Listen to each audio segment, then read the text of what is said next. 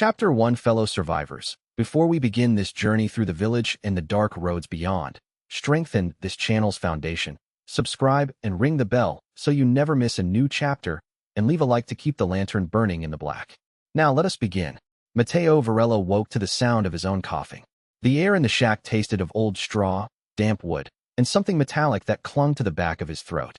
For one stupid second he thought he was still in the warehouse, pinned beneath a fallen shelf, and trying not to panic while the ceiling lights flickered like a dying heartbeat. Then he tried to sit up, and the room shifted in a way that made no sense for a Spanish storage hut, or a warehouse, or any sensible place at all.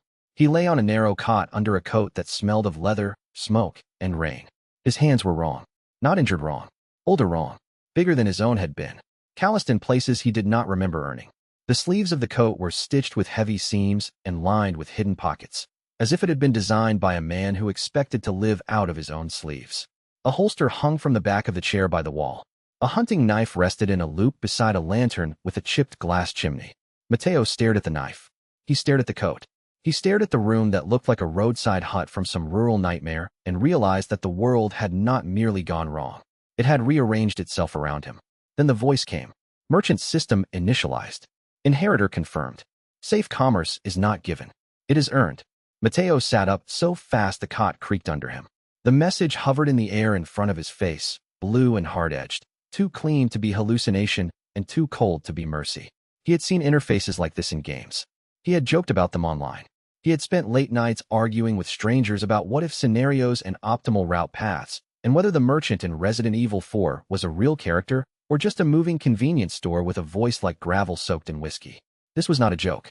The hut had no mirror, only a cracked basin on a bench. Matteo stumbled toward it on unsteady legs and looked down into water gone gray with dust. The face that looked back was not his. It was younger than the voice in the room had made him feel at first, but older than the body he remembered leaving behind in a warehouse accident outside Madrid. Dark hair cut rough and uneven. Hollow eyes. A stubble shadow along the jaw. The kind of face that had learned to survive by refusing to look too closely at anything. The merchant's face. Matteo put one hand on the basin to keep from falling over. No, he whispered, and the word came out in Spanish before he could think to translate it. No, no, no. The system chimed again. Objective 1. Survive the local road network. Objective 2. Establish a neutral trade zone. Objective 3. Do not die before the first customer arrives.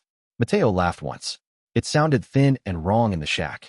He dragged a hand down his face and tried to remember the last thing in his own life. Boxes stacked too high. A wobbling shelf brace. A warning shout he had not understood in time. Then darkness. Then this. The system unfolded another pane. Inventory, unlimited. Safe room capacity, 0/1. Route markers, locked. Customer trust, 0. Appraisal, locked. Matteo leaned closer. Unlimited inventory. He repeated the words silently and felt his pulse stumble.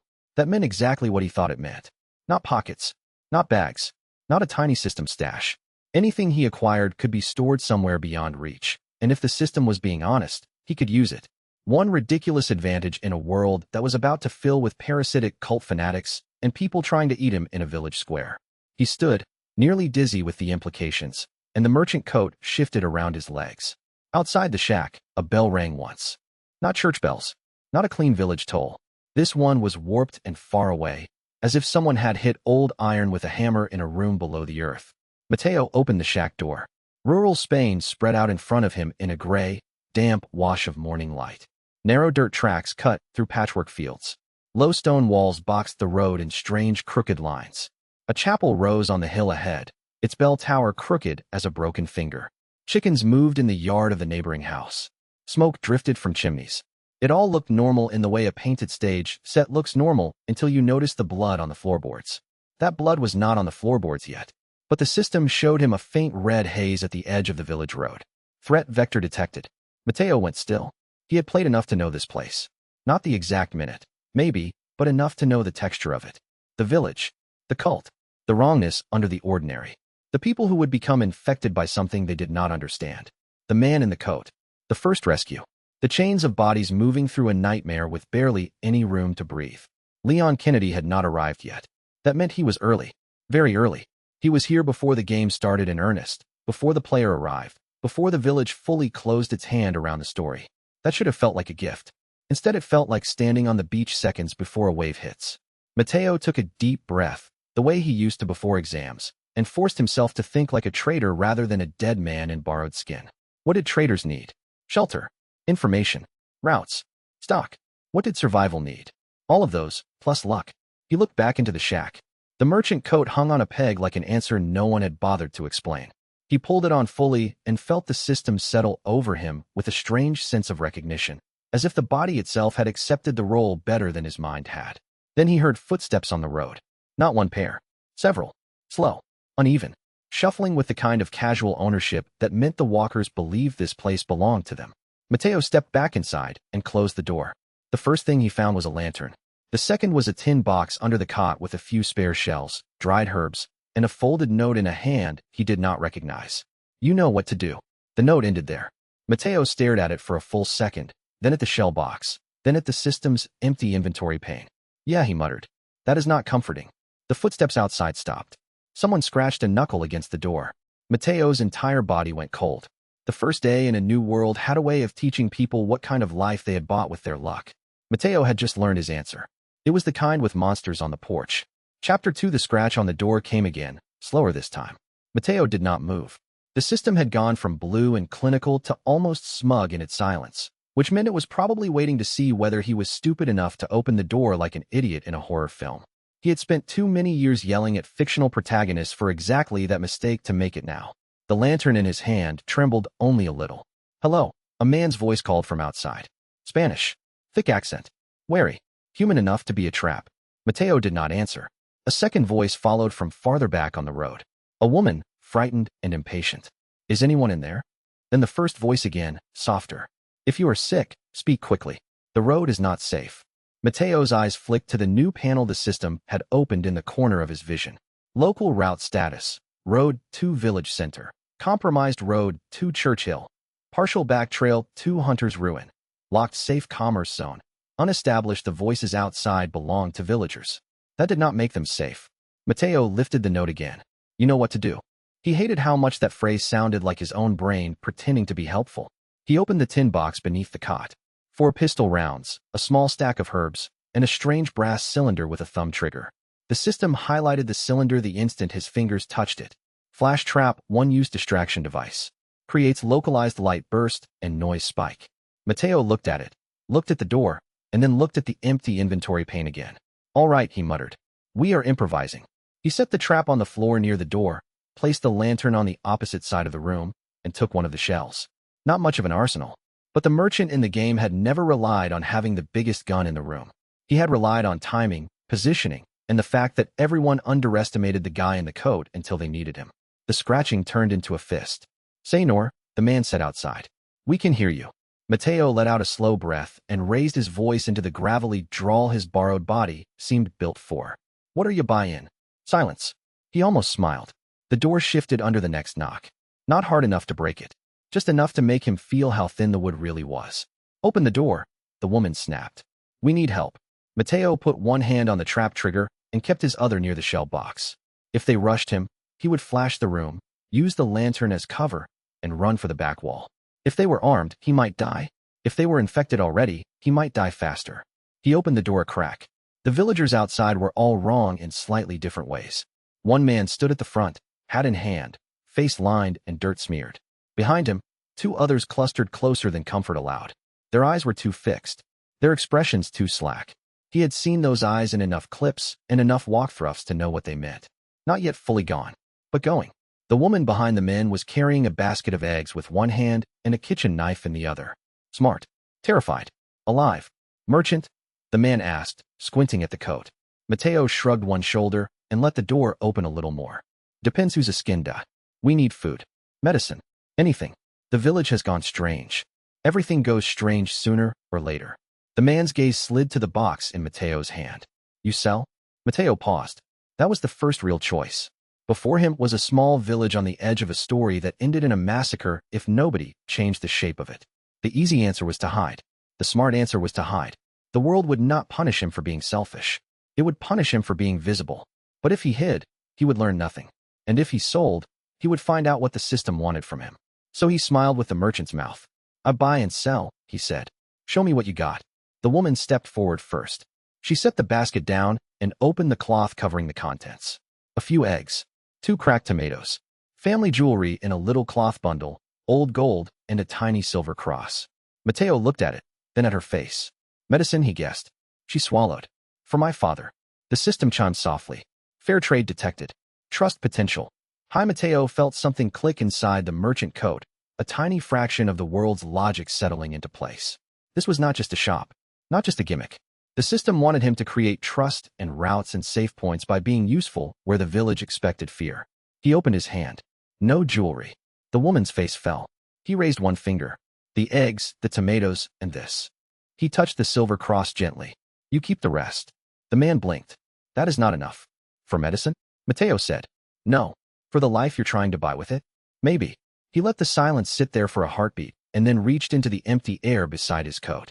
It opened. Mateo nearly dropped the lantern. The inventory pane had become a physical seam in the world, a thin blue line no larger than a dinner plate, hanging in space where his right hand had pointed. Inside it, shadows of objects floated on impossible shelves, not visible enough to count, just enough to know the system was not lying. He took out a small vial of antiseptic and a bandage roll. The villagers stared. What the hell? The woman whispered. Mateo ignored the question. That father's a fever or a wound? Both, she said. Then use the antiseptic first and wrap the leg after. If he starts shaking, keep him warm. If he starts talking nonsense, keep him away from the priest. That last part came out with more certainty than he felt. The man with the hat scratched his chin. You really are the merchant. Mateo's pulse gave a hard little kick. It was the first time anyone had said it like a truth rather than a costume. Something like that, he said. The woman took the medicine with shaking hands. The system flashed a brief reward. Trade completed. Trust +1 inventory access stabilized. Mateo watched the number settle and felt his mouth go dry. So that was the game. Do the thing right. Help people. Earn trust. Build routes. Survive. Outside, down the road toward the village center, someone screamed. The man with the hat turned sharply. The woman froze. The third villager, who had not spoken once, raised his head with the kind of slow mechanical motion that made Mateo's skin crawl. The scream cut off. Then came the sound of bodies hitting stone. Mateo's system lit up in red. Threat event. Local hostiles engaging civilians. He looked at the villagers in front of him. They were scared, but they were not yet the monsters in the street. Not yet. He could still save that difference, if he moved now. The flash trap under his palm felt suddenly tiny. Chapter 3. By the time Mateo reached the road, the village had already stopped pretending to be ordinary.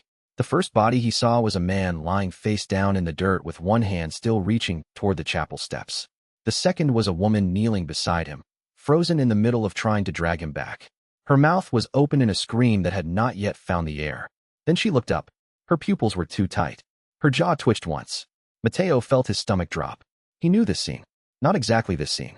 Not the exact bodies or the exact road. But the pattern. The village before Leon. The slow inward fold of the infection. The way the cult had already seeded the place with people who were not fully people anymore. The way everyone waited until it was too late to run. The woman opened her mouth. Mateo moved before she bit. He hurled the flash trap at her feet and threw himself sideways behind a wagon wheel as the room white burst detonated. Light cracked across the road. The woman shrieked and staggered back, hands over her face. The man on the ground rolled once and came up with blood on his chin and a too-wide smile. Not human anymore. Mateo did not have time to be sick. He tore the shell from his coat, jammed it into the pistol he had barely checked before stepping out, and fired at the man's knee. The shot was ugly. The aim was not great, but the bullet did what it needed to do. The man collapsed sideways into the mud. Another villager came around the corner with a pitchfork. Then another. Mateo backed toward the road wall, heart hammering, his inventory panel flashing frantic warnings about proximity and threat escalation. Threat level rising. Commerce zone unstable. Mateo had no commerce zone. He had a road and a flash trap and a body that was not his and a thought that had just occurred to him in the worst possible moment. He could keep running, or he could set up his first real position. The wagon beside him had a cracked axle and a tarp full of old feed sacks. He shoved one sack over the wheel well, tossed another onto the road, and clicked the lantern open to spill a pool of light into the dust. Not much, but enough to give the attackers a shape to follow. Then he ducked behind the wagon and whispered, "System, what can I buy?" The reply came with cold, immediate clarity. Starter stock available. Smoke pellet X3, nail string X1, reinforced knife blueprint, safe room seed X1. Appraisal unlock X1. Mateo stared at the list for less than a second. Smoke pellet. The world split open in his palm. It felt like catching a coin in a dream. He had the pellet before he understood the cost. A black marble the size of a plum pit. He lobbed it into the road as the nearest villagers lunged. Smoke flooded the lane. Not thick enough to blind forever. Thick enough to ruin their line of sight and buy him 10 seconds of breathing room. Mateo crawled under the wagon tongue and yanked the nail string free. The system recognized the action, perhaps because it was a thing he had chosen rather than a thing it had offered. Quartermaster potential. Unlocked, he almost laughed at that. Quartermaster. Sure. Let the dead man with the cursed coat become a logistics problem. The first infected villager reached the wagon and jammed a hand into the smoke. Mateo wrapped the nail string around the axle support, tied the loose into a busted gate hook, and pulled it taut. When the man stepped forward, the wire caught his shin and sent him sprawling. Mateo struck with the knife hard and fast, more desperate than trained, burying the blade through the side of the man's neck. He felt cartilage give. The body went slack. Mateo's breath came hard and ragged. He was alive. That was a beginning. The woman from before appeared through the smoke and threw a stone at his head. He ducked just in time, then saw the look on her face and realized with a cold shock that she was not fully turned. She was afraid. Overwhelmed. Maybe infected. Maybe not.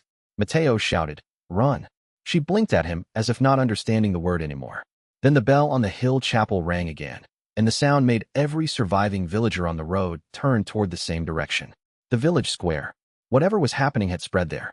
Mateo looked once at the smoking road, at the bodies dragging themselves out of the dust, at the woman still standing between human and monster, and then at the path toward the center of town. His system showed a faint map line, red and blue. Road to village center. Open. If he moved now, he could still reach the square before the worst of it. If he stayed, he could protect this road. He did the only thing that made sense. He grabbed the woman by the wrist, shoved the broken knife into her hand, and said, "If they come out of the smoke, cut the knees. If you hear me yell, run toward the chapel." "Why are you helping me?" she gasped. Mateo looked at her like the answer was obvious. "Because you were still standing." Then he ran for the village center. Chapter 4. The square was worse. That was the first thought Mateo had when he turned the final corner and saw the bell tower looming above the plaza. Worse than the road. Worse than the smoke. Worse than the bodies on the dirt lane. People were screaming in every direction at once. An old man with a shovel was trying to hold a door shut, while 3 villagers pounded from the other side. A woman in a red apron had a child under one arm and a kitchen cleaver in the other. A donkey had broken loose and was kicking over baskets in a blind panic.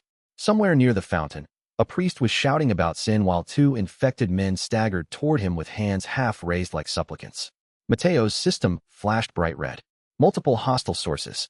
Casualty probability, high. The merchant coat swayed around his legs as he moved. It gave him a strange sense of detachment, as if he were watching someone else step into the center of the nightmare with a bag of tricks and a bad attitude. He almost missed the first attack. The infected man on the fountain steps lunged toward the child. Mateo fired once. The shot took the attacker in the shoulder, spun him sideways, and bought the woman in the red apron enough time to drag the child into the alley. The priest shouted at Mateo with gratitude that turned to suspicion as soon as he realized Mateo had a gun. "You? Who are you?" Mateo kept moving. "The guy keeping you from being eaten. Try to be grateful later." The priest made the sign of the cross and started praying louder, which was not useful, but at least predictable. At the edge of the square, the chapel door slammed open. 3 men emerged carrying a sack. One of them wore the strange black robes Mateo had half remembered from the game. Cultists. Los Illuminados. The sack between them thrashed once, and a girl's voice came muffled from inside. Mateo's blood went cold. The cult did not just have infected villagers. It had captives. That changed the whole field. He crossed the square at a sprint, vaulted the low fountain wall, and slid behind a toppled market stall as one of the robed men turned toward him. The man's face was too calm, too blank, his smile stretched with fanatic certainty. "Mercator," the man said, almost delighted. "You should not interfere." Mateo did not know if the word meant anything in context. He only knew the tone. "Yeah," he said, "and you should not kidnap children." The cultist tilted his head. "The village belongs to the will of the higher light. Then your higher light can pay for a better excuse." Mateo fired. The cultist jerked back and dropped the sack. The girl inside kicked free with a muffled cry. Mateo was on her before the second robed man could recover, knife out, body low, dragging the sack open enough for her to breathe. She could not have been older than 15. Her hands were bound, her eyes wide and furious with fear. Mateo cut the rope, shoved her toward the alley, and barked, "Run. Do not stop until you see smoke." She stared at him like he was insane. Maybe he was. The first cultist recovered enough to raise a short blade and lunge. Mateo was too close to dodge cleanly. He threw his shoulder into the man's chest, hit the stall pole hard, and felt his ribs complain. Pain flashed white. The merchant system screamed a threat alert in his ear. He drove the knife under the man's jaw and twisted. The cultist collapsed with a wet, choking sound. Then the bells changed. Not the chapel bell. The tower bell.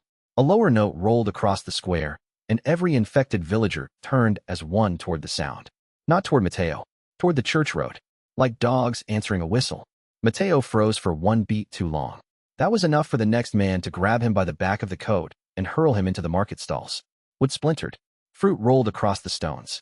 Mateo hit the ground and rolled, catching sight of the cultist's face just long enough to see the ridiculous certainty in it. The village was not in chaos. It was being directed. The realization did not help. It only made the square feel more like the inside of a trap. He shoved himself up and saw the girl he had freed halfway down the alley, stopped by an infected woman with arms spread too wide and teeth bared. Mateo did not think. He threw the last smoke pellet between them. The girl screamed. The infected woman staggered. Mateo sprinted through the haze and hauled the girl into the alley just as the woman lunged where they had been standing. The girl hit the wall and stared at him in stunned terror. "Go," he snapped. She took one step. Then she stopped and said, "My mother is still in the square." Mateo looked back. The square was a storm of bodies now. Smoke. Prayer. Blood. The cultists moving in among the villagers as if they knew exactly where panic would lead each person. Somewhere high above, the tower bell rang again. If he ran with the girl now, he would save one life. If he went back, he might lose both. Mateo's hand tightened around the knife. The system chimed softly. First route node available. Safe room seed can be deployed. He turned toward the square. "Stay behind me," he said. Chapter 5. The first route node did not look like much when the system allowed him to place it. Mateo had expected a glowing circle or some dramatic video game nonsense. Instead, it manifested as a small brass token the size of a coin, stamped with the merchant's insignia. When he set it into the earth beneath a fallen cart in the square's northwest corner, the token vanished. A soft blue line spread outward through the stones like ink in water. Route node established. Safe commerce radius, 12 meters. Mateo blinked. Within the radius, the air felt different. Not safe exactly. Safer. The kind of space where a frightened person could breathe long enough to make a decision. A place where the system seemed willing to stand behind him if he did his part. The girl with the missing mother had stayed close, as ordered. Her name, he learned in a broken breath while shoving crates into a barricade, was Lucia. Lucia crouched behind the cart and watched him like he might be either a saint or a lunatic. "What is that?" she whispered. "Temporary shop. That is not a real answer. It is the only one I have time for." He pulled the inventory pane open and nearly laughed from relief when the hidden seam in the world widened enough to show him options.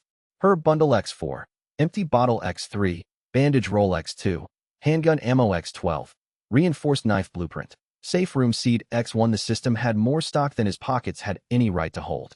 He deployed herbs into Lucia's hands, told her to find her mother if she could, and then turned his attention to the square. Two cultists were moving the infected toward the chapel steps. Why there? Mateo's gut gave him the answer before his brain did. The church. Of course. The game had taught him this story in pieces. The village looked simple from the outside because the horror was always distributed. Infection in the roads. Faith in the church. Control in the chief's house. Violence at every gate. Mateo knew enough to hate how little time that gave him. He ducked behind the cart and used the system's new appraisal icon on the nearest robed man. Appraisal, Ganado cultist. Status, controlled. Weak point, neck spine junction. Threat, knife, hurting behavior, group coordination. The appraisal gave him exactly the sort of information he wanted and exactly the sort of information he feared. This was not random madness. This was an operation. He fired on the nearest cultist, not to kill but to break the hurting line. The man collapsed. The infected he had been guiding surged sideways. That gave Lucia's mother, who had just appeared from the grain shed with her blouse ripped and her face bleeding, enough time to run to the cart. Lucia, mother and daughter crashed together in the safe radius. Mateo had to look away for a second. It was not because he was soft. It was because the sight hit him where his own memory still hurt. He remembered his own mother in a hospital hallway years ago, telling him to stop worrying and go eat something because she was fine, because adults always lied like that when they were scared. The square rang with another bell. More villagers turned. Mateo looked up and saw the chief's house on the hill. Mendes. He was not visible, but Mateo could feel the shape of him in the village's movement, like a finger pressing through cloth. The cultists were steering the infected were being used as pressure, and the civilians were being forced toward the church road. Why? To clear the square. To make a path. To let something worse move through. The thought came with such force that Mateo nearly missed the man climbing the chapel stair with a rifle. Not a cultist. A hunter. He was dragging a body in one hand and looking down at the plaza with the calm of someone taking inventory. When he glanced toward Mateo, the system lit with a furious warning. High priority threat. Biotic hunter type, unknown. Mateo went cold. That was not in the early village footage. The body the hunter was dragging twitched once. Then Mateo heard a voice from the church road behind him. You are making quite a mess. The accent was wrong for the village. Foreign. Dry. Amused. Blue hood. Mateo spun and saw him leaning against a toppled barrel at the edge of the square, coat hood up, the same impossible calm as before. He had not approached. He had simply arrived, as if stepping out of the road itself. You again, Mateo snapped. Blue hood spread his hands. You say that as though I am unwelcome. You have terrible timing. I have excellent timing. That is why I am alive. The hunter on the church steps lifted his head and looked toward them both. Blue Hood's voice lost some of its lazy edge. That one is not part of the village. Mateo glanced once at the shape dragging itself up the church wall. I noticed. Blue Hood's hidden smile returned. Then perhaps the new merchant is learning. Good. Because if you intend to keep roads open, you will need to survive things that do not care for your sympathy. Mateo nearly asked him what that meant. Then the hunter fired. The shot punched through the cart's wheel, sending Lucia screaming. Mateo grabbed her mother by the sleeve and yanked both of them down as wood exploded overhead. The village square had just escalated, and Blue Hood, still standing at the edge of the chaos like a man enjoying a show, said quietly, There. Now you are interesting. Chapter 6. Mateo had never liked men who spoke in riddles when bullets were flying. He liked Blue Hood even less now. The hunter on the church steps moved with a jerking precision that made him worse than the infected villagers and better than the cultists. He was not stumbling. He was choosing. He dragged the body under one arm, slung a rifle with the other, and fired again. Mateo shoved Lucia and her mother deeper behind the cart, then crawled low toward a fallen awning post.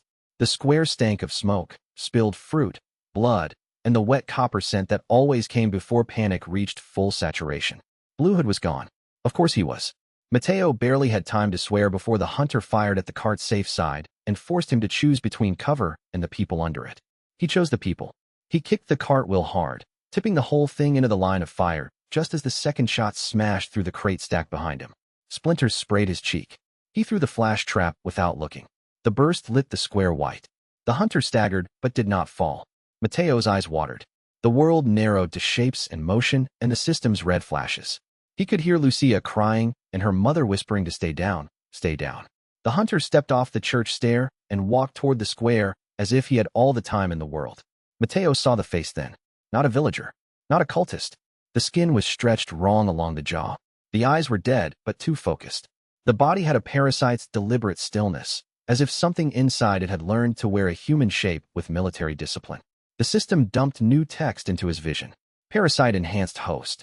Assessment. Dangerous. Recommendation. Run. Helpful. Mateo muttered. The hunter aimed at the cart. Mateo fired first. The bullet hit the hunter's shoulder and spun him half a step, but not enough. The rifle came up again. Mateo dove left, felt the shot pass where his ribs had been, and rolled hard behind the fountain. Water exploded up in a dirty spray. The hunters were not supposed to be here this early. That meant the timeline had moved. Or the system had. Or both. The square had become a funnel. Villagers still fought and screamed at the edges, but the hunter's presence changed everything. People started running toward the church road because it felt safer than being near the man with the rifle. The cultists took advantage of the movement to herd them. Mateo hated how effective it was. Lucia's mother shouted for him, and he risked a glance back.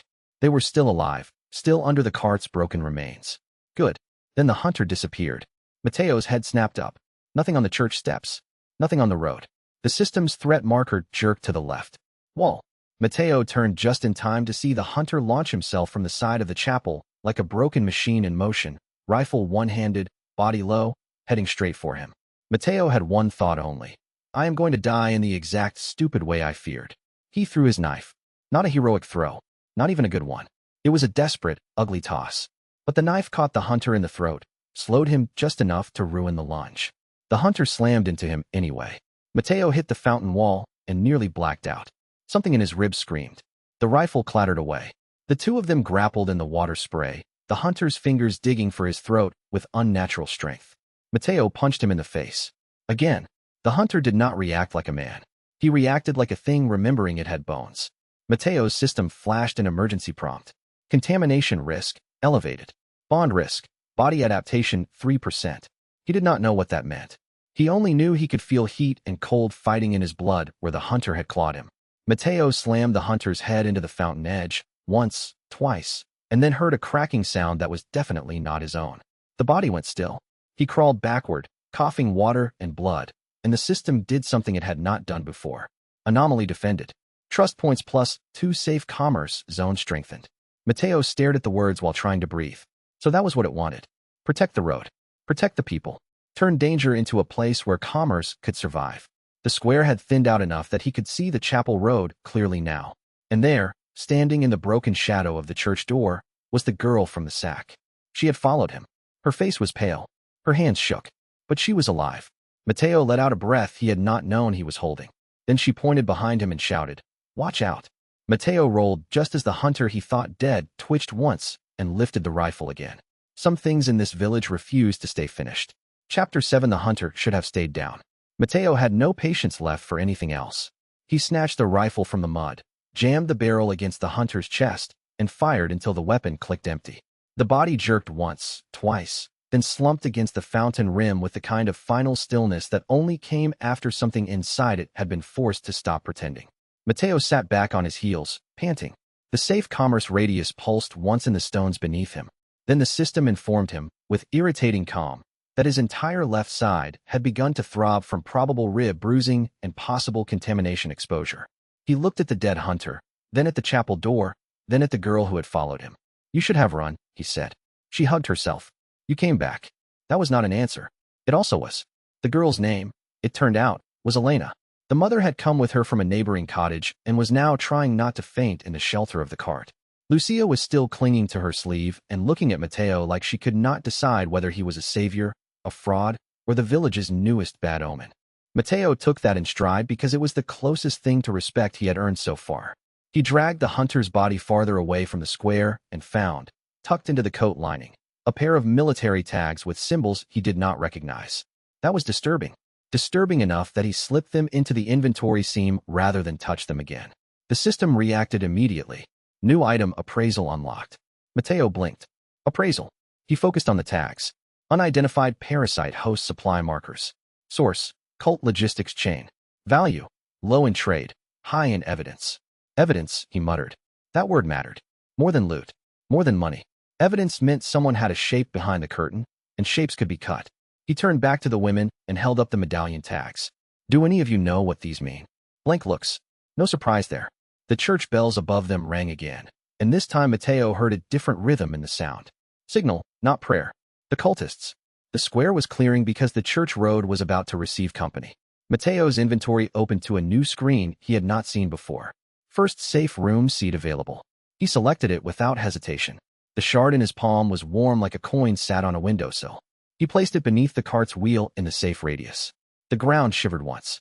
Blue lines spread outward in a faint geometric web, and the broken cart, fountain wall, and collapsed awning all seemed to settle into a more deliberate shape, as if the world had agreed to stop falling apart in that one small place. Safe room established. Trust users, for Mateo stared. That was all. No system speech. No fireworks. Just a little island of sanity in the middle of the infected village. He looked at Lucia, Elena, and the mother trying not to cry, and he realized that this might be how he stayed alive. Not by winning every fight, by making one corner of the world worth returning to. He pushed that thought aside before it became anything softer. "Listen," he said, keeping his voice low. "This place is not safe, but it is safer than the road. If something comes, stay low and wait for my call." Lucia frowned. "Where are you going?" Mateo glanced toward the chapel road. Smoke curled there in thin black fingers. He could hear footsteps. Not villagers. Organized. Heavy. Someone was coming up from the lower path, and the square was too exposed to hold against whatever it was. "To keep the road open," he said. The mother looked at him with a kind of raw gratitude that made him uncomfortable. "Why?" Mateo gave her the most honest answer he had. Because you were standing in my shop. He left before the thank you could land properly. Chapter 8. The man waiting at the chapel gate was not Mendez. That was the first bad surprise. The second was that he looked like he had been waiting for Mateo specifically. He was tall, broad in the shoulders, and wearing a dark coat cut cleaner than anything anyone in the village had a right to wear. The hood hid most of his face, but not the easy confidence in the way he leaned against the chapel wall with one boot crossed over the other. He held a lantern in one hand and a rifle in the other, not aimed, just carried like a man who knew he would not need to rush. Blue Hood. Mateo stopped at the foot of the hill and nearly swore. You again? You say that like we have an arrangement. Mateo planted the rifle against his shoulder. You were in the square. Blue Hood dipped his head. I was observing. That's a disgusting hobby. And yet profitable. Mateo watched him carefully. The merchant's coat around his own body suddenly felt less like a costume and more like a family name he had inherited without warning. Blue Hood pushed off the chapel wall and walked a few paces closer. The village is sliding faster than expected. Expected by who? By anyone who has learned to count. The roads, the houses, the church, the chief's estate. It is all the same machine. You can hear it better now because you have made yourself audible. Mateo did not like that at all. He liked it even less when the system highlighted Blue Hood with a faint gold border. Rival trader detected. Trust unknown. Threat level, conditional. What do you want? Mateo asked. Blue Hood glanced at the safe room line glowing faintly in the plaza below. You have already begun modifying the old merchant network. No kidding. That network survived by one rule. Neutrality. Never hold a side. Never hold a grudge. Never build a place too comfortable to burn. Mateo's mouth tightened. Sounds like cowardice dressed as wisdom. Blue Hood chuckled. That is what men call wisdom when they are too young to fear consequences. The words hit harder than they should have. Mateo had spent years in a world where being useful was rewarded only if it could be monetized.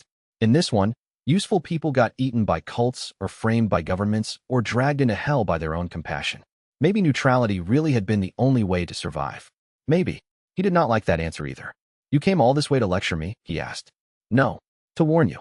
Blue Hood turned the lantern so its light hit Mateo's coat. For one weird second, Mateo felt like he was standing in a mirror made of smoke. Your first route node is drawing attention, Blue Hood said. The chief's men noticed supplies where they should not be. The cult noticed the bodies you saved. And now the village has started asking why a merchant appears where people stop dying. Mateo laughed once without humor. That sounds like a good thing. Only until the monsters decide your shop is the thing preventing the village from becoming theirs. The warning sat there between them. Mateo had no trouble imagining what that meant. The story had too many people willing to cut down something useful if they could not control it. He looked back toward the square. Lucia's mother was kneeling beside the safe room cart, trying to hold her daughters together with both arms while keeping the dead hunter out of sight. The little girl in the red apron had joined them. The priest was gone. The square had gone quiet in that terrible way a place does after the first shock, when everyone has enough breath left to realize the next one will hurt worse. He turned back to Blue Hood. So what? Mateo said. I should close up and pretend I was never here. Blue Hood's eyes narrowed under the hood. You could. Mateo looked down at the rifle in his hands. At the coat. At the inventory seam only he could see. At the line of frightened people now depending on the square. No, he said. Blue Hood studied him for a long moment, as if trying to decide whether he was looking at courage or simple stupidity. Then he sighed. Good, he said. I was hoping you'd be difficult. Mateo snorted. That sounded like a compliment. Do not ruin it by making me explain myself. The system chimed once. Allied route node potential increased. Mateo ignored the text and asked, Who are you really? Blue Hood tilted his head. For now, he said, someone who remembers what the old merchant network was for. Then he reached into his coat and dropped a small blue medallion into Mateo's hand. It was worn, scratched, and marked with a symbol almost identical to the one on Mateo's coat, except that the hooded figure had taken a knife to the engraving and broken the circle open. If you intend to keep making noise, Blue Hood said, you will need this. Mateo looked down at it. Appraisal locked. Side mission contract accepted. What does it do? Blue Hood had already turned away. Depends how badly you need it. Chapter 9. The medallion was not valuable in the way gold was valuable. It was valuable in the way keys were valuable. Mateo learned that after he touched it to the broken road sign outside the square and watched a series of pale blue lines flare to life across the dirt path. The system recognized the symbol and opened a map overlay so detailed it made his skin crawl. Side mission board detected. Contract class, blue medallion. Reward parameters, route expansion, trust, stock upgrade. He stared at the map. The blue markers were hidden all over the village and the surrounding fields. On roofs. In the churchyard. Half buried under a well rim. Tucked behind a cart shed. They were so small he would have walked past them forever if the system had not been waiting to reveal them. Of course, he muttered. Because why would this place be simple? Lucia, who had followed him at a distance with the rest of the survivors, peered over his shoulder. What is it? A scavenger hunt? That is not reassuring. It is not meant to be. He spent the next hour moving from one medallion marker to the next while the square survivors rebuilt their own little corner of survival behind him. The road remained dangerous, but the safe room held. That mattered. It let him breathe enough to think like a merchant instead of a prey animal. The medallions were harder to reach than expected. One was tucked under a roof beam in a burned-out shed. Another hung from the back of a chapel crucifix where the candle smoke had blackened the edges. A third sat over a well that had been sealed from the inside. Mateo had to use the inventory to grab a length of wire, a folded chair, and the flash trap to get the last one. Every medallion he recovered pinged the system with a soft reward. Trust +1 stock access modified. Route prediction +1. By the time he had recovered 6, his legs were shaking and his hands smelled like soot and wet stone. The 7th sat in the village square's bell tower.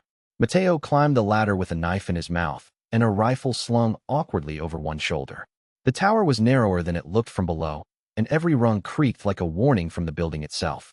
At the top, he found the medallion tied to the bell support with a strip of red cloth. And underneath it, scratches. Not random scratches. Letters. He brushed the dust away and read the carved warning with a cold sinking in his gut. The merchant is no longer neutral. Mateo's pulse thudded once hard. The system flashed a prompt, as if it too had just noticed the message. Warning, route inheritance is active.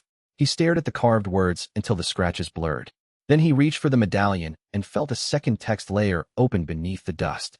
Hidden cache coordinates. The original merchant had left him something. Mateo climbed back down the tower faster than he should have and nearly missed the last rung. Blue Hood's warning echoed in his head. Neutrality. Not unless you want to burn. The old merchant network. Hidden caches. Coded ledgers. Somewhere in this region, there had to be stock the original body had buried for a reason. And the system had just confirmed it. He returned to the square and found Lucia arguing with the priest over whether the dead hunter should be buried or burned. The priest had the pale, offended look of a man discovering that theology did not help much against cannibalistic villagers. Mateo ignored both of them and held up the medallion. Anyone here know old route markings? He asked. Silence. Then the woman in the red apron from earlier spoke up, voice small. My husband used to say the merchant watched the roads, that there were places he never stood empty-handed. Mateo looked at her. Where? She pointed toward the old hunter's ruin half a mile outside the village road. There, she said. He said the man in the coat once waited there when the night was bad. Mateo did not like the feeling in his stomach at that sentence, but he liked ignorance even less. Chapter 10. The hunter's ruin was exactly the kind of place people forgot existed until they needed it. It sat in a fold of the hillside beyond the village road, half swallowed by brush and the dead ribs of an old stone wall. Someone had once used it as a rest shelter. Now the roof sagged, the shutters hung by one hinge, and the wind moved through it with the sound of thin bones tapping together. Mateo stood in the doorway and appraised the place. Nothing. No system ping. No route node. Just empty ruin. That was either good or very, very bad. The inventory seam opened beside his left hand. He brought out a lantern, a roll of wire, 3 nails, 2 boards, and the medallion board the system had turned into a new side mission map. Then he took a deep breath and started building. The survivors in the village had not questioned him when he said he was moving stock. They probably should have. Instead, they had watched the merchant in the coat carry a crate through the road with a rifle slung over his shoulder and decided, perhaps correctly, that asking too many questions was how people became corpse furniture. Mateo set the first board over the broken window. The second went against the inside wall to cut the wind. He hammered the nails with a rock because he had no proper tools, and after the third strike the system rewarded him with a small blue pulse. Hidden shop potential detected. Safe room seed eligibility, 1/3. That was enough to keep going. He stuffed the herbs into a jar, hung the lantern from a beam, and laid the rifle within arm's reach. The more he worked, the more the hunt began to feel less like a roadside ruin and more like a decision. Lucia arrived halfway through with a basket of food and her mother trailing behind. You are really making a shop, Lucia said. Mateo wiped sweat from his forehead. I told you. I thought you were joking. I joke professionally. Her mother set the basket down. The village believes you have brought back the merchant. Mateo paused at that. He was not sure he liked it. He was not sure he disliked it either. The merchant in the game had been half myth already. In this village, that myth had become practical. If people needed a place to breathe, maybe that was enough. He appraised the basket and found a decent meal's worth of bread, cheese, and a flask of wine. Trade completed. Trust +1. He looked up. Take the basket back. I pay fair. With what? The mother asked, almost laughing despite herself. Mateo reached into the inventory and pulled out a small vial of antiseptic, a bandage roll, and a packet of painkillers he could not yet explain, but the system had made available after the first safe room seed. The woman stared as if he had taken them from the air because, in a sense, he had. For your father, Mateo said, and for anyone who gets cut by the road. She took them with careful hands. The system chimed again. Fair trade sustained. Safe room capacity increased. Mateo glanced at the ruined wall and nearly swore. At the far end of the room, the empty seam he had not noticed before had become a little blue outline, almost like a doorway waiting for a better idea. The inventory panel flashed. Appraisal unlock available. He touched the outline. The world sharpened. Everything in the ruin gained a small label. Rotten beam. Salvageable board. Old iron nail. Hidden crawl space. Cracked floor. Weak corner. That was the sort of power that made people useful in a way raw firepower never did. Mateo stared at the labels with a thrill so sharp, it almost hurt. Appraisal, he whispered. The system answered by unlocking it fully. Appraisal online. Mateo nearly laughed. Of course the merchant got the ability to see what was worth money, what was worth time, and what was worth saving. He appraised the first object in the room, the old hunter's wall map, and the result came back immediately. Old village route map. Value high. Hidden function. Safe passage node chance. Mateo leaned in. The map had faded pencil marks along the edges. Not road names. Not ordinary notations. Path lines. Rest loops. Marker numbers. Someone had hidden a merchant route here years ago and expected only the right body to find it again. He looked at the map and felt the entire story line up in his bones. Original merchant. Hidden caches. The system was not making him invent a role. It was handing him the ruins of one. Lucia tugged his sleeve. Is it bad? Mateo looked up and realized he had gone still for too long. No, he said. Then, because he wanted to sound more certain than he felt, he added, it's a road. Outside, from the village direction, a bell rang once. Then again, Mateo's system flared a warning red across the appraised map. Intrusion detected. He turned toward the door, rifle in hand, as footsteps approached the ruin from the road. Not villagers this time. Boots. Measured. Heavy. Military. Mateo looked at Lucia and her mother and made the first decision that would matter. Backroom, he said. Now. He had barely finished speaking when a man's voice called from outside, calm as a knife on a table. Merchant. Open up. Chapter 11. The voice outside the ruin did not belong to a villager. It belonged to someone who knew how to ask for a door to open and expected the door to obey. Mateo pushed Lucia and her mother into the back crawl space under the ruined floor while keeping the rifle level at the entrance. The system had already highlighted the crawl space as a hidden passage, which meant the old merchant network had been smarter than the village ever realized. The knock came again. Merchant, the voice repeated. I know you're in there. Mateo frowned. Then you know the door is locked. That was not a request. Great. He glanced at the crawl space and then at the wall map. The system did not give him many options, but it had just marked the back corner as weak enough to break through if needed. That was useful information if he wanted to leave through the rear, and less useful if the man outside was already covering the road. Who are you? Mateo asked. There was a brief pause, long enough to make him feel the shape of the answer he would not like. Vitor's Mendez's men, the voice said. Open the ruin. Mateo felt the room go colder. So the village chief had noticed. He should have expected that. Mendez would not let a useful road remain unclaimed. The cult had eyes everywhere, and a new merchant shop on the edge of their village was either a resource to be controlled or a problem to be burned. Mateo slid the rifle's safety off. What do you want? He called back. Weapons. Medicine. Information. That sounds like a shopping list. The man outside did not laugh. You have been moving stock where you should not have any. The chief is curious. Mateo almost said that curiosity was a useful thing until it got you eaten. Instead, he appraised the door, the hinges, the cracks in the frame. Weak lock. Rotten top hinge. One good kick would do it. The question was whether he wanted to let that happen on his terms. He turned to the crawlspace opening. Lucia's face looked up at him from the dark, all eyes and fear. Her mother clutched her shoulder. If they come in, Mateo whispered, stay down until I say run. Are you going to be all right? Lucia asked. Mateo gave her the kind of smile people used when they had no right to comfort and only wanted to provide one anyway. Probably. Then he moved. The room had only one lantern. He knocked it over, plunging half the ruin into shadow, and kicked the old map into the inventory scene before any outside eyes could catch it. The first kick against the door hit the rotten frame exactly where he had expected. He fired through the wood. A shout outside. A stumble. Boots shifted back. Mateo yanked the safe room seed from his inventory and slammed it into the floor beneath the table. The blue lines lit up. Safe room radius stabilized. The door burst inward a second later. 2 men in village coats, and 1 in a black cult robe, stormed the ruin. The first held a shotgun. The second had a machete. The cultist carried no visible weapon at all, which somehow made him the most alarming one. Mateo rolled left as the shotgun roared.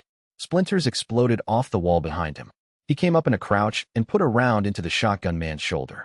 The man spun and slammed into the dresser. The machete man lunged. Mateo caught the wrist with the rifle barrel, jammed forward, and hit him in the throat with the butt hard enough to make him retch. The cultist did not rush. He watched. That was worse. Mateo recognized the expression. Not from the game. From the way people looked when they believed the world had already been decided in their favor. The chief wants the route, the cultist said softly. Then he can buy it. You misunderstand. This village does not trade with outsiders. Mateo aimed at the cultist's face. Funny. I was just starting to think this village was all about trade. The cultist smiled. His eyes were wrong. Mateo saw the shape of a parasite flare under the skin of the neck and felt his stomach tighten. That was not a man. Not entirely. The system showed a red warning and a small note he did not like. Controlled host, likely ranked. He had just become a target worth sending specialists at. Mateo fired. The cultist twisted impossibly fast, and the bullet clipped his cheek instead of taking the eye. Mateo swore and went to reload, but the machete man recovered enough to swing. Mateo dropped flat. The blade went over him. He kicked the man's knee in the same motion and heard a crack. Then he grabbed the fallen lantern, smashed the glass against the cultist's ankle, and slashed upward with the broken frame. Blood sprayed the wall. The cultist hissed. Not human. Mateo's heart hammered. He had seen enough boss introductions in games to know when a room had crossed into a worse phase. The safe room radius kept the 2 women in the crawl space protected for the moment, but not forever. If this broke wrong, he would lose the shop before he ever got to make it real. The cultist moved again, too fast, and Mateo barely ducked the strike. The system flashed, activating barricade blueprint. Mateo did not hesitate. He shoved the table into the cultist's path. The barricade blueprint turned the table legs into a reinforced obstacle just enough to slow the charge, and that half-second bought him the shot he needed. He fired point blank into the cultist's chest. The man staggered, not dead, but finally surprised. Mateo took the opening and slammed the rifle, but into the parasite-sensitive side of the neck with all his strength. There was a wet crunch. The cultist collapsed onto one knee. Then the body behind the eyes looked up at him and smiled. You are not what you should be, it said. Mateo's skin went cold. The cultist's hand shot out and caught his wrist. The touch burned. Not just pain. Heat under the skin. Something trying to find a home. The system screamed contamination warnings as Mateo ripped free and stumbled back, pressing his wrist against the ruined wall. The cultist's smile widened. Interesting, he whispered. Then, somewhere outside, a horn sounded from the village road. The cultist's eyes flicked toward it. Mateo took the chance and drove the knife into the parasite host's throat hard enough to pin him against the floor. The cultist's body went still. The horn sounded again. Mateo turned toward the door and saw the road fill with movement. Not villagers. More men. And one of them, standing too tall in the center of the group, wore the silhouette of a chief who had decided the road had become expensive. Chapter 12. Mendez did not walk like a village chief. He walked like a man used to having other people clear the path before he arrived. Mateo watched from the ruined doorway as the chief and his men spread across the road below. The shotgun man's blood was still soaking into the boards behind him. The cultist corpse had not yet stopped twitching. The safe room glowed faintly under the table, holding Lucia and her mother in a fragile blue bubble of hope. Mendez raised one hand. The village men stopped. He was older than Mateo had expected. Broad-shouldered, thick in the chest, face cut with the kind of faith that comes from certainty instead of kindness. His coat was dark and his eyes were mean in the way farmers sometimes got when they believed the land had made them honest. Mateo had appraised enough people in the last hour to know Mendez was worse than the others. He was organized. Merchant. Mendez called up the hill. Mateo leaned against the ruined door and kept his rifle low. Chief. The word made Mendez smile. You have been busy. I keep a schedule. You have been selling to people who do not belong to you. Mateo almost laughed. Do you hear yourself? Mendez's men shifted. One of them had a sickly gray face and a hand wrapped too tightly around a club. Another kept licking his lips like he was hungry for something that was not food. The system marked them as controlled. Mateo realized, with a sinking certainty, that the village men were not all village men anymore. The village belongs to the church, Mendez said. Then the church can reimburse me for the damage. Mendez's expression did not change, but the air around him did. The road felt like it had tightened a notch. You are amusing, he said. That is why I have not broken you yet. Mateo tilted his head. You are not the first man to think patience is a virtue. No, but I am the first one with enough men to make your road disappear. There it was. Not a threat. A business proposal. Mateo looked down at the road and saw the shape of the trap. If he held the ruin, Mendez would cut the road and starve the square. If he abandoned it, the safe room would be overrun. If he went outside, he was in the chief's territory. The choice was bad in every direction. The system chimed softly. Side mission available. Defend first safe room. Reward. Route stability +1. Trust +2. Appraisal upgrade. Mateo smiled despite the blood on his sleeve. You know, he called down to Mendez. I was just thinking the same thing. The chief frowned. Mateo dropped back into the ruin, slammed the door, and kicked the chair over the back of it, just as the first rifle shot punched through the frame. Lucia screamed inside the crawl space. Her mother said her name, and then Mateo heard the safe room pulse. Stay low. He grabbed the lantern, shattered the remaining glass, and used the flame to set the old curtain on fire at the far side of the ruin. Smoke flooded the room. The barricade blueprint strengthened the window frame just enough to slow the next burst of gunfire. Mateo pulled the wire from the floor and strung it across the room at ankle height. Then he opened the inventory and pulled out the nail string again. More tools. More traps. The merchant would have sold this room's safety if asked. Mateo intended to defend it. Mendez's men forced the door open with their shoulders. Mateo threw the smoke pellet at their feet and used the confusion to dash past the first man. He slashed the wire across the second man's legs and sent him tumbling. The third tried to fire blind and hit his own ally. The room became a mess of smoke, shouting, and wooden splinters. Mateo heard a shriek from the crawlspace opening. One of the men had reached inside. Mateo's vision narrowed. He tackled the intruder, smashed his head against the wall, and tore the man's arm free of the crawlspace with such force that Lucia nearly fell out screaming. The woman caught her daughter and dragged her back. Mateo found himself breathing hard enough to taste copper. Mendez's voice came from outside the ruin, calm as before. You can keep the road, he said, or you can keep your hide. Mateo looked up through the smoke and saw the chief standing in the doorway of the road like an answer he could not ignore. Then the inventory seam opened without warning. New stock unlocked. Nail mine X1, smoke pellet X2, reinforced knife blueprint, safe room barrier upgrade. Mateo laughed once, almost hysterically. Fine. If the system wanted him to be the merchant, then it was about to learn what kind of trade he was willing to make. He armed the nail mine, planted it at the ruined threshold, and shouted, Lucia, shut your eyes. Chapter 13. The nail mine went off with a sound like the road itself had bitten down on metal. Mateo had time to duck before the blast hit the doorway. The explosion was not huge, but it was exactly the kind of ugly, localized violence he needed. Nails punched into the front rank of Mendez's men. The smoke ballooned through the ruin. Wood shattered. One body flew backward into the road in a spray of dark cloth and blood. Lucia screamed.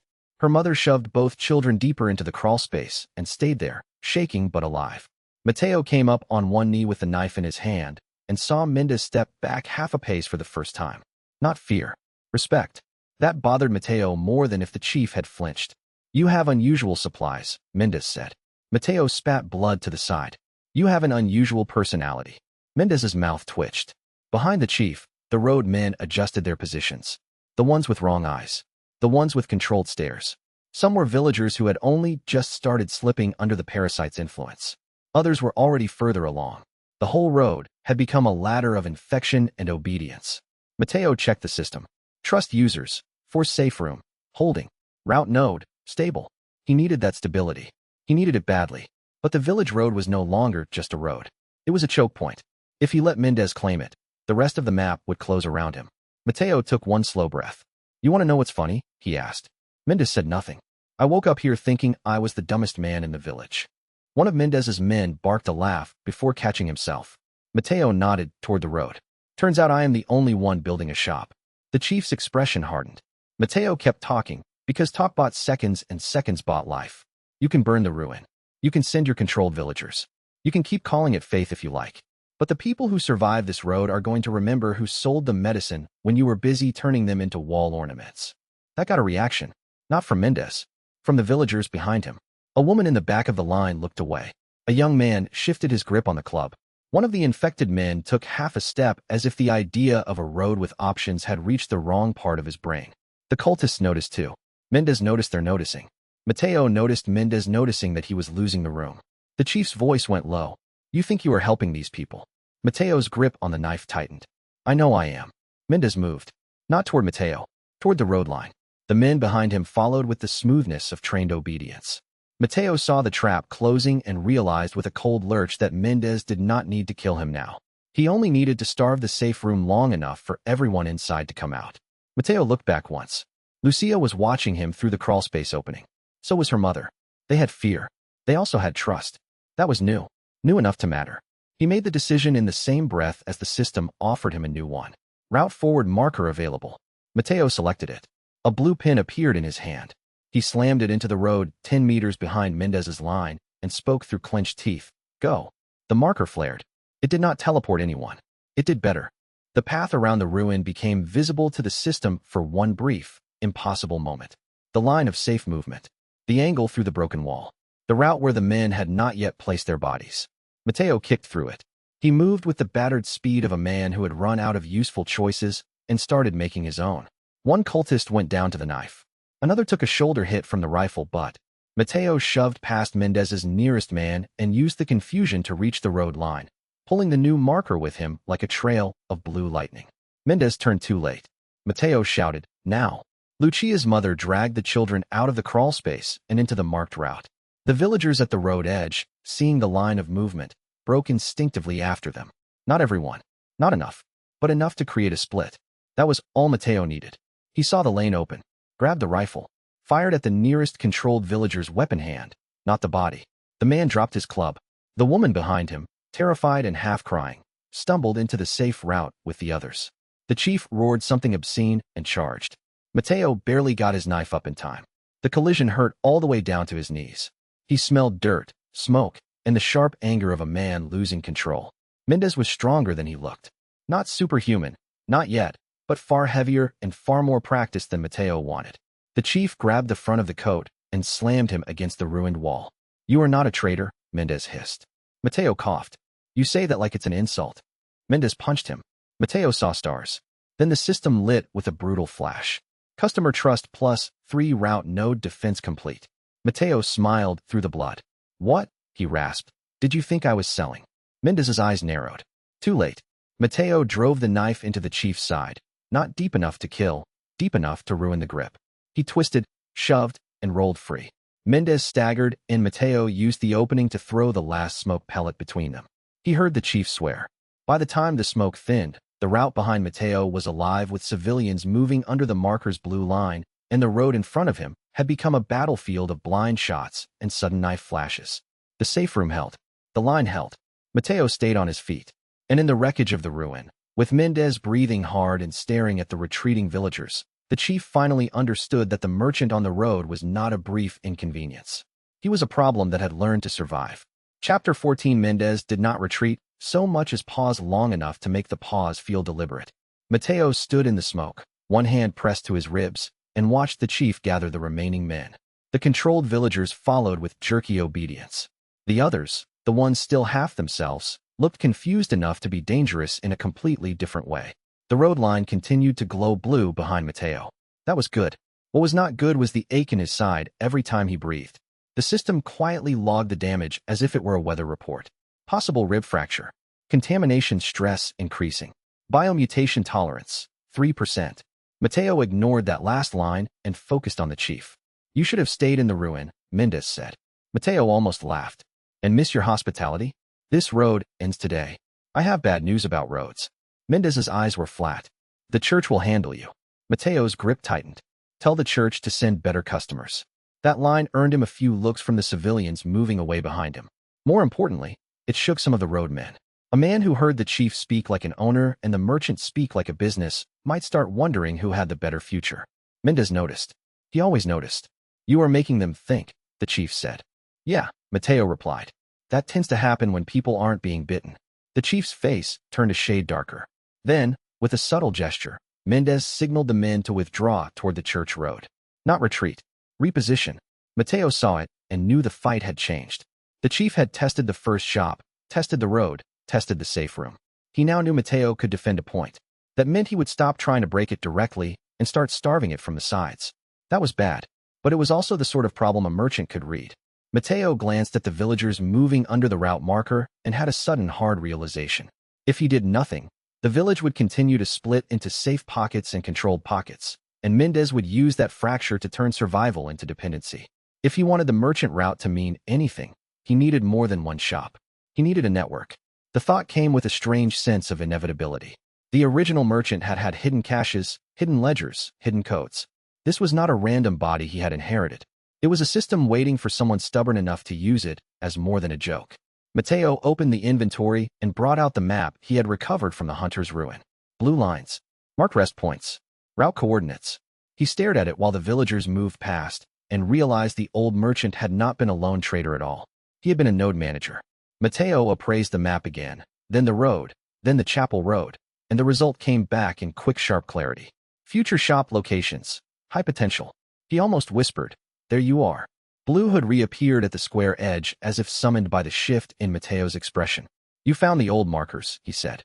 Mateo did not look up. "Did you know they were here?" "I suspected. That is not the same as telling me." Blue Hood shrugged. "You were learning faster than expected. I prefer not to interrupt useful people while they are about to discover their own leverage." Mateo looked at him then. "You are either helping me or grooming a disaster." Blue Hood's laugh was soft and dry. "Those are not mutually exclusive." Mateo hated that he could not immediately prove him wrong. He folded the map and shoved it into the inventory seam. The system accepted it with a bright pulse. New route data registered. Next node access potential, Hunter's Hill Ruin. There it was. Proof. Mateo had not imagined the network. He had inherited it.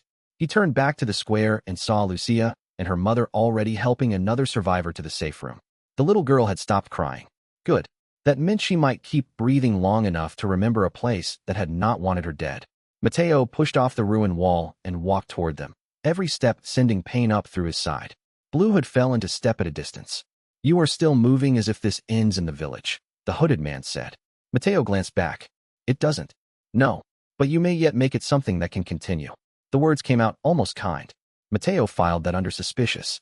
He reached the safe room and found Lucia sitting on the floor with the medicine vial in her hand, reading the label like it was a miracle and not a bottle. "You came back," she said again.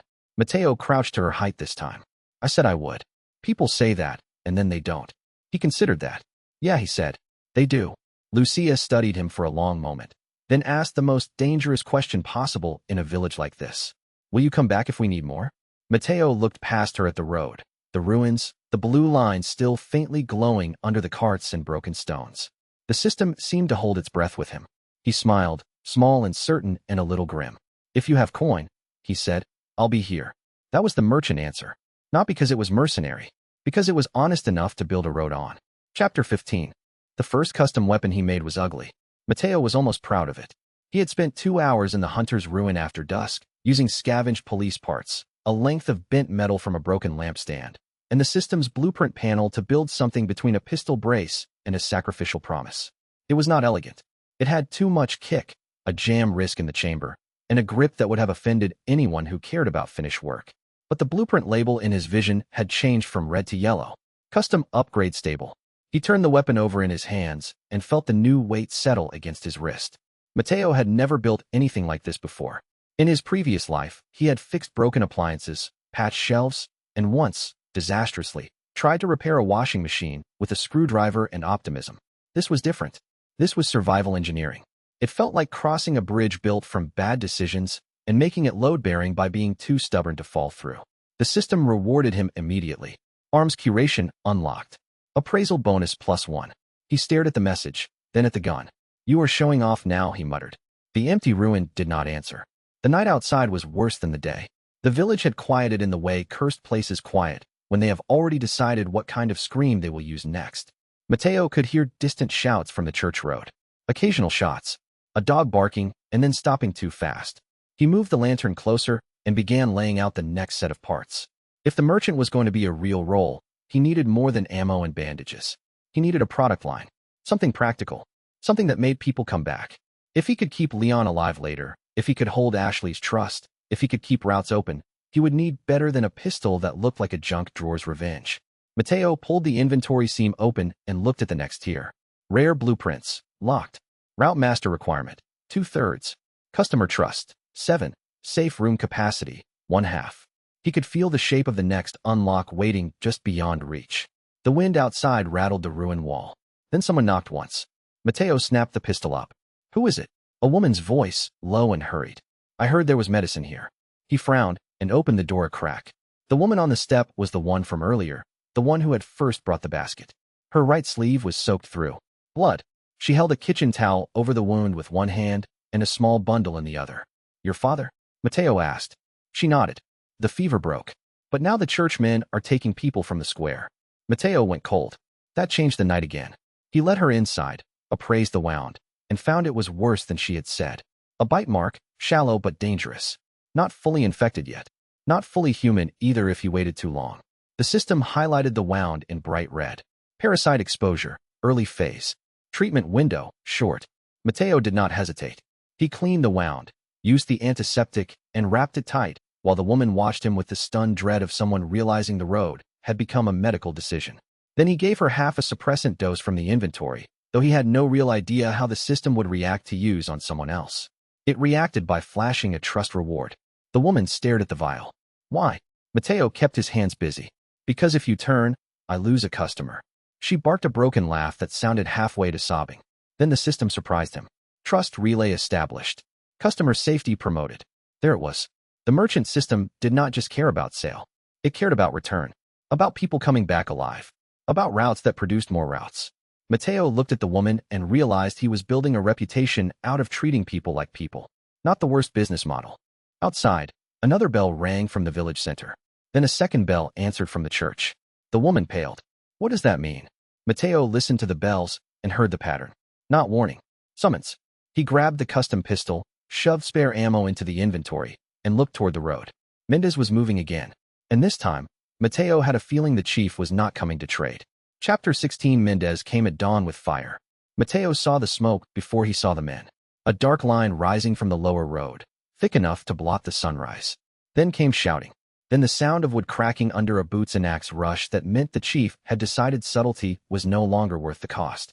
The ruined safe room alarm chimed once. Mateo's stomach dropped. Safe room capacity stress. He had 3 people inside the back crawl space now. The mother, Lucia, and the woman with the bite wrapped under cloth and prayer.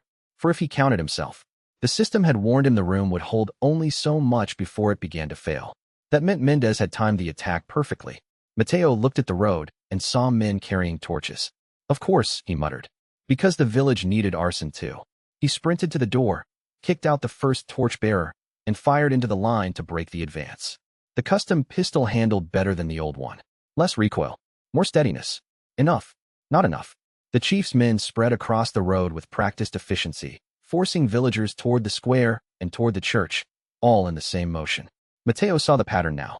The road was not just a line of attack. It was a funnel. Burn the roads, force people into controlled spaces, then claim those spaces as church-owned refuge. He had seen politics. This was logistics with a Bible attached. The woman with the bite stumbled out of the back room, pale and shaking, clutching the wall. Stay inside, Mateo snapped. She shook her head. My daughter is outside. That was the sort of sentence that broke a man if he let it. Mateo did not have the luxury. He glanced at the road, at the smoke, at the safe room, and then at the woman. Fine. You live, then you can go get her. He had no idea if it was inspiring or stupid. Probably both. The chief's men reached the ruin with torches high. Mateo threw the smoke pellet, stepped through his own haze, and used the chaos to place the nail mine beneath the front cart wheel. The explosion was smaller than the night before, but more useful. The road line cracked. A man fell. Another screamed with a leg shredded by shrapnel. Mendez himself appeared through the smoke on the far side of the road, coat unburned, face hard. He had come prepared for a war. Mateo realized with a faint sinking feeling that he had also come prepared. The village had become a test. Mendez was measuring whether Mateo would defend the shop or the people. Mateo answered by doing both badly and refusing to apologize for either. He ran straight into the line of torchbearers and used the inventory to pull out the last smoke pellet. It burst at chest level and sent the front rank stumbling. He grabbed the nearest man's wrist and drove him into the other, then used the moment to signal the route marker behind the ruin. The blue line flared. Villagers in the smoke saw it.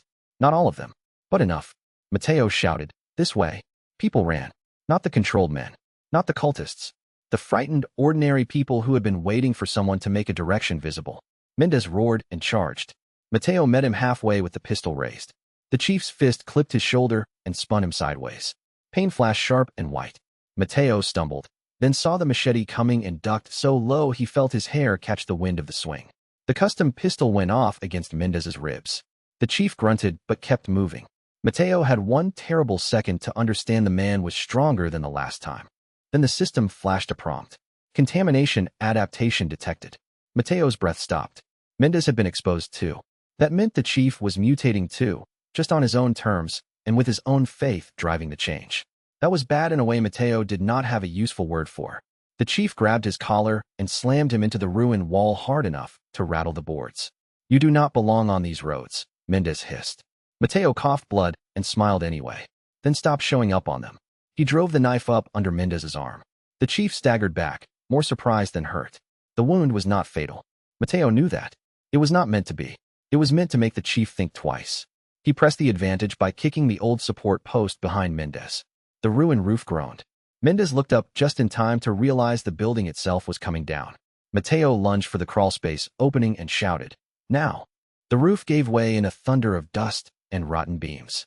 Chapter 17. Mateo had planned the collapse. Sort of. Not in the sense of a clean, elegant plan. More in the way that a desperate man plans by asking himself where the weakest wood is and whether the building is old enough to betray its own weight. The support post had been the key. When the roof crashed, it did exactly what he had hoped. It broke the road line in front of the ruin and forced Mendez's men to scatter. The survivors in the safe room burst out through the back crawl space, just as he had told them to, and ran under the new route marker toward the chapel road. Lucia was first out. The bite-wounded mother came second, dragging her daughter by the hand. The other mother and child followed. Mateo shoved the last board aside and stumbled after them with dust in his mouth and the sound of the chief shouting behind him. The world had become a half-collapsed mess of smoke, splinters, and running bodies. Perfect. The system rewarded him immediately. Defense complete. Route runner promoted. Safe room capacity +1. Mateo nearly laughed and nearly choked on the laugh because he was still coughing dust. Route runner. Good. Fine. Give him a title and let him keep moving. That was as close to a victory lap as the world would allow. He turned just in time to see Mendez emerge from the ruin with one side of his coat blackened and one eye narrowed to a slit. The chief was angry now. Not good. Mateo checked the road and saw the civilians escaping through the marker. Blue line intact. Good. The system had turned the route into a genuine passage, a little blue certainty in a village that had spent all morning trying to become a graveyard. Then he saw the other problem. The cultist from earlier. Not dead. Crawling from the rubble with that same wrong smile. He had not stayed down. The cultist looked at Mateo, then at the retreating survivors, and said something in a language Mateo did not know. The chief answered him. Mateo's stomach dropped. Of course. They were working together. The village was not just under cult influence. It was under coordination. Mendez raised a hand, and several of the remaining infected villagers changed direction, not toward the fleeing civilians, but toward Mateo. Hurting again. Pressure. Movement. Use the road's fear to make a living wall. Mateo backed toward the collapsed ruin. The system flashed his inventory seam open. He had one smoke pellet left, one nail string, the custom pistol, and a route line still glowing blue under the road behind him. He looked at the cultist and then at Mendez. "You know," he said, voice rough, "I hate groups." The cultist smiled wider. Mendez did not. Mateo threw the smoke pellet at the chief's feet, spun, and sprinted straight through the route marker line toward the chapel road, not away, but into the open where the next phase of the village disaster would have to meet him on his terms. The system chimed. New threat locked in. Chapter 18. The chapel road ended in a slope of broken stone and old graves. Mateo had never appreciated how many places in rural Spain were built on top of their own dead until he started being chased through one. He stumbled into the graveyard at the road's edge and nearly went down on a headstone because his ribs had finally decided to complain loudly enough to matter. The system rewarded him with a surprisingly cheerful message. Location suitability, high. Hidden node potential, February 3rd. He barked a laugh despite the pain. You are kidding. No reply. Behind him, Mendez's men were closing in through the smoke. The cultist was somewhere among them, or above them, or in the way, which in this village amounted to the same thing. The survivors had escaped through the route marker, but the road itself was still a wound. Matteo put his hand against a grave marker and felt the system respond. The map overlay reappeared. The graveyard was old enough to have forgotten who it was for, old enough to hide things. He appraised the nearest headstone and found a buried storage cavity beneath the earth. Caches, coated compartments. The original merchant had left food and medicine in hidden pockets all over the land. Matteo understood then that the merchant did not just trade. He anticipated collapse. He dug with a shard of broken stone and found the cache beneath the grave marker. Ammunition wrapped in wax cloth. A rusted toolkit. A folded note. The note was short. If they find you, move the road. That was it. Matteo stared at the note, then at the tools, then at the road behind him. Thank you, he muttered to the dead merchant, whoever he had been. He stuffed the ammo into the inventory and looked up just as Mendez's first man appeared at the slope. Matteo fired and missed the head but caught the shoulder. The man fell. The cultist came behind him, this time with a blade drawn. Matteo grabbed the toolkit, flung the wrench at the cultist's face, and ran up the far side of the graveyard between the tombstones. He could hear Mendez shouting orders, could hear the men spreading left and right to cut off the slope. That was the moment he understood the warning note. Move the road. Not literally. Strategically. If the village had old merchant caches, then the road itself could be rerouted. Not physically maybe, but commercially. Logistically. The system could turn places into nodes if he kept people alive there long enough. He reached the top of the grave slope and looked back toward the village. The blue line from his earlier route marker had begun to pulse more strongly. The villagers had used it, reached safety through it, which meant the route was now real. Not because the system said so, because people had trusted it. Matteo stood there for one breath and then made the next decision. He would build another shop. Not here. Not yet. But soon. He turned and ran for the hill ruin at the edge of the village road, already thinking about the next place a frightened person might need a lantern and a price they could afford. Chapter 19. Blue Hood was waiting for him on the hill ruin roof. Matteo almost shot him out of reflex. The hooded man held up both hands. If I wanted you dead, that graveyard would have been a better place. Matteo lowered the pistol a fraction. You really need a more reassuring hobby. You are surviving. I am observing. It is working. Matteo climbed onto the roof with a hiss of pain and glared at him. You knew the village had hidden caches. Blue Hood shrugged. You knew the village had cultists. That is not the same thing. No, Blue Hood said. It is worse. Matteo pulled the note from the cache out and shoved it under the hooded man's face. What is this? Blue Hood read it and went still for the first time since Matteo had met him. You have found one of the old route instructions, he said. Matteo hated the way his voice changed. The merchant network was older than the current village line. The codes were spread. Some are lost. Some survive where the road was cut and rebuilt. He looked up. You are not simply improving the old shop. You are waking it up. Matteo stared at him. You keep saying things like that as if they explain themselves. They do, if you know the old roads. I don't. You will. The wind moved over the roof. Somewhere below, the village was still burning in patches. Matteo could hear distant cries. The chief's men were regrouping. The cultist was still alive. And now, according to Blue Hood, the route caches he had found were only the beginning. Why help me? Matteo asked. Blue Hood gave him a long look. Because, he said, the last merchant who cared about people rather than margins died a long time ago, and I am curious how long you last before the world takes offense. Matteo snorted. That is somehow both rude and honest. I try. He held out a small cloth bundle. Matteo took it and found inside a set of brass markers, each stamped with a tiny blue line. More route nodes. Older than the medallion. Older than the village. These were the pieces the system had been waiting to return to him. Matteo's throat tightened. You said you were just observing, he said quietly. Blue Hood's mouth twitched. I was. I am also not a monster. Matteo looked down at the markers and then back up at the hooded man. The chief is going to keep coming. Yes. The cult too. Yes. And the village is not done breaking. Blue Hood nodded once. No. Which is why you should choose where your next stand will be. Matteo glanced toward the road, where survivors were moving in frightened clusters. The answer came in a flash. The hunter's ruin was too exposed. The graveyard was too exposed. The square was still too close to Mendez's control. But the old ridge path beyond the village, the one with the broken arch and the collapsed overlook, he knew the shape of a route node there already. Matteo looked at the markers in his hand. If I rebuild somewhere else, he said, they follow. Of course they will. Good. Blue Hood raised an eyebrow. Matteo shoved the markers into his coat and smiled in the merchant's old, dangerous way. Then I know where to sell to next.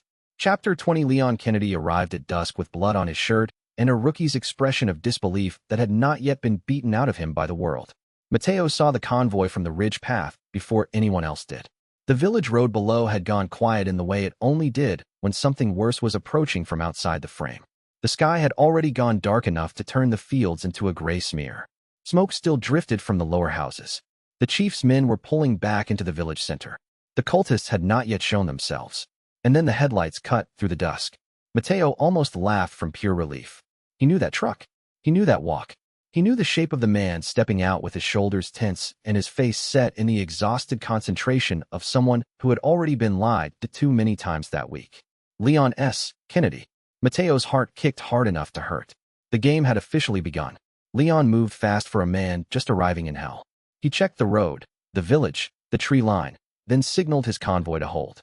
He was not looking for a merchant. He was looking for a gap, a rescue point, a way through. Mateo crouched behind the broken ridge arch and appraised him. Object, foreign agent. Trust, 0. High-value customer potential, extreme. That almost made Mateo laugh again. The convoy had barely stopped before Mateo felt the system tug at his inventory seam, offering an absurdly timely piece of stock. Handgun ammo X15, first aid spray X1, scope mount X1, trade note. Unknown customer arrival. He took the first aid spray and the ammo, then checked the road. Leon had already drawn his gun. The first ganado came out of the village gate behind him. Mateo did not waste time being surprised. He stepped into view from the ridge path, coat swaying, rifle in one hand and pistol in the other, and called out in the gravel voice that the world seemed to expect from him. What are you buying? Leon whirled. For one charged second, the two of them stared at each other across the dust and smoke while the village behind Leon began to spit its monsters into the road. Then Leon's eyes narrowed. Who the hell are you? Mateo grinned, because this was the moment he had been waiting for since the first bell. A man with a shop, he said.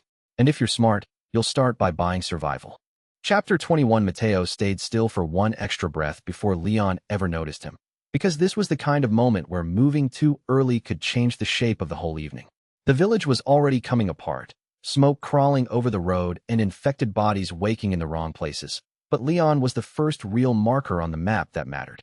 If Mateo handled this wrong, the merchant system would keep him alive and still let everyone else die. That was not going to be the shape of his story. Leon Kennedy moved like a man who had not yet learned how badly the world wanted him dead. Mateo saw that in the first 10 seconds.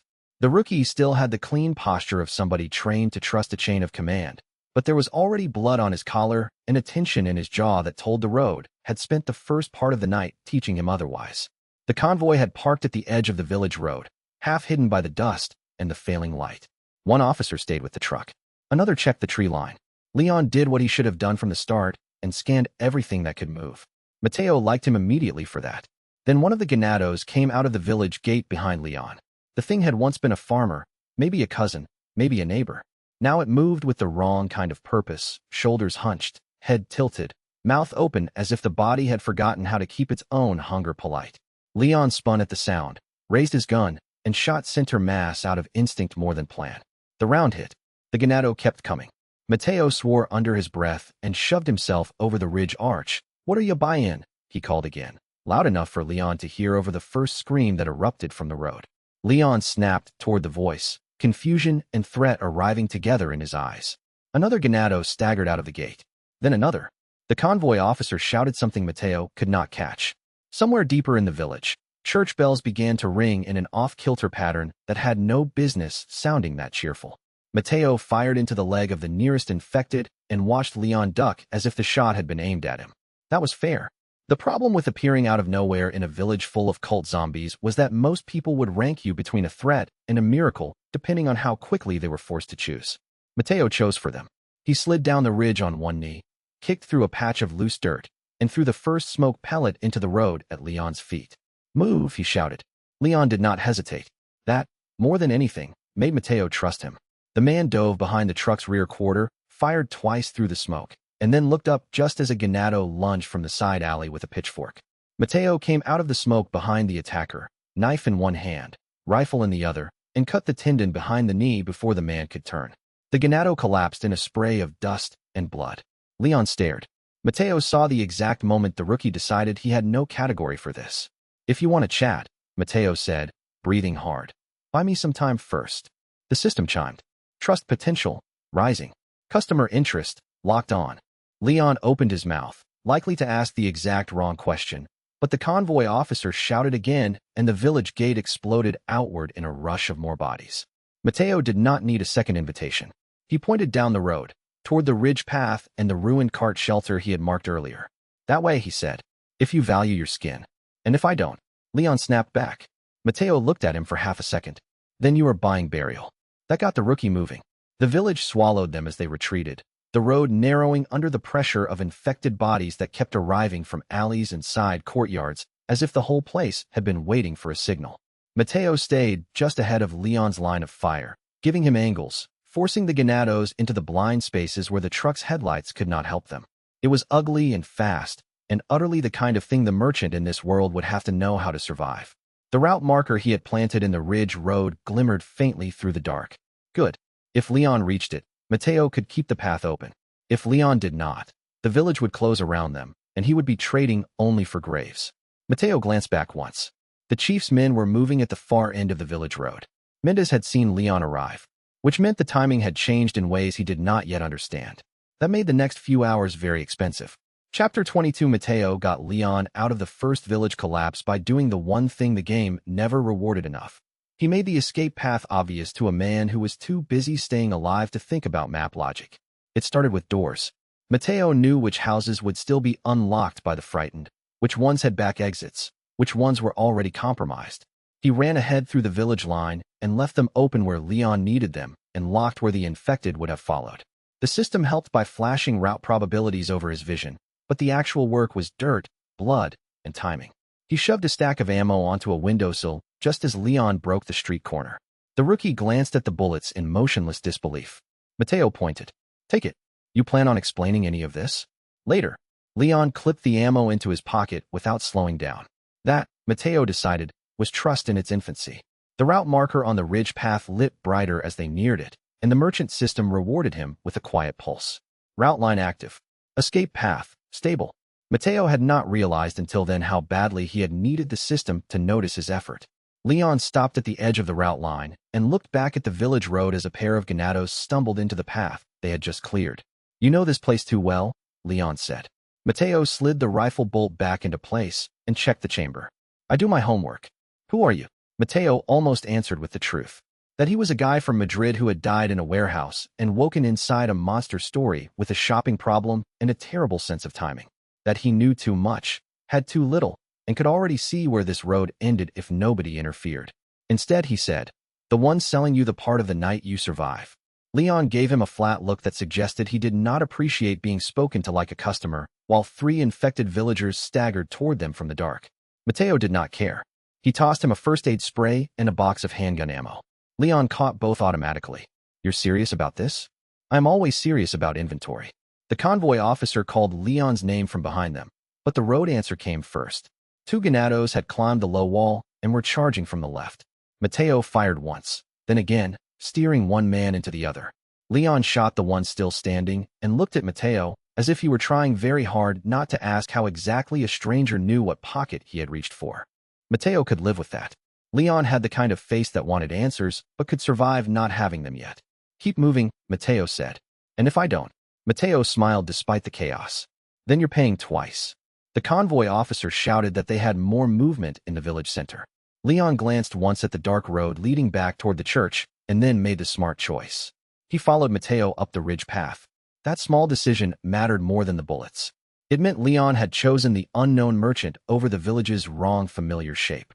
It meant the lines were changing. It meant the story was already bending where it should have stayed rigid. The system rewarded him with a new unlock. Customer relationship, first contact established. Appraisal upgrade incoming. Mateo felt absurdly proud of that, as if he had just closed the first sale of a career instead of helping a federal agent survive a biohorror village. The pride vanished when the bells from the village center stopped all at once. Not because they were done, because something had cut the rope. Leon heard it too. His shoulders tightened. Mateo turned and saw Mendez's men moving along the lower roofs, keeping pace with the retreat rather than abandoning it. The chief had not been scared off. He was hurting. Mateo's route line flickered once and held. He had just enough room to save Leon from the village disaster and not enough to pretend the village disaster was over. That meant the next road was going to hurt. Chapter 23. Leon found him behind the ridge wall, shotgun ready and eyes hard. "All right," Leon said. "Talk." Mateo set the rifle down slowly and showed him the empty palms. The smoke from the village had drifted thin enough to sting the throat. From below came the far-off crack of doors, the shout of people who had not made it out, and the strange, intermittent prayer shape of the cult bells being used like a herd whistle. Leon looked him over in the dusk light. The coat. The coat was doing half the work already. The other half was Mateo's calm, which was mostly borrowed from terror and carefully arranged not to show. "You got a name?" Leon asked. Mateo considered giving him the merchant's. Considered giving him his own. Decided, because the world was weird enough already, that both would be true. "Mateo," he said. "Leon." Mateo nodded, as if that were useful trade data. Leon did not appreciate the gesture. "You knew the village was bad before I got there." "I knew enough." "That's not an answer. It is if you want to keep breathing." Leon stared at him for a long beat. Mateo could practically hear the rookie resorting every conclusion he had already made about the man in the coat. "How did you know I was coming?" Mateo gave the only answer that remained useful. "The road told me." Leon's eyes narrowed. That was fair too. Mateo reached into the inventory and took out the first aid spray. Leon watched the motion with open disbelief when the air seam opened beside Mateo's coat like a hidden pocket in the world. He did not say a word, but his grip on the shotgun tightened enough to show he had seen enough strange things in the last 30 minutes to keep one more in reserve. "You keep that?" Leon asked. "I keep a lot." "Where?" Mateo shrugged. "You want the short version or the expensive version?" Leon did not smile. He did, however, stop looking like he might put a bullet in Mateo on principle. That was progress. Mateo tossed him the first aid spray. Leon caught it, inspected the label, and then looked back at the village road as if expecting it to prove the whole situation was a practical joke. "So," Leon said carefully, "you're a merchant. That's the brand. And you just happened to be here when everything went to hell." Mateo snorted. "Buddy, everything was already hell. I just moved in early." Leon stared at him, then glanced at the road again. "You got a plan?" Mateo almost laughed at the singularity of the question. "A plan? In this village?" Sure. He had roughly 7 partial plans, 3 route guesses, and 1 instinct that said the only way through was to build something useful before the cult burned the ground out from under them. "I have options," he said. "Options are not plans. They're better. Plans get people killed when the map changes." Leon looked at him sharply at that, just enough to suggest the line had landed too accurately. Mateo ignored the feeling and reached into the inventory for the med kits he had been hoarding. He offered one out. Leon took it, then frowned. "You charge for this?" Mateo folded his hands. "Depends on the customer." "And what kind of customer am I?" Mateo met his eyes. "One who buys in advance." The answer seemed to bother Leon more than a direct insult would have. Behind them, a scream rose from the village center and cut off hard. Mateo went still. Leon heard it too. The sound had the ugly shape of someone being lifted or dragged rather than simply attacked. Not the first stage of panic. The second. Mateo's system flashed a route warning and shoved a new line across his vision. Secondary objective detected. Safe person node. Possible. He did not know what it meant yet. He only knew the village had just shifted again. And if the system was hinting at a safe person node, then there was a woman or child somewhere in the village that had not yet fallen far enough to be lost. Mateo turned to Leon. "We have to move," he said. Leon adjusted his grip. "You trust me now?" Mateo looked at him with the dead serious calm of someone who understood that trust was a currency and he was short on cash. "I trust your gun," he said. Then he started down the ridge path with Leon at his side, while the village behind them began to burn in earnest. Chapter 24. The first sale was more than a transaction. It was proof that Mateo could turn survival into something repeatable instead of lucky. Leon needed gear that worked, not promises, and Mateo needed a customer who would come back, because the goods saved his life. The tension between those two needs sat in the ruin like heat off broken stone. If the exchange went badly, Leon would leave with suspicion and the village would only get louder. If it went well, Mateo would have the first real foothold of a business built inside a nightmare. Mateo sold Leon his first real loadout in a hunter's ruin half a mile beyond the ridge. It was not a dramatic transaction.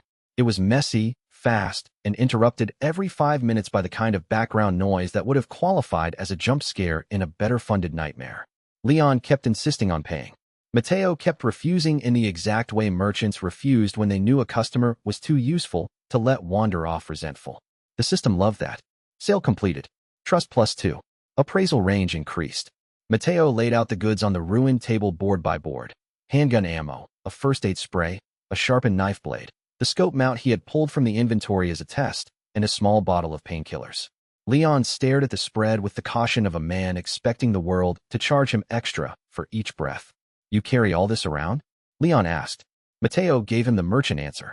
"What are you buying?" Leon rubbed his temple. "You are insane. And yet here you are." The rookie picked up the ammo box, turned it in his hand, and finally let out a short exhale that was almost a laugh. "This is insane." "I know." That got him another look. Mateo leaned against the broken wall, letting the ruined shadow shelter them both from the road. He had appraised Leon once already, but the system now upgraded the readout to something richer than the old red thread icon. Valued customer, locked possible. Prediction, high integrity. Low patience, likely to return. Mateo nearly smiled.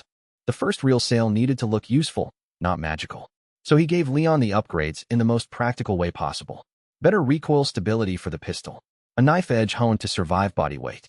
A small vial of anti-fever powder made from herbs the system had marked as locally reliable. Leon tested each item with the reflexive attention of a cop and the exasperation of a man who had expected hidden roads, not retail miracles. "How much?" Leon asked. Mateo folded his arms. "For you? Depends. On what? Whether you stop calling me insane every 5 minutes." Leon considered that with almost comic gravity. "No promises." Mateo snorted and handed over the painkillers anyway. The system rewarded the exchange in a way he did not expect. Customer trust chain stabilized. New question, protect or profit? Mateo stared at the prompt for a moment too long. Protect or profit? As if the game had finally decided to ask the question he had been trying to avoid answering since waking up in the coat. Leon saw his expression shift. "What?" Mateo looked up and shook off the prompt. "Nothing." That looked like something. It was a merchant thing. Leon's mouth twitched. "You merchants are weird." Mateo spread his hands. "You came to a village in the middle of nowhere and expected normal?" That got a huff from Leon that might have been the beginning of a smile. It was enough. While Leon checked his new gear, Mateo went to the doorway and watched the road. The village smoke had thickened. The bells had gone silent. That meant the cultists were doing something important. Something organized. The kind of thing a person usually only noticed once it was already too late. He heard Leon behind him, reloading with better confidence than before. "You really knew I was coming?" Leon asked. Mateo glanced back. "If you were expecting a different answer, I warned you already." "No. I mean, you knew me." The question had more weight than Mateo liked. He did know him, in a sense. The way one knows a story beat from a game. The way one knows a man by the shape of the choices he is forced to make. But Leon did not need that answer. Not yet. Not if Mateo wanted to keep his cover alive. "I know enough to sell to," he said. Leon gave him a flat look that said he understood the evasion but would let it pass for now because the village was still trying to kill them. Then the rookie pointed toward the road. "We heard a woman screaming near the church." Mateo stilled. That was the safe person node from before. He had a bad feeling that the woman in the church area was not just a random civilian. The system had flagged her for a reason, and the route lines around the square were shifting as if the world wanted him to make a decision. Mateo grabbed the inventory seam, took out a med kit and an extra flashlight, and shut the door to the ruin behind them. "Then we go see what the village is hiding," he said. Chapter 25. Hunnigan found him through a radio crackle 300 miles away. Not literally, but it felt close enough to count. Mateo and Leon had barely finished clearing the church road when Leon's comm unit spat static and then a woman's voice cut through, tight, with professional urgency. "Leon, do you copy?" Leon lifted the device instantly. "Hunnigan." Mateo froze at the name. "Good." That meant the timeline still recognized some of its own bones. Hunnigan's voice came through again. "I have an anomaly on your channel. Are you alone?" Leon looked at Mateo, then at the broken village road, then at the ruined bell tower where smoke still curled from the earlier chaos. "No," Leon said. Mateo almost laughed. Hunnigan paused. "Explain." "I can't." "That is not comforting." Mateo leaned in before Leon could decide to lie cleaner. "He can buy his comfort later." There was a beat of silence on the line. Then Hunnigan said, very carefully, "Who is this?" Mateo did not have time to answer in a way that would be useful, so he gave her the only thing he had. "The guy making sure you keep getting customers." Another pause, then a dry, almost disbelieving exhale. "Leon, is that a merchant impression?" Leon stared at Mateo, then down at the radio. "Unfortunately, yes." Mateo had to smile at that. The voice on the other end shifted from alarm to wary analysis. "I have no record of any local supplier matching your description." "That's because he wasn't here before," Leon said. Mateo silently gave him a point for loyalty and another for not screaming yet. Hunnigan continued, faster now. I'm picking up chatter that doesn't match village traffic. Leon, if you have a third-party contact, do not let them near the chief's house. Mateo's stomach tightened. The chief's house. That was useful. Too useful. Hunnigan should not have known that. Which meant she was reading wider signals from the mission than he had expected, or the system itself was altering the channel through his presence. That was the sort of thing he would worry about later if he survived the next 5 minutes. What third party? Leon asked. Hunnigan's voice sharpened. Unknown. Possibly hostile. The signal is irregular and may be tied to a second operator in the field. Mateo went still. Second operator. Not Cult. Not Leon. Not himself. Blue Hood. Ada? Something else? The village had just gained another layer, and Mateo hated that it sounded like progress. Leon lowered the radio slightly. You hearing this? Mateo nodded once. The safe person node's signal from the church road pulsed at the edge of his vision again. He could still reach it, but now he knew someone else had their own invisible hand in the map. Hunnigan's tone gentled by a fraction. Leon, if this contact is helping you survive, use discretion. I am trying to identify whether the village is containing an outbreak or being used to stage 1. Mateo heard that and felt the blood chill in his hands. That was far too close to the truth. Leon asked, can you get me extraction? Not yet. Great. Mateo leaned in and said, more quietly, tell her the road's already bad. Leon frowned. Why? Because if she thinks it's only bad, she might send the wrong help. That won him a hard stare. He ignored it. Hunnigan's voice came back. Leon, keep the contact alive. If he can predict local movement this well, he may be a significant variable. Mateo almost barked a laugh. Variable. Sure. That was one way to call a merchant with too much inventory and not enough sense. The radio cut out with another burst of static. Leon looked up. Who exactly are you? Mateo reloaded his pistol with calm that was mostly performance. A problem, he said. Leon snorted once, which was close enough to approval for now. They moved toward the church road together. Behind them, the village road groaned under some new pressure from the chief's men. And somewhere out there, a second operator was watching the map. Chapter 26. Ashley Graham was found earlier than Mateo expected because frightened villagers talked when they thought nobody had a use for their words. That was the simplest explanation. The more alarming one was that the system had quietly started moving the route markers around him toward her location as if it had decided that the president's daughter was more important than the church, the chief, or the 100 little deaths already accumulating in the village. Mateo first heard her name from the old woman at the edge of the road. A girl. The woman gasped, clutching Mateo's sleeve with fingers gone white from fear. They took a girl in a dress from the house above the stream. Mateo went still. Leon looked up. Ashley. The woman nodded hard enough to make her gray hair shake. The cult men. They said the chief wanted her moved. Mateo's blood went cold in a very specific way. Not because she was named. Because she was there too early. The game had moved the piece. Or he had. Or the village had decided to speedrun its own tragedy in response to his meddling. He did not know which explanation was worse. He turned to Leon. We go now. Leon did not waste time arguing. Where? Mateo had already appraised the road map and marked the stream house, the east shed, and the church supply line. Above the stream. Then west cut. If she's alive, she's moving. Leon gave him a look. You know that like you know the weather. Close enough. The stream house turned out to be a nightmare of mud, broken furniture, and a cult escort that had not expected a merchant and a federal agent to come through the back lane with every intention of ruining their day. Mateo took the first guard by surprise with the rifle but then used Leon's cover fire to force the second one into the narrow wash channel where the stones were slick enough to betray him. The whole house smelled of wet plaster and fear. They found Ashley in the back room. She was tied to a chair, face pale, hair in disarray, dress torn at the hem. Not helpless in the way the cult wanted her to be, but bruised and breathing in the tight, furious rhythm of someone holding herself together by force. Mateo stopped dead for a second because the image hit harder than he wanted to admit. In the game, she was always the objective. The rescue. The reason. In the room, she was a terrified woman trying very hard not to become one more object carried by other men's hands. The cultist standing over her turned when Mateo entered. He had just enough time to look offended before Leon shot him in the shoulder. Mateo crossed the room and cut Ashley free in one clean motion. She stared at him as if his code alone had broken the laws of the place. Who are you? She whispered. Mateo had no useful answer. Leon handled the practical part. Miss Graham, we need to move. Ashley blinked at the name, then at Leon, then at Mateo. How do you know my name? Mateo shrugged one shoulder. Lucky guess. She did not look convinced. Good. That meant she was awake enough to be dangerous later. As they reached the door, the house shook with a heavy impact from outside. Not Mendez. Something larger. The window burst inward, and a figure in black landed in the frame with unnatural control, its limbs moving in a shape that did not care for human proportions. Mateo saw a flash of metal and a high, precise face hidden by shadow. The system flashed blood red. Elite threat detected. Mateo's stomach dropped. This was not village security. This was someone sent because his road had become worth removing. Chapter 27. Luis Serra tried to rob Mateo at knife point, and instead became one of the few men in the village who had enough self-preservation to trade secrets. It happened 20 minutes after the Ashley rescue, which should have counted as a warning that the day was not done with surprises. The three of them had regrouped in the stream house's outer shed. Ashley still shaking, but no longer tied to a chair. Leon checking the street line. Mateo, trying not to look at the black-hooded shape he had only half seen in the window before it vanished into the smoke.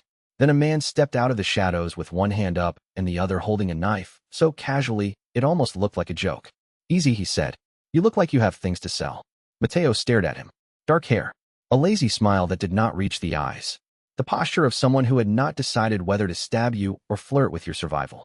He looked like a man who had learned how to survive by looking untrustworthy on purpose. Luis Serra. Mateo knew him immediately, which was unfair because Luis should not yet have been this easy to spot. Leon's gun came up. Who are you? Luis raised both brows. A local problem. Mateo almost laughed. There was something relaxing about meeting a man who introduced himself as a nuisance. Luis's eyes slid to Ashley, and then to the blood on Leon's sleeve. You are making the village angry. We're having a busy day, Mateo said. I can see that.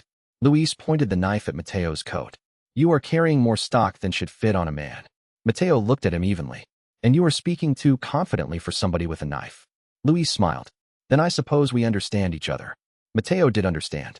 Not enough to trust, but enough to know the man was not here purely for theft.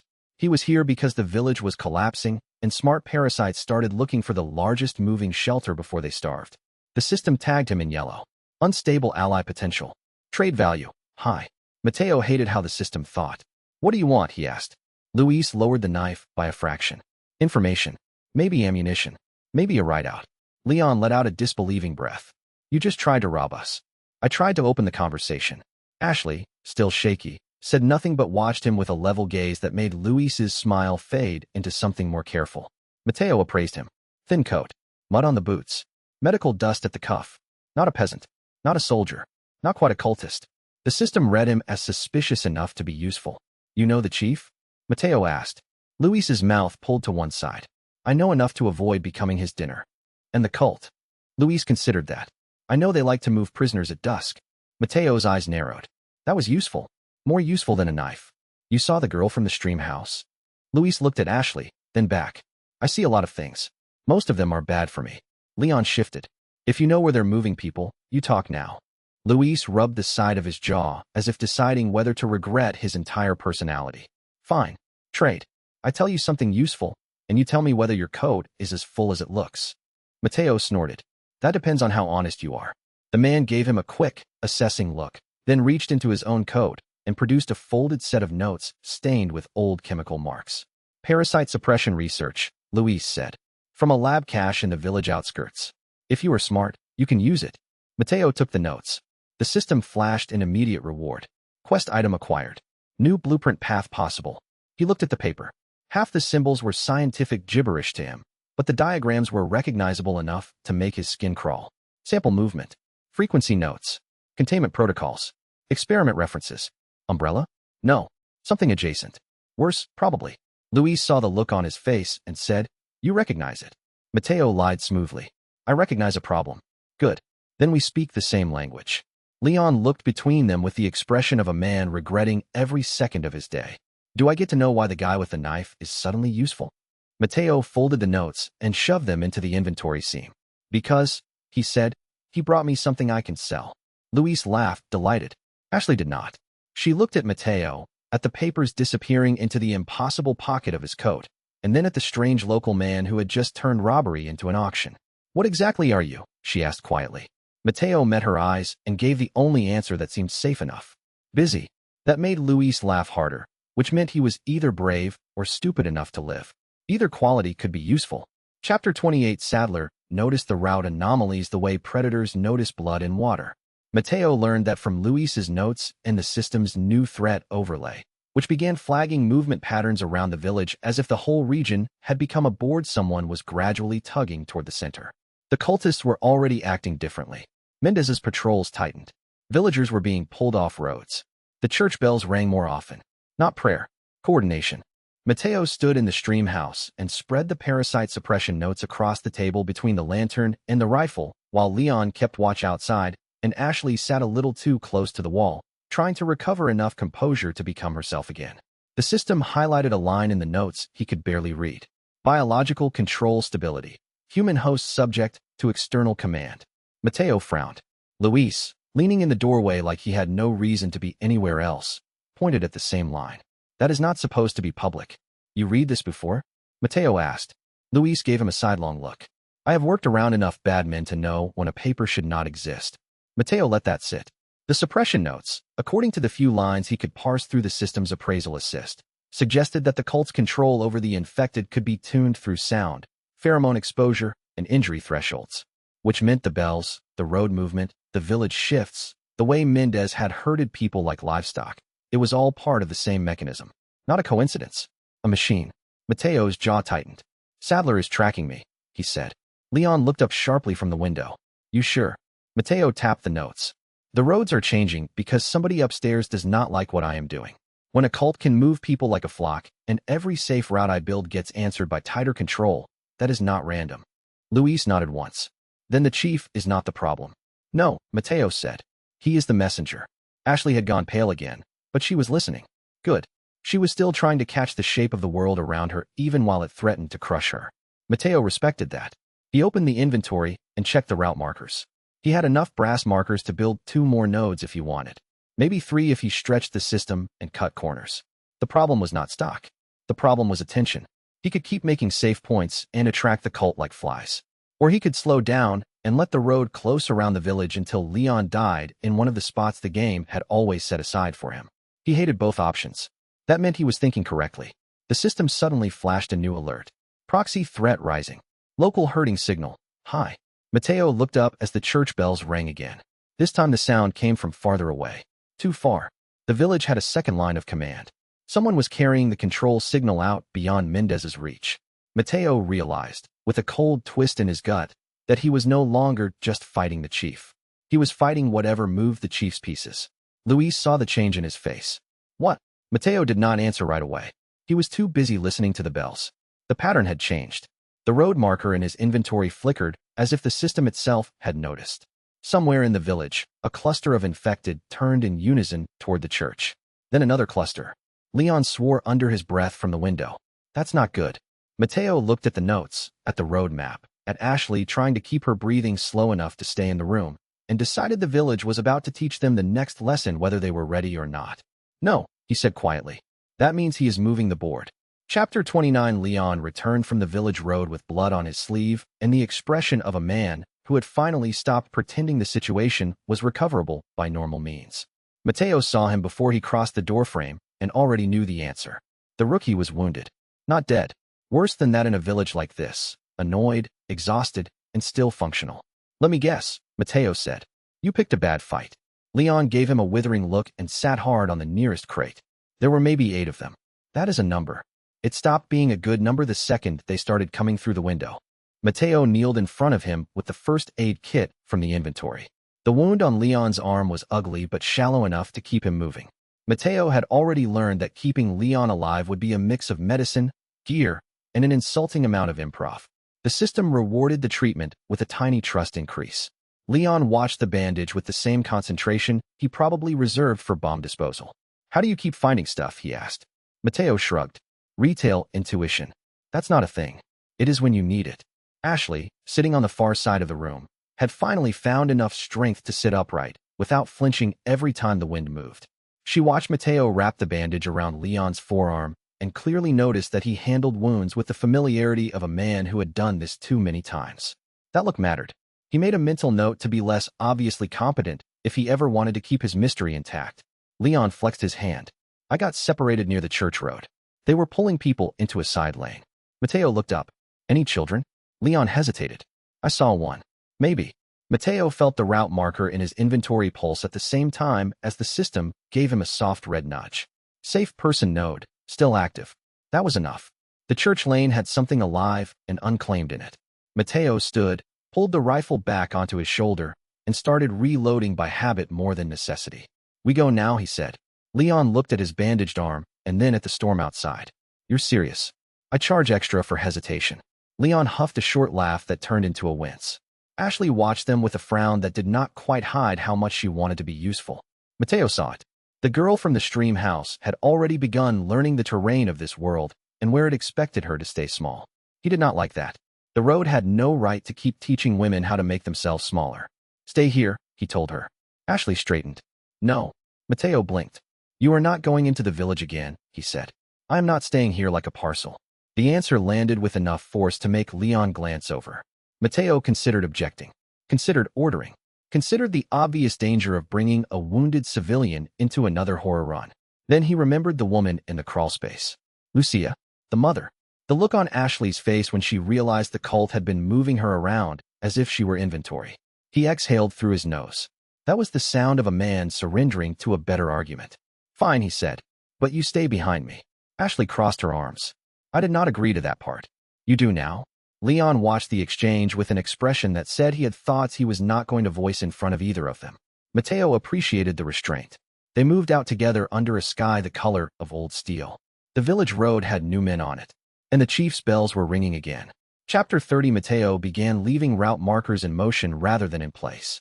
That was the trick the system taught him once he stopped treating the brass pins like static objects and started treating them like decisions. A marker could be planted at a bottleneck, a corner, a gate, a roof line, a road fork. It did not have to stay where it started. It only had to define the path long enough for people to trust it. The new route markers changed everything. Mateo set one under the church lane wall, another near the collapsed water trough, a third in the shadow behind the butcher's door. Each time he placed one, the system layered a faint guidance line over the world, showing him where the civilians could move without being cut down by the herded infected. Leon noticed immediately. You doing that on purpose? He asked while covering a window line. Mateo ducked behind the wall and checked the next lane before answering. No, I do all my life changing by accident. Leon actually snorted at that. Ashley, staying close enough to see but not enough to slow them, looked from the markers to the men chasing them and then back. She was learning fast. She was also starting to notice that Mateo did not use the word safe the same way ordinary men did. For him, it meant a place with a route, a line, a chance for people to keep moving. The church lane ahead broke into an ambush. 3 infected villagers. 1 cultist with a bell cord wrapped around his wrist. Mateo spotted them just long enough to see the bell cord tied to a hanging iron hook above the door. That was the trigger. Don't shoot the bell, Mateo snapped. Leon looked at him like that was either advice or insanity. Mateo did not wait for clarification. He threw a smoke pellet low across the lane and charged through it with the custom pistol raised. The bell cord would have rung if hit, and ring calls were exactly how the herd moved. He cut the cord with the knife instead. The bell dropped. Silence hit the lane. The infected froze for a heartbeat, confused by the lost signal. Leon used that beat to shoot 2 of them in the chest. Ashley flinched and then immediately forced herself to keep moving. Mateo saw her hand shake on the broken handle of the kitchen knife he had given her earlier. Good. She was afraid and still walking. That was enough to respect. The route marker line flared again. Mateo felt something in the system unlock, a small internal click, as if the road itself had acknowledged the moving path. Route prediction upgraded. Mobile marker technique stabilized.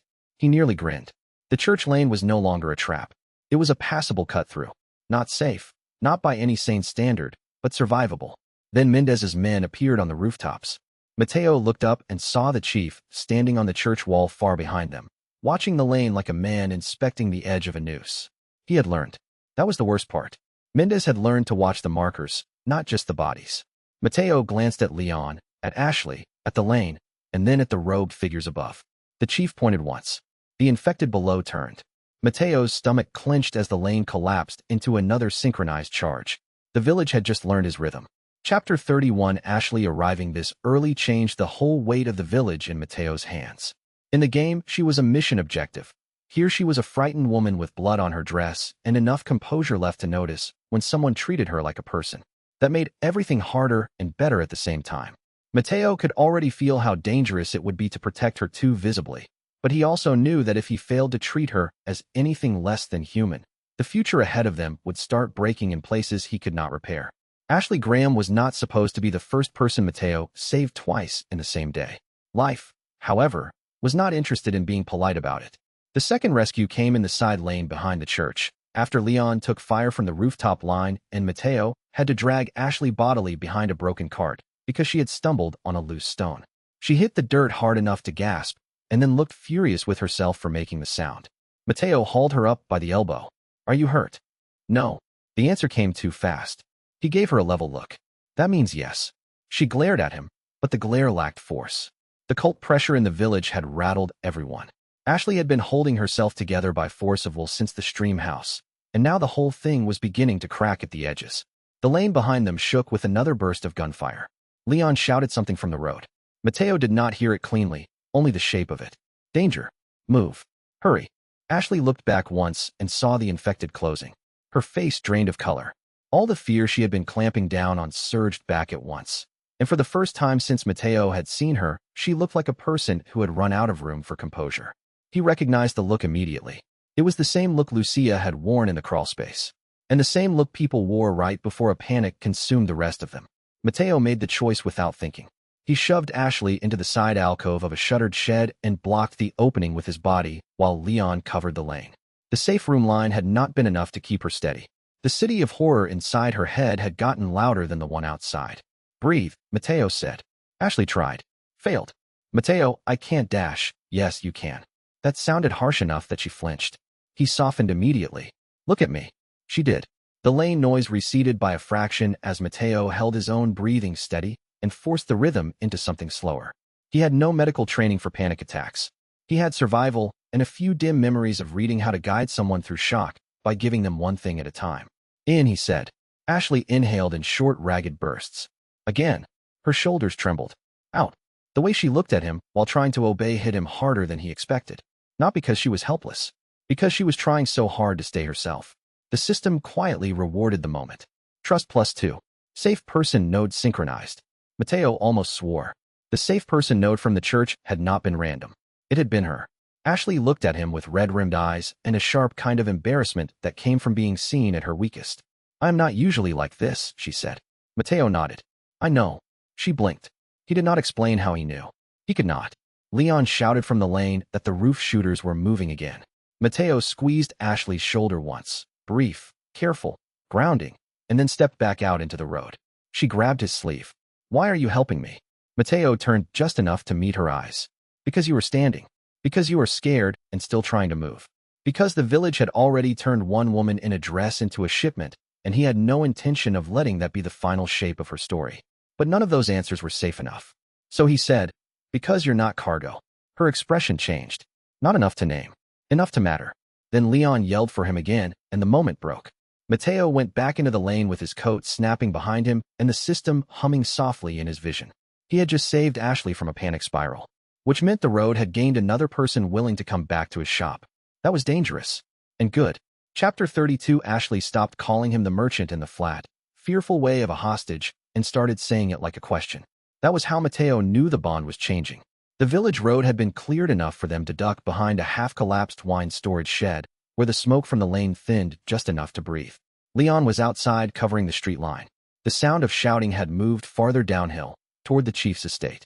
Ashley sat on an upturned crate with her hands wrapped around the first aid spray Mateo had left near her after the panic episode. She looked less like a captured object now. Still frightened. Still pale. But thinking again. That mattered more than she probably realized. "You really are a merchant," she said. Mateo glanced up from the rifle he was cleaning. "I was trying to be mysterious." "You fail at it. That is rude. You deserve it." He almost smiled. Ashley noticed and narrowed her eyes. "How do you keep doing that?" she asked. "Doing what?" "Acting like this is a business trip." Mateo paused. That was harder to answer than it should have been. He had been using humor and pricing language and the merchant voice because if he stopped and thought too long about the horror around him, the entire thing would swallow him. Treating the impossible like inventory had kept him functional. "It helps," he said. She studied him. "It doesn't sound like it should." "It doesn't." The answer was honest enough that Ashley's face softened by a degree. Outside, Leon's footsteps thudded against the lane boards. He called that he was moving to a higher angle. Mateo answered without looking up. Ashley leaned forward. You said I wasn't cargo. You aren't. Then what am I? Mateo looked at her. The question was simple enough to be dangerous. In the story, she was the president's daughter. The objective. The thing people moved because the world would change if she got away. In the room with him, though, she was a young woman trying very hard not to be reduced to the shape everyone else had assigned her. A customer, he said first. She made a face. Mateo held up a hand. A difficult one, but still. That earned him the smallest, unwilling grin. He leaned back against the wall and checked the route map in his vision. The village had grown more dangerous but also more navigable because of the markers he'd already placed. The next road was the problem. The chief was adapting. Blue Hood had warned him that the merchant network survived by neutrality. Mateo was already breaking that rule in half. Ashley watched him think. You're not from here, she said quietly. Mateo's hand paused on the rifle. That was new.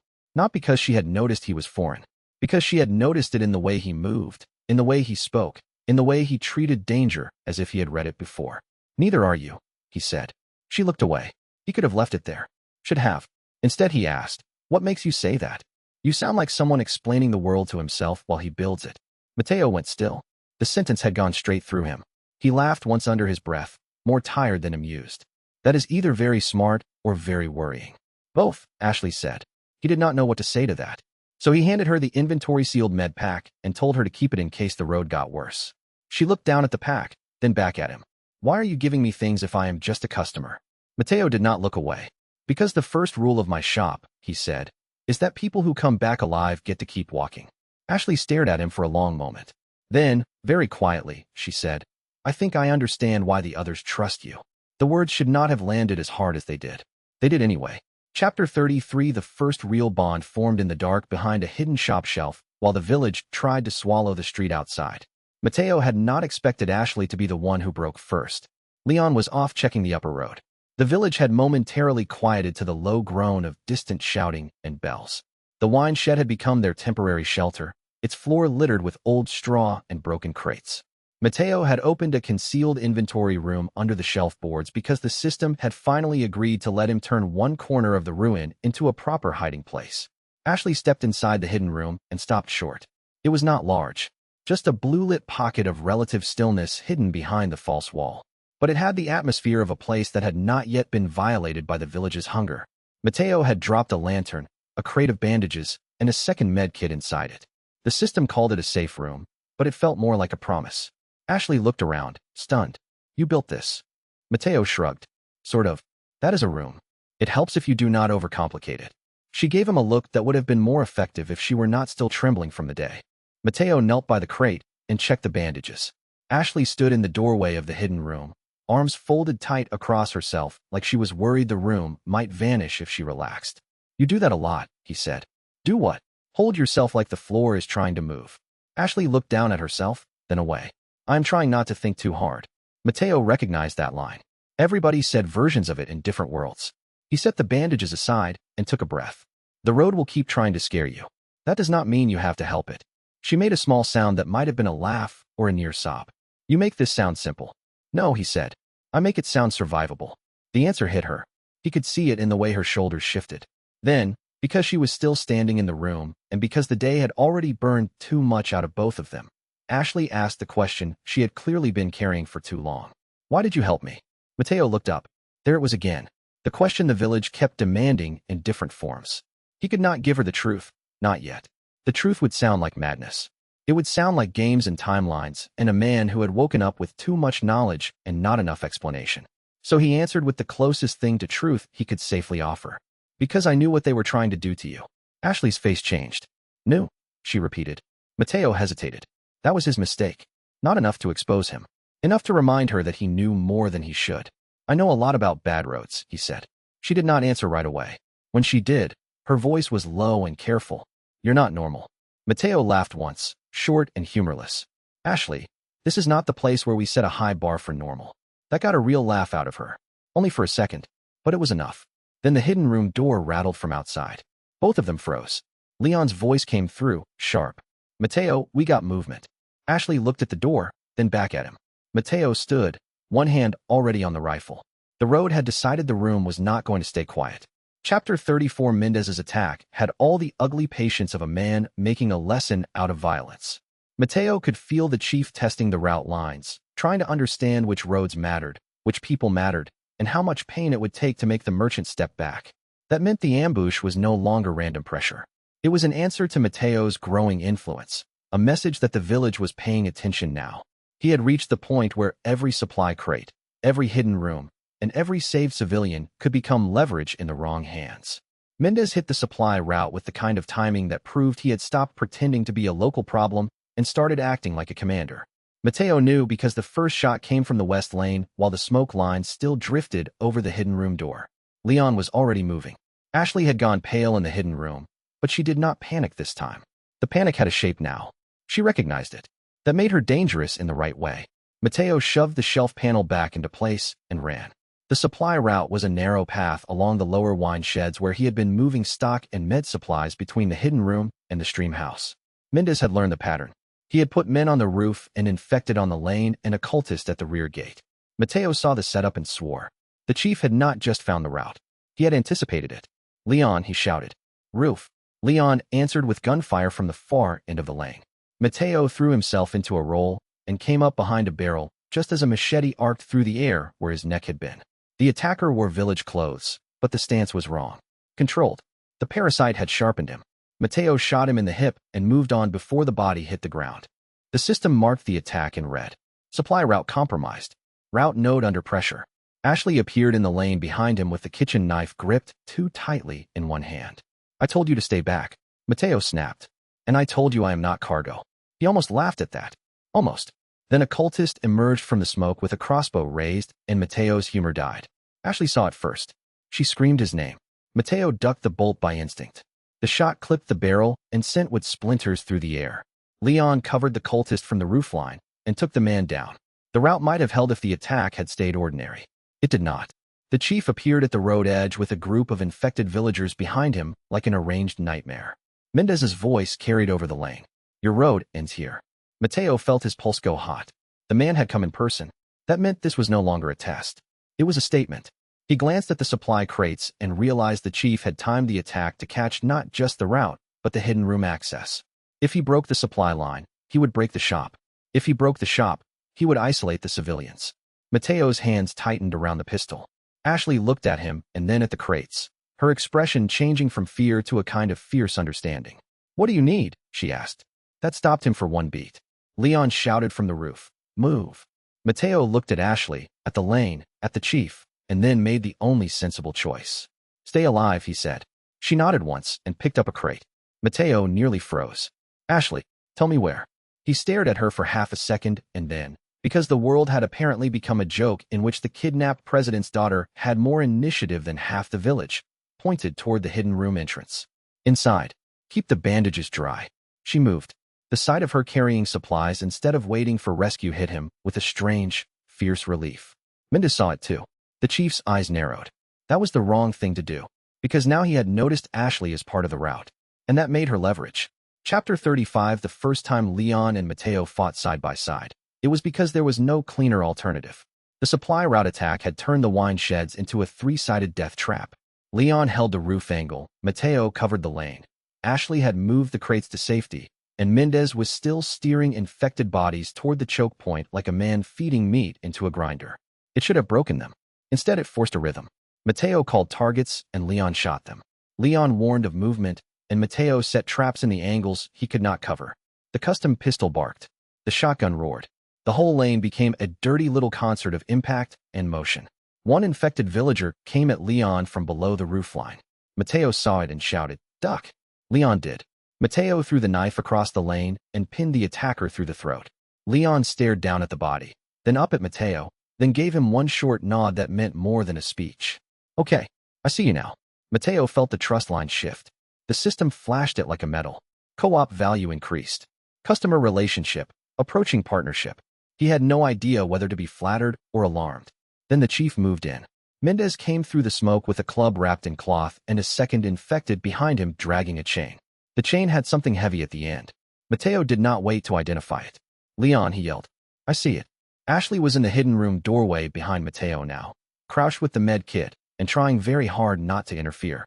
Good. Wrong kind of brave could get people killed. Right kind could keep them alive. Mendez swung. Mateo ducked, took a hit to the shoulder that nearly knocked him off his feet, and answered by slamming the butt of the custom pistol into the chief's ribs. Leon fired from above and caught the chain carrier in the leg. The body dropped. The chain snapped loose and dragged through the dirt. The fight was pure noise now. Mateo could feel the village road and the route marker behind it, both straining under the pressure of repeated movement. He would need to repair the line soon or lose the progress entirely. But first they had to survive the chief's answer. Mendez reached for him, and Mateo saw the wrongness in the hand just in time. The fingers were thickened, swollen, not fully transformed, but not fully human either. The adaptation the system had warned him about. The chief's faith had not made him safer. It had made him more aggressive in the shape of the infection. Mateo ducked low and drove the knife up under the arm. Mendez snarled. Leon dropped from the roof in a messy, fast move that should have broken his knees and somehow did not. He landed beside Mateo with the shotgun up and fired into Mendez's shoulder at point blank. The chief staggered. Mateo seized the opening and shouted, "Now!" He kicked the chain into the lane, stepped onto it, and used the slick metal to drive the chief off balance just enough for Leon to finish the angle with a shot that took Mendez's balance out from under him. The chief went down hard. Not dead, but on the ground. That mattered.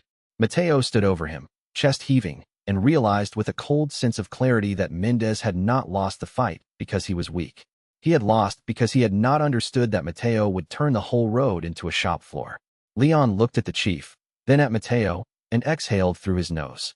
"You really are serious about the merchant thing?" Mateo wiped blood off his cheek. "Told you."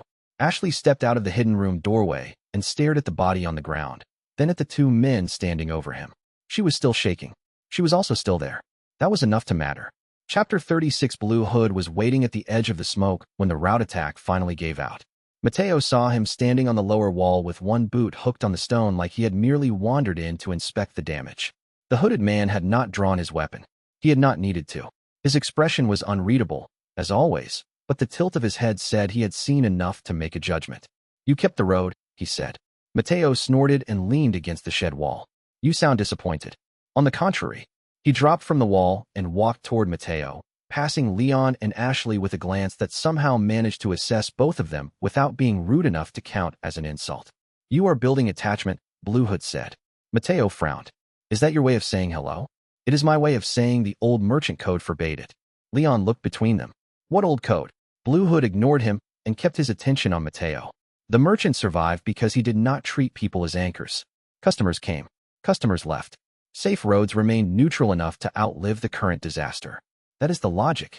Mateo crossed his arms carefully around his bruised shoulder. And if the logic is wrong?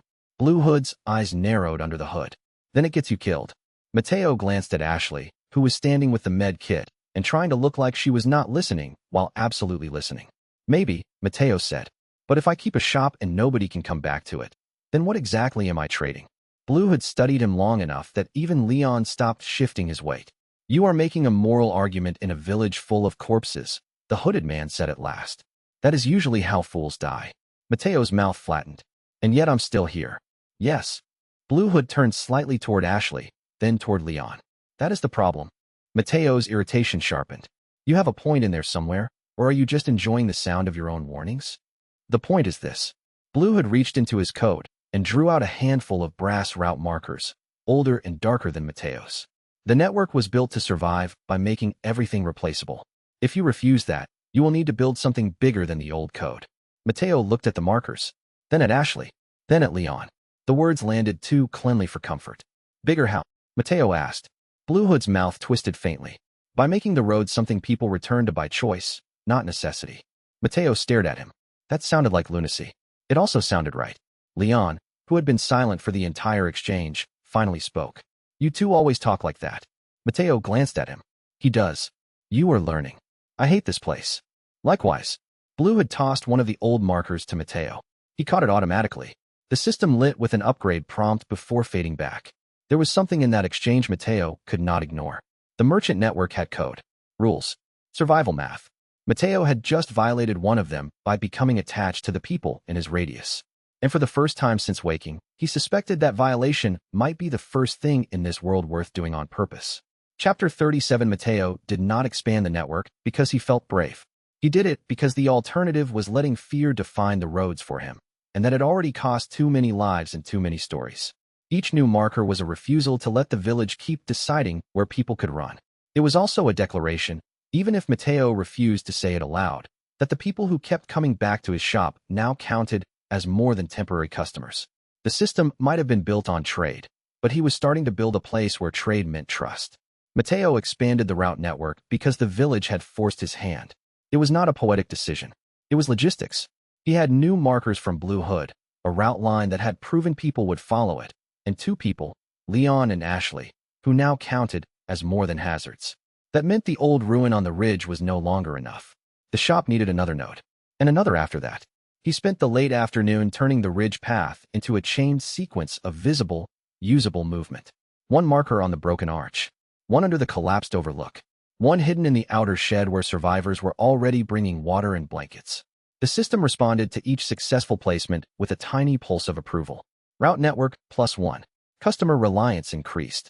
Leon watched him work with that same tight expression the rookie got whenever he was trying to decide whether the impossible was worth commenting on. "You're really building a network," Leon said. Mateo checked the map overlay and adjusted the last marker a few feet to the east. "What did you think I was doing?" "Selling." "That too." Ashley, still recovering from the route attack, was helping sort bandages and ammo in the hidden room. Mateo had given her a job because he had seen the way her posture changed when she was useful. Not less frightened, just less trapped. He had not expected her to take to it so quickly. The merchant system rewarded each handoff. Trust +1. Trust +1. Safe room utilization rising. Blue had arrived to find the hidden room active and the new route markers already in place. He did not look pleased exactly. He looked, if Mateo was being generous, impressed in the way a veteran might be impressed by a reckless recruit who kept living through bad calls. "You made it bigger," Blue Hood said. Mateo dusted his hands off. "You said I should. I said you would need to. Same difference." Blue Hood looked past him to Ashley, then to Leon, then to the stock. "You are creating dependency." Mateo did not like the accusation. "No," he said. "I am creating something worth returning to." The hooded man went silent. Leon glanced back at Mateo. "You know, that sounded like a speech. Don't ruin it." Blue Hood gave a short, almost bitter laugh. "That is not how the old code worked." Mateo folded his arms. "Then the old code is dead." Blue Hood looked at him for a long moment. Maybe. That was all the concession Mateo was going to get. It was enough. Ashley came out of the hidden room with the med kit tray and looked at the two of them like she was quietly assembling the shape of a larger problem. Mateo saw the change in her expression and realized she was starting to understand that his work was not random. It was a structure. She set the tray down and asked, "Does this mean there are more shops?" Mateo hesitated, then nodded. "Maybe. Where?" "Where people need them." Ashley looked at the route markers, then at the village road, then back at him. "That sounds dangerous." Mateo shrugged one shoulder. "So is breathing here." Leon snorted. Blue Hood shook his head. "You really are going to get yourself killed." Mateo smiled, but there was less humor in it now. "Not if I get there first." Chapter 38. Hunnigan traced enough chatter to realize somebody else was moving pieces in the village. Mateo found out because Leon's comm crackled again just after midnight while the hidden room was being restocked. The radio hissed, then Hunnigan's voice cut through in that precise, clipped way that made everything sound like a deadline. "Leon, I have a new read on your local anomaly." Leon answered from the doorway. "You're saying that like you were expecting one." "I was hoping not to have to say it aloud." She paused. "There are movements in the field that do not match village behavior." Mateo looked up from the crate he was sealing. "Good. The system had been telling him that for hours." "Explain," Leon said. Hunnigan did.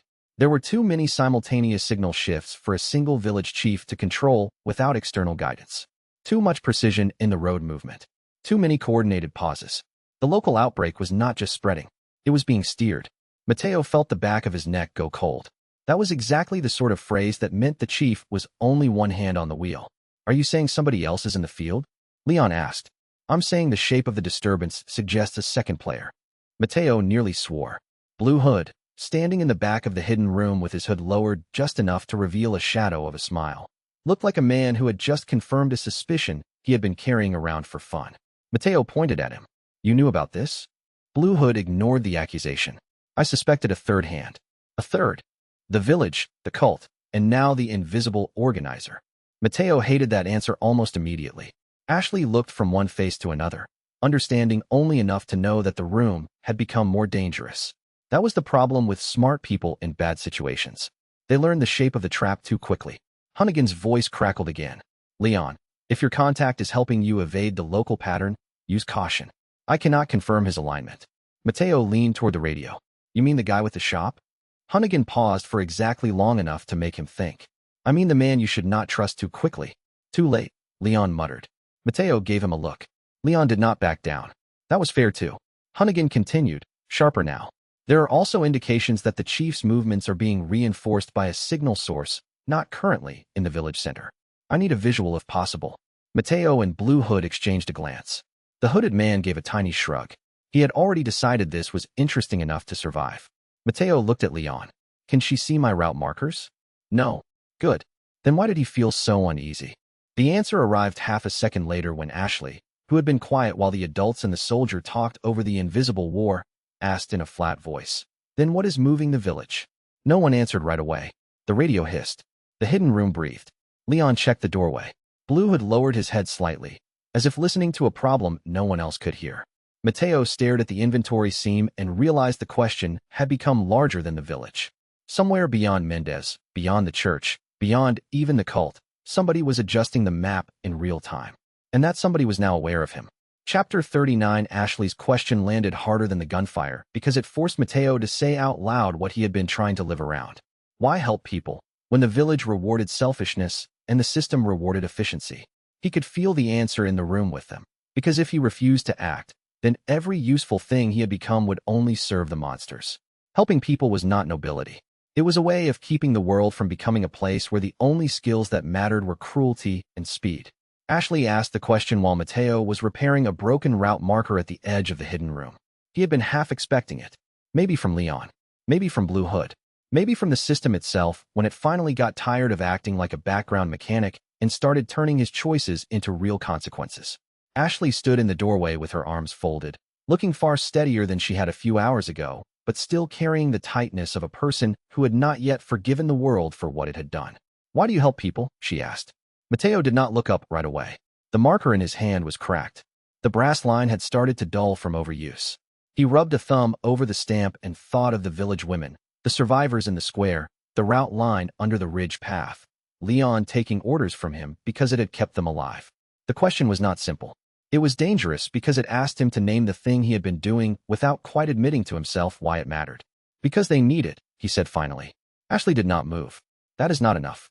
Mateo gave a short breath that might have been a laugh if the world had been kinder. It is in a village full of people trying to eat each other. You know what I mean. He did. That was the problem. He could say he helped because he knew the story, because he understood the shape of survival, because the merchant system rewarded trust and route building, because if he did not keep people alive, there would be nobody left to buy from. All of those would be true. They would also be incomplete. Mateo finally looked at her. Because I can, he said. Ashley frowned. That sounds selfish. It is. She seemed to wait for more. When nothing else came, her expression changed into something softer and more complicated. You make it sound like selfishness can be a reason to save people. Mateo shrugged. Sometimes it is. She stared at him for a long time.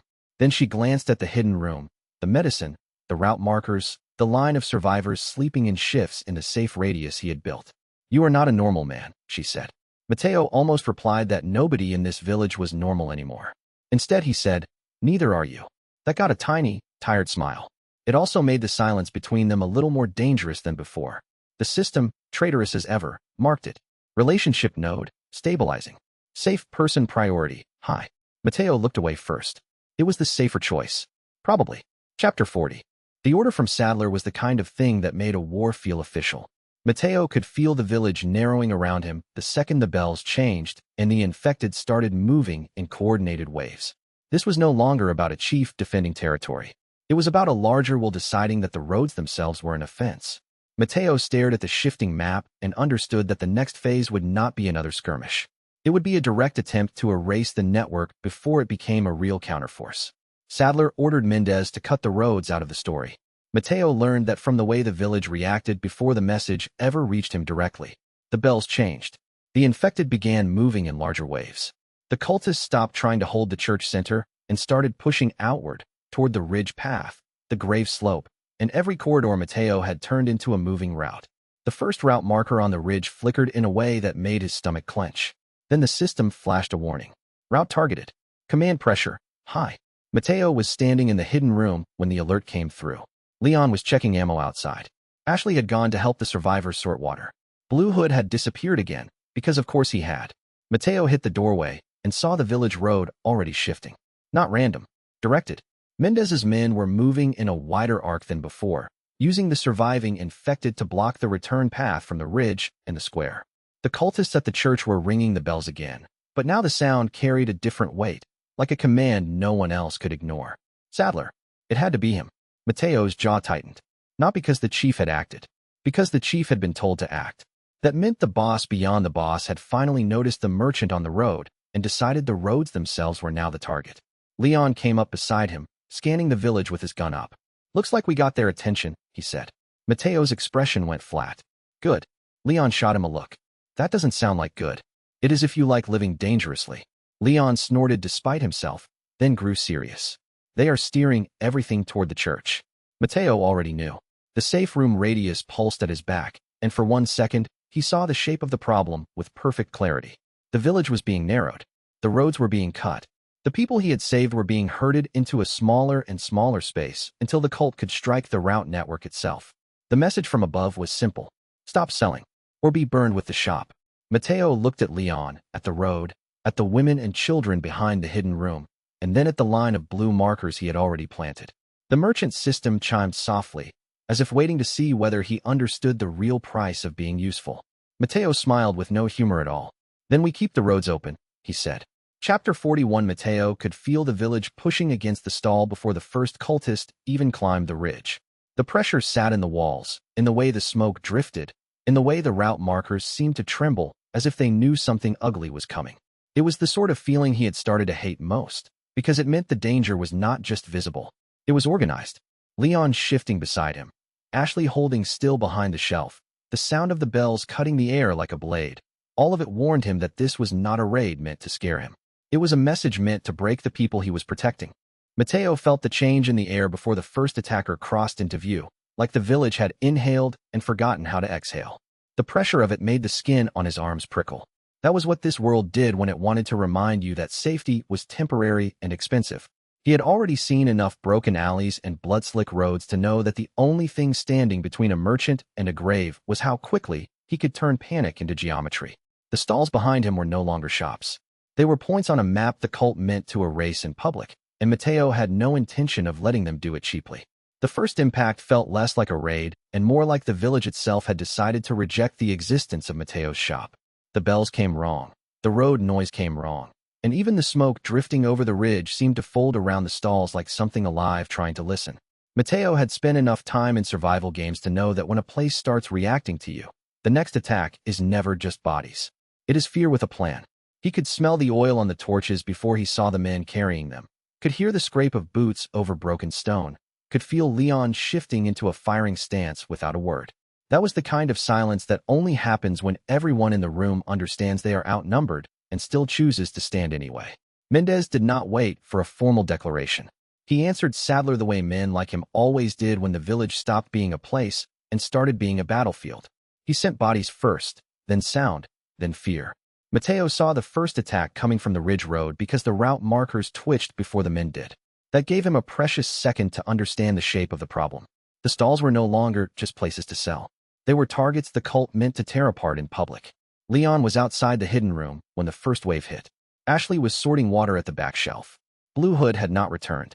Mateo had just started counting the remaining stock when the bells cut into the air with a harsher rhythm than before. Not prayer. Not warning. Command. The first cultist came up the ridge path with a burning torch and a grin that said he had been promised something for the effort. Mateo shot him in the knee. The man fell into the marker line, and 3 more followed immediately behind him. One carried a sack of stones. Another had a pitchfork wrapped in cloth. The third was not even trying to hide the fact that he was carrying a jar of flammable oil. Mateo backed into the stall frame and opened the inventory seam. The system gave him a quick list of emergency stock. Flash pellets, nail traps, smoke, 2 spare boards, 1 mine kit. It felt less like a shop now and more like a war chest someone had hidden inside a coat. Leon vaulted over the lower rail and took the second man with a clean shot to the chest. Ashley stared for one frozen moment, then ducked instinctively behind the water barrel as a thrown stone shattered the shelf beside her. Mateo snapped, "Stay low." She did. That mattered.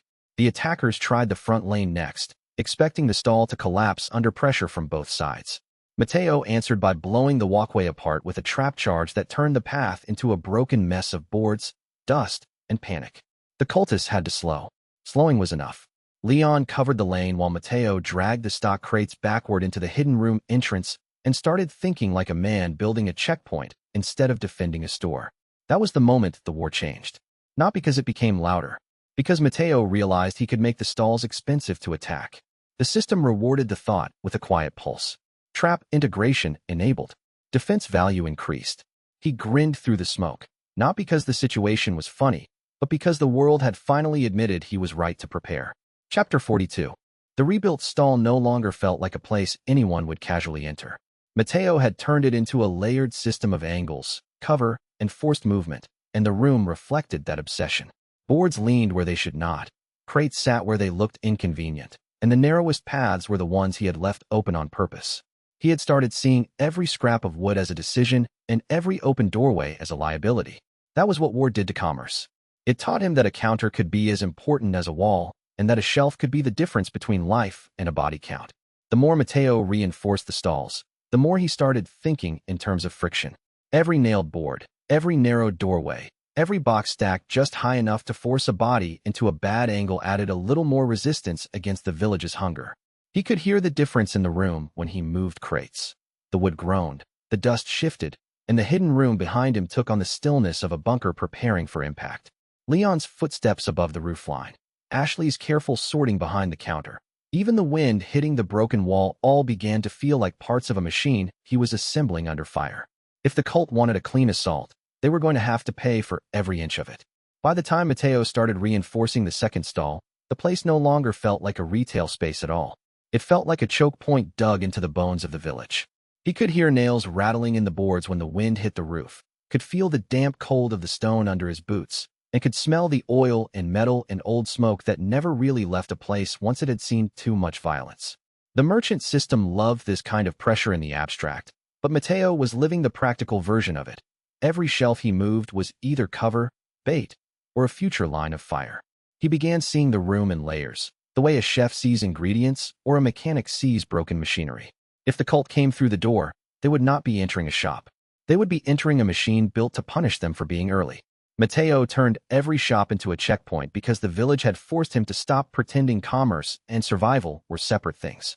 The first stall fell into the pattern quickly. He stacked boards into narrow sight lines, turned the back wall into a concealed shelf of emergency stock, and planted a marker under the floor that let the system feed him a route warning whenever anyone moved through the lane too fast. The second stall was uglier. It was half cave, half shed, and smelled like damp straw and cordite. That made it perfect. Leon watched him work with the expression of a man slowly understanding that the merchant's chaos was actually structure. "You do this a lot?" Leon asked. Mateo ducked under a hanging beam and set a nail trap by the door. "Apparently, I do it well enough to keep living." That is not an answer. It is a true one. Ashley, who had been helping sort the new stock into medicine, ammo, and food, looked up and said, "He is better at this when people are trying to kill him." Mateo pointed at her without looking away from the trap line. "See? She gets it." The system hummed. Upgrade window open. Pressure response. High efficiency. He spent the next hour building angle after angle until the stall looked like a trade counter from the outside and a death maze from the inside. If the cult came straight in, they would be funneled. If they came from the roof, they would hit the secondary route and trigger the line of bottles Mateo had set as silent alarms. If they tried to burn the place, the hidden room would vent the smoke into a corridor that forced them backward. It was ugly, careful work. It was also the first time the merchant system seemed to genuinely approve. Every completed layer gave him a flash of sharper vision. The inventory seemed open wider. Appraisal read faster. The safe room gained stronger edges. Even the route markers started showing a faint predictive shimmer, as if the world itself was beginning to understand that Mateo did not just sell things. He built places where people could come back from. Leon leaned over the counter after the third reinforcement. "You always this intense about furniture?" Mateo wiped dust from his hands. "You call it furniture. I call it a strategic environment." Leon stared. Mateo shrugged. "What? It sounds better if I do." Leon gave him the smallest hint of a smile, then looked toward the road where the village movement had quieted too quickly. They'll come again, he said. Mateo checked the trap line and nodded once. Good. If they were going to come, they would have to pay for every step. Chapter 43. Ashley's usefulness was not loud, which somehow made it more dangerous. She did not dominate the room. She improved it. The survivors noticed before Mateo did. The old man with the limp stopped shaking long enough to answer her questions. The child let her bandage a scraped hand without crying. Even the water barrel looked less like a burden when she was the one checking the cups. Mateo had expected help. He had not expected someone to make the safe room feel like a place people might recover in instead of merely hide in, and that shift unsettled him because it meant the network was no longer built entirely around him. Watching Ashley work changed the feel of the safe room in ways Mateo had not expected. The room no longer revolved entirely around his inventory, his route markers, or the system's prompts. It started to revolve around the people inside it. That was a subtle shift, but in a place like this, subtle shifts became survival. The survivor with the limp started breathing easier when Ashley handed him water without pity. The child stopped crying when she pointed out the bandage shelf like it mattered. Mateo could feel the room becoming more than protection. It was becoming a place where people were allowed to have jobs, and jobs meant they had something to do other than fear the next scream from the road. Ashley did not announce that she was helping because she did not need permission to be useful anymore. She just started doing it, the way someone quietly steps into a storm drain instead of waiting to be told the flood is coming. Mateo noticed that about her immediately. She organized with purpose, but not with panic. When one of the survivors shook too hard to hold a water cup, Ashley steadied the cup for him without making a spectacle out of his fear. When a little boy started crying because the bandages looked too red, she folded the cloth around them and said something soft enough to keep him from feeling ashamed. Mateo had been expecting trauma. What he got instead was competence wrapped around a shaking center. It made the room feel less like a refuge and more like a place where people might actually survive long enough to become themselves again. Ashley started helping inside the safe rooms because she was tired of waiting for the world to decide what she was allowed to do. It began with a shelf. Mateo had brought back medical stock from a side route, and while he was still appraising the new supplies, Ashley started reorganizing them without being asked. She put the bandages on one side, the sprays on another, the ammo in neat stacks, and the food closest to the back where the civilians could reach it without crossing the whole room. The motion was so practical and so immediate that Mateo stopped for a second and just watched. She noticed. What? She asked, defensive for half a beat. Nothing, he said. You are just better at this than you look. Ashley frowned. That was not a compliment. It was absolutely a compliment. Leon, leaning near the doorway with his weapon in one hand, gave a low sound that might have been a laugh. The safe room had filled with survivors from the lower road. Women, an old man with a limp, a child who was too quiet, two villagers who had stopped pretending they were not terrified. Ashley moved among them as if she had always belonged in a room where fear needed organizing. She checked who was bleeding, who needed water, who was shaking too hard to speak. Mateo had built the room. Ashley made it feel inhabited. The system noticed immediately. Safe room utilization increased. Trust chain stabilized. Customer return risk lowered. Mateo looked away from the prompt before anyone could see the smile he tried to hide. Ashley caught him anyway. You keep getting that look, she said. What look? Like the room did something to you. Mateo rubbed the back of his neck. It did. She turned back to the supplies, then paused. You can keep pretending I am not helping, but I know what I am doing. I never said you weren't helping. You didn't have to. That was true. And because it was true, it mattered. Outside, the village bells began again. But inside the safe room, Ashley was teaching frightened people how to sit up straight enough to keep going. That was worth more than ammo. Chapter 44. Leon's attention was the kind that could turn from concern into strategy in half a breath. Mateo respected that because it meant Leon was never wasting energy on fantasy. He was studying Ashley the same way he studied a corridor before stepping into it, trying to understand what new angles had appeared and whether they could be trusted under pressure. That, more than anything, made the change in her feel real. People do not get watched that carefully unless they have become important. Mateo could see the possibility forming already. Ashley was becoming a stabilizing center, and centers attract threats. Leon's attention on Ashley had the same practical edge as everything else he did, which was why Mateo trusted it. It was not idle curiosity. It was the look of a man filing away information because it might matter in the next minute or the next disaster. Ashley's growth was the kind of thing that made the room sturdier and the future harder to predict. Mateo could already see the problems that would come from that. People who become useful become visible. People who become visible become leverage. He did not need the system to tell him that. He could feel it in the way Leon had gone quieter, more watchful, as though he had realized the village had just produced another person worth defending. Leon was not the type to comment on feelings out loud, which made the fact that he kept watching Ashley even more telling. Mateo knew the look. It was the same look men got when they realized somebody they had been protecting had quietly become part of the reason they kept going. The village made that kind of shift dangerous. It turned sympathy into leverage and attention into a liability. Mateo could see Leon understanding that Ashley was changing in real time, and he could also see Leon trying to decide whether that was a good thing. In a place like this, goodness was rarely the right category. What mattered was whether someone could still move, still think, still choose under pressure. Ashley was doing that now. The problem was that people who became hard to break also became worth targeting. Leon noticed Ashley changing before he said anything. Mateo saw the moment it landed because Leon had the kind of face that went still when he was trying to decide if something mattered enough to comment on. Ashley had just finished handing out bandages and was speaking quietly to a woman who had nearly collapsed from shock. Her voice was calm, not cheerful, not false, just calm in a way the room could use. Leon watched for a full 3 seconds too long. Mateo nudged a crate with his boot. "Don't make it weird." Leon shot him a look. "I wasn't." "You were thinking. That is not illegal. It is in some parts of the village." That earned a brief huff from Leon, but his eyes went back to Ashley.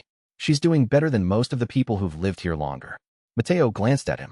"You sound surprised." "I am." "Why?"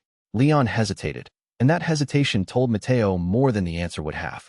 "Because people do not usually come out of this kind of thing with more steel," Leon said quietly. "They come out broken, angry, afraid." "She is still afraid, but she is not folding." Mateo looked back at Ashley in the safe room doorway. He knew what Leon meant. Ashley was not becoming tougher because the world had been kind. She was becoming dangerous because she had decided not to let the village finish her. That kind of transformation made people useful. It also made them vulnerable in new ways. Leon crossed his arms.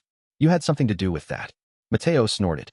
"I gave her a room, and she turned it into a hospital. She is efficient." Leon looked at him for a moment, then said, "You know that can be bad for you." "What can?" "Letting someone in too much." Mateo went very still. Leon did not press, which somehow made it worse. He just looked back toward the road and checked his ammo as if the conversation had been casual. The warning had been real. Mateo knew it. Chapter 45. Luis brought the kind of information that always had too much blood on it to be healthy. Mateo had started recognizing the look on his face.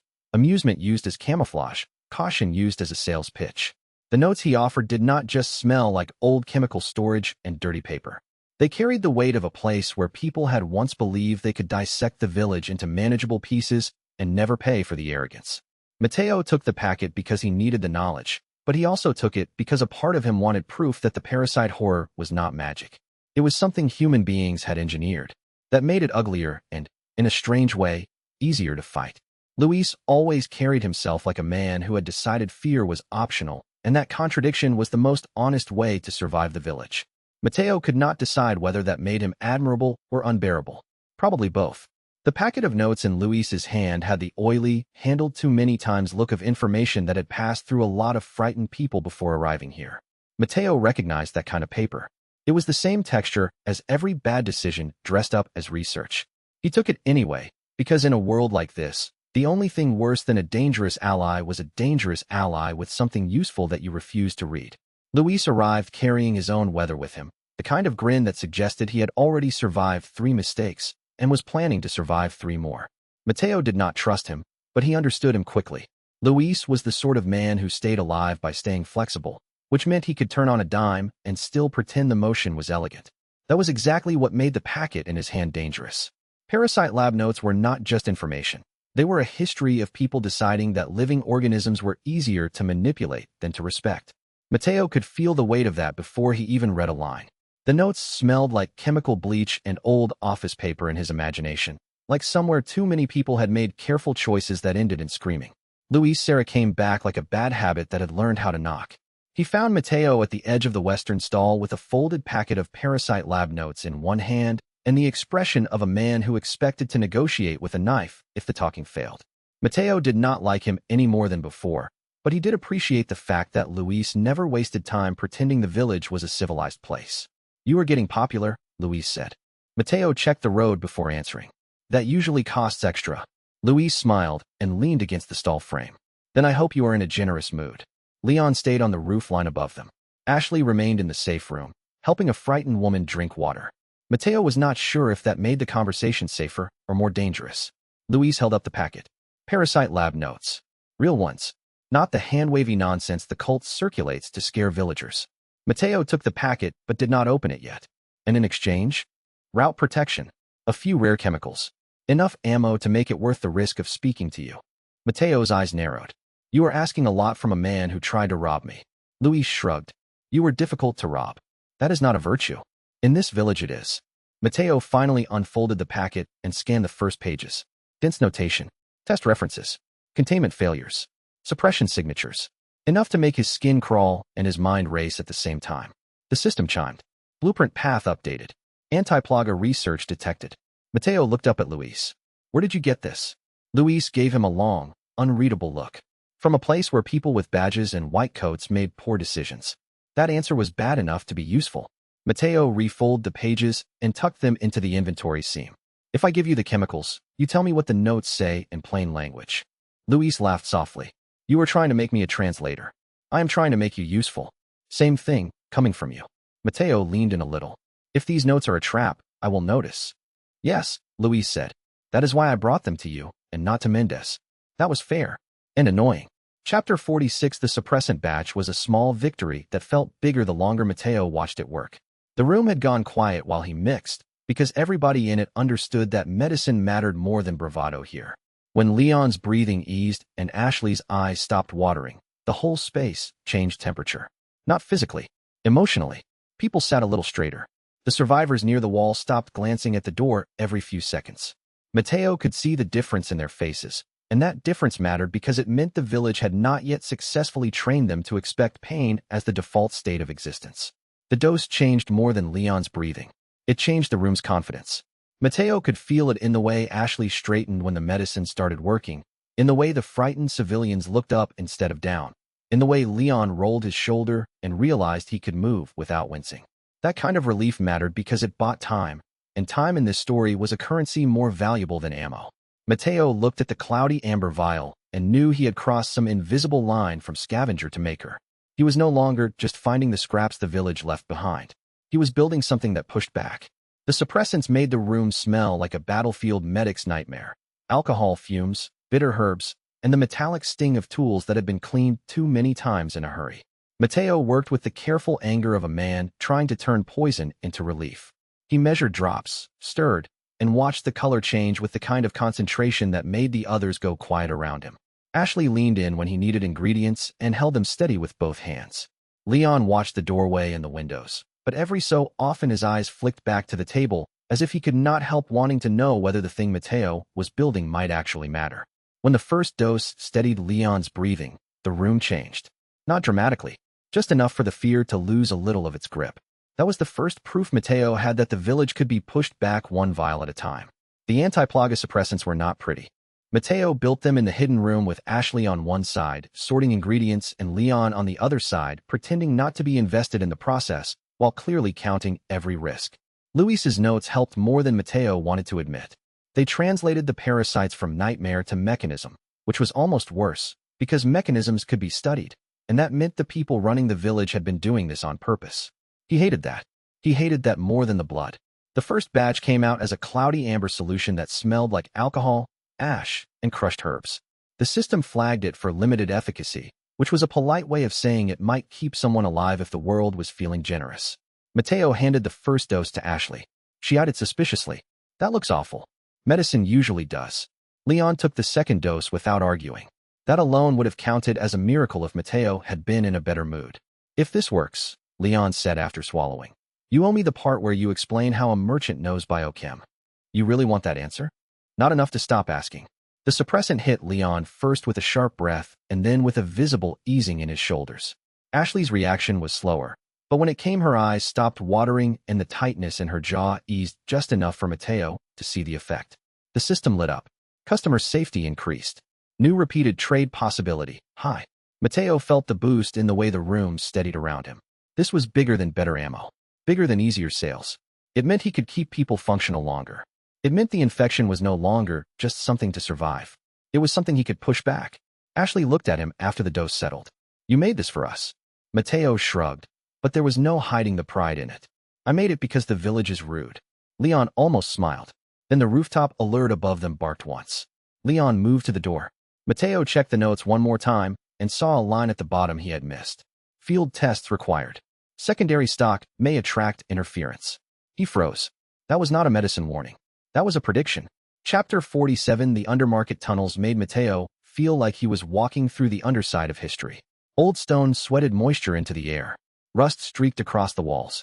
The route markers carved by people long dead felt less like directions and more like apologies. He kept waiting for some hidden mechanism to trigger under his boot, because a place this old and secret had to be built on lies. Blue Hood moved ahead with the calm of a man who had already accepted that the tunnels would outlive everyone inside them. That made Mateo uneasy, because it suggested the merchant network had been planning to survive by burying its mistakes instead of fixing them. Blue Hood had the patience of a man who had lived long enough to stop expecting gratitude, which made him even harder to read. Mateo followed him into the tunnels with his senses stretched thin, listening for the scrape of rats or the thud of hidden doors. The undermarket space felt less like a forgotten hallway and more like the skeleton of an older economy. Everything in it had been built for movement: carts, traders, smugglers, and people who needed to vanish fast. Mateo understood immediately why Blue Hood wanted him here. If the surface roads were the village's face, these tunnels were its stomach, and that meant the real history of the merchant network had been digesting people for years. The undermarket tunnels were the kind of place that made people stop talking without being told. The air carried old wet stone, rust, and the sour ghost of trade smoke that had soaked into the walls over years of bargains nobody wanted written down. Mateo followed Blue Hood with one hand on his weapon and one eye on the old route markings, half expecting a trap to open under his boots. Instead, he got history: sealed alcoves, broken crates, forgotten passage nodes with merchant seals cut into the stone like someone had branded the dark itself. The older the chamber became, the more Mateo understood that the village above was only one surface level, not in a much larger network of selfish survival. That realization bothered him because it meant the merchant role had always been bigger and uglier than the coat made it look. Blue Hood took Mateo into the undermarket tunnels because the village above had become too small for the amount of damage Mendez wanted to inflict. He waited until dusk, then appeared at the ridge marker with the familiar silent confidence of a man who had spent too much of his life disappearing into places other people missed. "You are coming," Blue Hood said. Mateo crossed his arms. That sounded like an order. It was. Leon, who had been loading gear near the stall, looked over. "Where?" Blue Hood ignored the question and addressed Mateo only. "If you keep building shops, you need to know the roads under them." Mateo had already guessed that the older merchant routes did not stop at the village surface. Still, he did not like the idea of going deeper into a place designed to hide the ugly parts of history. "And why would I trust you with that?" Blue Hood tilted his head. "Because I know where the bodies of the network are buried." That was not comforting. It was useful. Ashley watched from the safe room entrance, the suppressant helping her look less like she expected the ground to vanish beneath her feet. "Are you going to be gone long?" Mateo looked at her and realized the question mattered more than the tunnels. "Probably not," he said. That was the merchant's version of a promise. The undermarket tunnels smelled like wet stone and old trade smoke. The walls had been cut wide enough for carts, but the routes were marked by symbols far older than the village they ran beneath. Blue had led him past sealed alcoves, rusted hooks, collapsed nodes, and one room lined with broken boxes stamped with merchant seals from decades ago. Mateo stared at them. "This network was larger than I thought." Blue Hood gave a dry sound. "It always was. Why bury it?" "Because the network survived by selling to everyone and saving no one." Mateo turned sharply. Blue Hood held his gaze. "Do not look so surprised," he said. "History is ugly when people who profit from it get to write the records." The answer sat in Mateo's chest like a stone. And when they reached the oldest route chamber, he understood that the village above was only one tiny branch of a much darker trade. Chapter 48. The chamber held the sort of truth that makes a person angry before it makes them wise. Mateo could see it in the route stamps. The old system had not been morally neutral so much as profit neutral. If a road remained functional, that was enough. If a civilian died because the road had been redirected for convenience, that was treated as collateral. Mateo felt something in him harden while he listened, because the implication was clear. If he wanted a different future, he could not simply inherit the old network and use it better. He would have to redefine what the network existed for. The chamber's old route stamps looked harmless until Mateo read them as a set instead of as isolated marks. Then they became a system of choices written into stone. Move supplies here, abandon civilians there, cut this line, sacrifice that route. The older he stared, the clearer it became that the network's neutrality was not some noble code. It was bookkeeping for who got left behind when things got ugly enough. Mateo felt anger rise slowly, the kind that starts in the gut and climbs into the jaw. If this was the inheritance, then he wanted no part of it. He wanted a different kind of merchant road, one that remembered the people moving through it instead of treating them like temporary inventory. Blue Hood's explanation landed harder because it had no dramatic flourish. No curse, no moral speech, just the ugly truth stripped bare and left on the floor like a blade.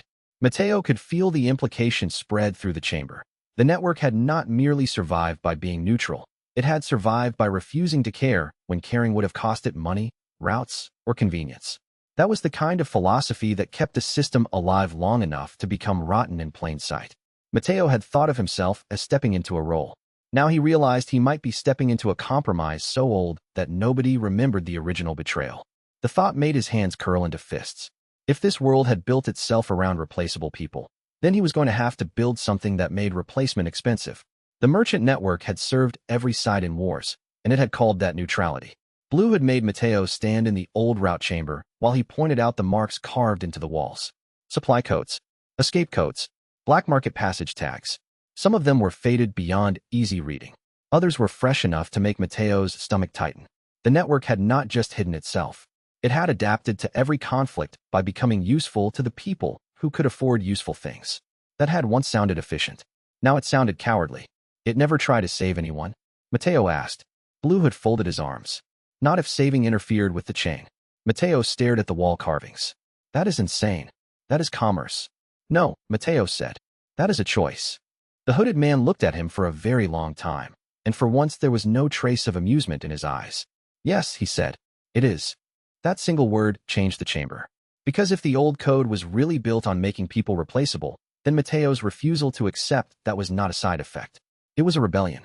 He had been worried he was breaking the merchant role by caring too much. The tunnel made him realize the role itself might have been rotten long before he woke inside it. He touched one of the old route stamps. It was cold. The system pulsed. New network history accessed. Moral reframing available. Mateo almost laughed at the prompt. The machine was trying to turn guilt into a skill tree. Fine. Let it try. He had already decided the old merchant logic would not be enough. Blue had watched him read the chamber. You understand why we keep neutrality now? The hooded man asked. Mateo answered without looking away from the wall. Because it is easier to stay alive than to be good. Blue Hood said nothing. Mateo turned back to him. But I am already alive. And that, more than anything else, was the reason he could afford to choose differently. Chapter 49. The civilians in the grainhouse lane were almost too frightened to understand they had been placed there on purpose. That made Mateo furious in a way that sharpened his thinking instead of breaking it. He could see how Mendez had built the trap to exploit every instinct the people had. Run toward the open side. Trust the visible path. Assume the route with the least smoke was the safest one. Mateo answered by reading the whole lane like a map of lies. The rescue became a game of refusing the village's assumptions, and the moment he understood that, he knew he could keep more people alive than the cult expected. The grainhouse lane trap was particularly vile because it used the shape of help against itself. The civilians could see openings, but every opening led to another line of fire. Mateo saw that and felt the old modern instinct in him flare up, the need to solve a problem by making it impossible for the attacker to keep using the same assumptions. That meant speed, yes, but also patience. He had to get into the village's ugly geometry, rip out the parts that funneled people into death, and leave behind only the paths that let them live. That was harder than brute force. It also felt better, which made him deeply suspicious of what kind of person he was becoming. The trap Mendez set for the civilians was nasty in the way only a practiced commander can manage. Enough openings to tempt rescue, enough violence to punish it, and enough sightlines to make the rescuers feel clever right up until the moment they died.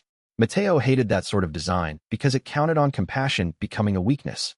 He watched frightened villagers cluster in the grainhouse lane and saw, in one glance, how the village had reduced them to fuel for a larger strategy. That was the point where the rescue stopped being a side mission and started being an argument with the whole world. Mateo felt it in his chest as a cold, hard insistence. If he could build a route through this, then the village's cruelty was not inevitable. It was merely better organized than mercy. That made it beatable. The civilians were supposed to be bait. Mateo found that out when one of the tunnel markers pulsed red and Blue Hood swore under his breath for the first time in weeks. Mendez had scattered frightened villagers through the lower lanes near a collapsed grain house, leaving infected pressure in the front and cultists on the roof so that anyone trying to help would be trapped in the center. It was a neat trap. Mateo hated neat traps. He reached the first civilian group through the undermarket tunnel and saw exactly what Mendez intended. Panic, confusion, and bodies arranged to block the obvious escape route. The village above was using the old roads like a funnel. If the people ran the wrong direction, the cult would butcher them. If they ran the right one, they would still be boxed in. Leon appeared at the tunnel exit a few seconds later, breathing hard. "You said there were civilians," he said. Mateo nodded. "There are. And Mendez set this up?" Mateo's expression hardened. "Yes." That was all Leon needed. They moved fast after that. Mateo cut the first lock. Leon cleared the roof line. Ashley, who had insisted on coming as far as the tunnel mouth, passed out blankets and the suppressant vials to the ones too frightened to move. Blue had stayed back and opened a side node that Mateo had not known existed. The route chamber lit with the oldest kind of marker glow, and one by one the civilians started flowing through the hidden path rather than the obvious trap. It was messy. It was loud. It worked. Mateo carried a little girl across the last broken stair and felt the system swell with something like approval. Evacuation event complete. Customer trust multiplied. By the time the route closed behind them, 7 civilians had gotten out alive who would otherwise have been meat on a cult timer. The civilians started talking immediately. Not about the cult. About the merchant. About the man in the coat who had brought them through the dark and not once asked what they could pay before moving. Mateo heard it and felt the change settle into the village like a new weather pattern. He had become a story. That was useful. That was dangerous. Chapter 50, The Rumor Network, changed the way people looked at him, and that was its own kind of pressure. Mateo could feel the shift every time a villager approached with a softer voice or a frightened glance. They were not just buying goods anymore. They were asking the merchant to confirm that the world still had exits. That was a terrifying responsibility because it turned every interaction into a test. He was no longer a strange trader on the road. He was becoming the person who might decide whether someone ran or surrendered. The story around him was growing teeth. The legend effect had a cost, and Mateo could feel it almost immediately. People looked at him now with expectation in their eyes. Not just gratitude. Expectation. They wanted answers, routes, medicine, certainty, a reason to believe the village had not already decided their ending. He could sell those things in pieces, but the pressure of being seen as a solution made his shoulders tighten. The merchant system liked trust, yet trust was a fragile thing. Too much, and it became dependence. Too little, and the road collapsed. Mateo was beginning to understand that every rumor about him was also a demand, and some of those demands would someday be impossible to answer. The rumor spread with the speed of relief. Mateo could feel it changing the line before the crowd even finished forming. People who had been approaching with caution started approaching with hope, and hope was messy because it made them ask for things, directions, medicine, advice, reassurance, a place to set down fear without being mocked for it. He had spent most of the morning trying not to be overwhelmed by the fact that his name had become useful in the village. It was one thing to survive a fight. It was another to become the person other survivors looked at when deciding whether to keep walking. That kind of attention was a trap in any world. In this one, it was also a weapon. Mateo could use that, but only if he was willing to let the village see him as something other than a weird trader with too many pockets. Rumor moved faster than blood. By the next morning, people were coming to the stalls not because they were ordered there, but because they had heard the merchant had a safe room, medicine, and a route through the dark that did not end in a knife. Mateo felt the change in the line before he saw it. More cautious eyes. More people pretending not to stare. More hands hovering near the coat seam when they stepped close enough to buy. The civilians he had saved had told everyone. That meant his name, or at least the coat's name, had become a local fact. Mateo stood behind the counter as the queue grew and felt the oddest pressure in his chest. Not fear. Not pride. Something more uncomfortable. The knowledge that the village had decided to remember him. Leon leaned on the stall post and watched the line with a look of tired disbelief. "You're a legend now," he said. Mateo snorted. "I am a retailer." Same thing, apparently. Ashley, moving from one customer to another with medical supplies and a calm voice, looked over her shoulder and said, "You are enjoying this." Mateo pointed at her. "I am not." She raised an eyebrow. He had to concede the point with a slight shrug. The rumor effect changed the atmosphere in ways he could feel immediately. People brought him information now. Side paths. Hidden stock. Stories about cult movement. One old man even brought a family relic in exchange for antibiotics and whispered that he had been told the merchant knew how to keep a road open after dark. Mateo didn't know. That was the problem. Mendez knew it too. The chief's anger arrived with a burned stall on the south lane and 3 dead cultists arranged in front of it as a message. Mateo stared at the bodies and knew the next phase had begun. The village was no longer just afraid of the merchant. It was choosing him. Chapter 51. Mateo hated how clean the trap looked in hindsight. The chapel annex had felt manageable until Leon was inside it, which was exactly the kind of failure that stings most. He could picture the sequence over and over. The civilian line, the outer angle, the door, the pause, the snap shut. Mendez had not just captured a man. He had studied a pattern and selected the moment it would hurt most. That meant Mateo needed to think differently now. If the chief could weaponize rescue itself, then every future save would have to be planned like an ambush. Mateo hated how the village could turn a rescue into a trap simply by changing the timing. That was the thing about an enemy that understood your habits. It did not need to overcomplicate the attack. It only needed to wait for you to become yourself.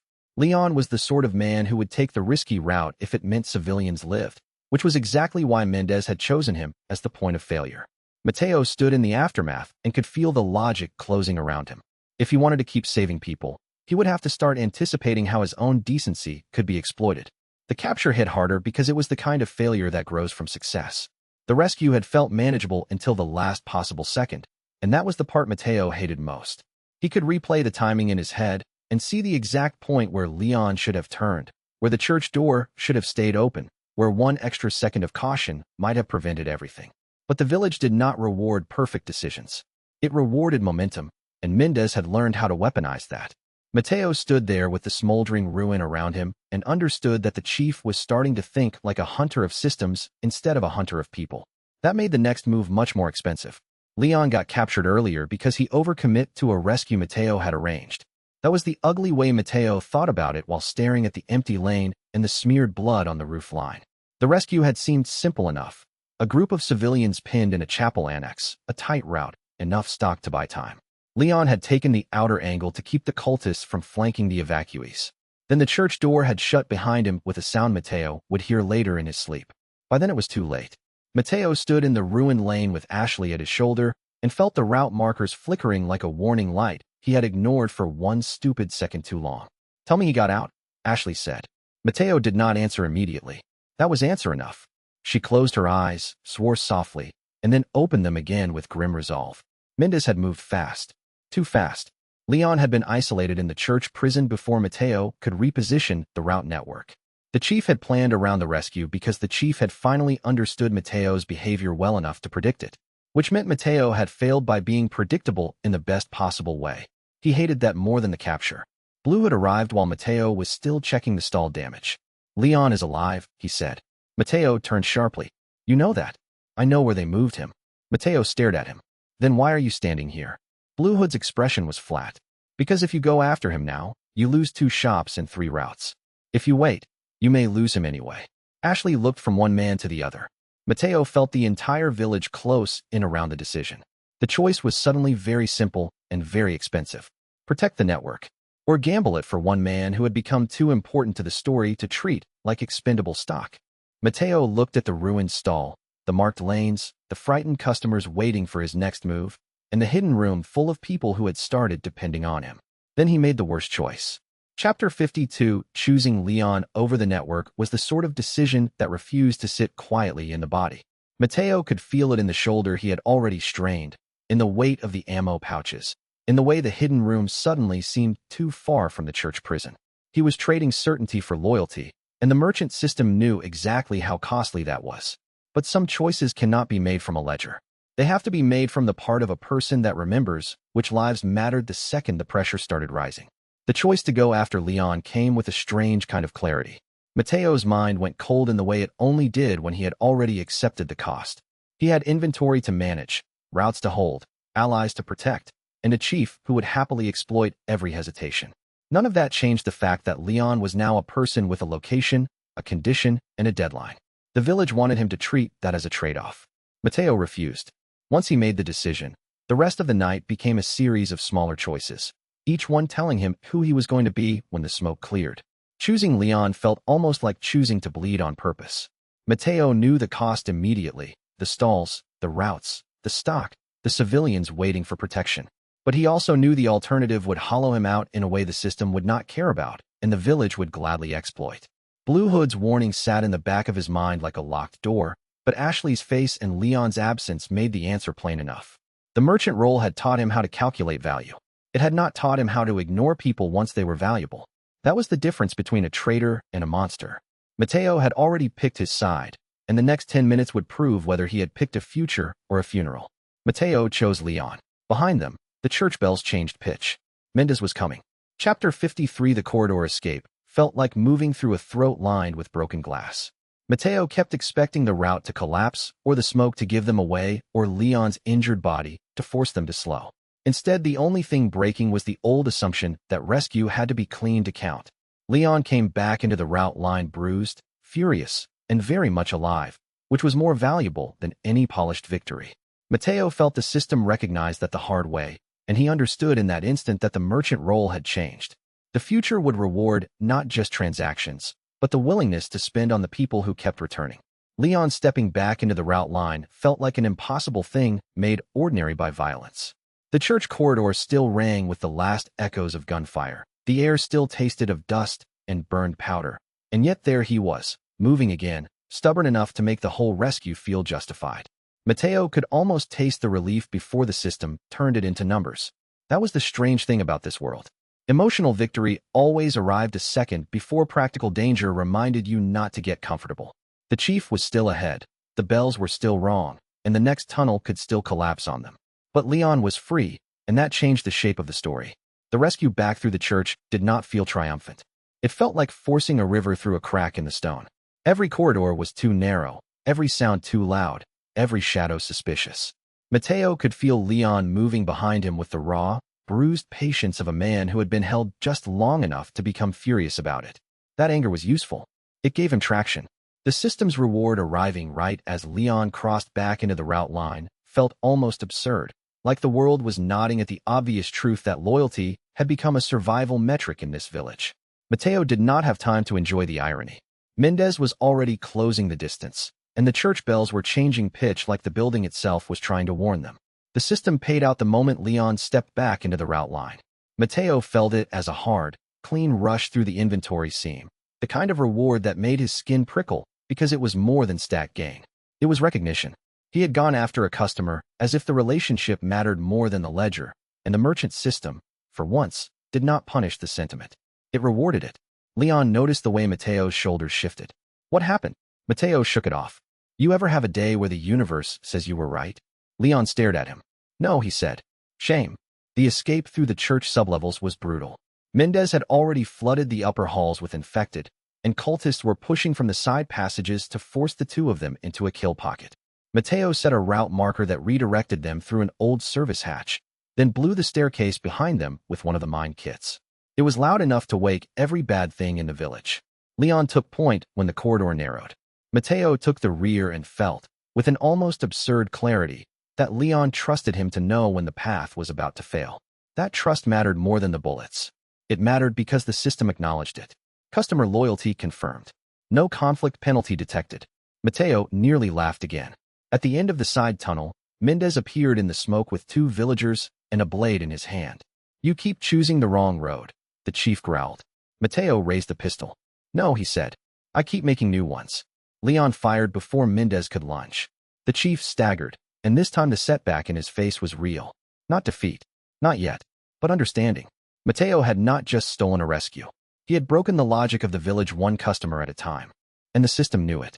Chapter 54. Mendez shifting from control to extermination was the worst possible evolution, because it meant the chief had stopped trying to preserve his own authority and started trying to erase the possibility of challenge. Mateo recognized that instinct from history, from games, from every story where a local tyrant realizes the map has been altered under his feet. Once that happens, he does not negotiate. He purges. Mateo felt the stakes rise with that realization. Every route marker, every safe room, every canister of medicine had become evidence that the village could be organized around something other than the cult. That made him impossible to ignore and impossible to forgive. What made Mendez dangerous now was not rage. It was comprehension.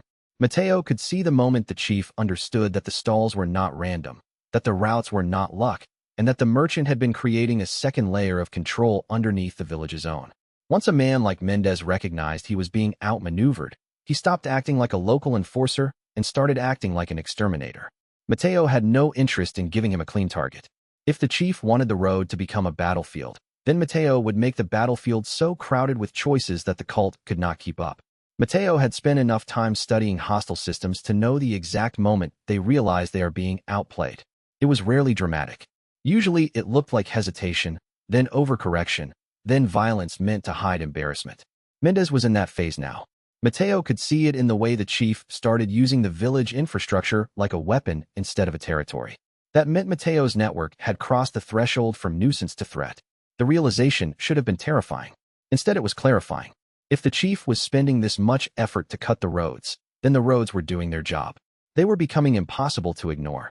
Mendez finally understood Mateo was not just trading inside the crisis. He was changing outcomes. That was the realization that made the chief dangerous in a new way. Mateo saw it in the way Mendez stopped treating the stalls like nuisance points and started treating them like strategic infrastructure. Every route marker, every hidden room, every stocked shelf, every survivor moving through Mateo's network became evidence that the village was losing control of the story. The chief's face had gone hard with the kind of anger that does not want to win anymore. It wants to destroy. Leon noticed too. He is escalating, Leon said. Mateo checked the route line. Good. Leon shot him a look. You keep saying that like it's a hobby. It is not a hobby. Then what is it? Mateo loaded the pistol with a fresh magazine and looked at the burned stall in the lane below. Necessary. The answer seemed to satisfy Leon, which was a little alarming. Ashley had started moving water and medicine between stalls without being asked, and now she was helping one of the rescued villagers clean a cut on his arm. She was not pretending to be fearless. She was just refusing to let fear pick the schedule. Mateo had not expected that from her so soon.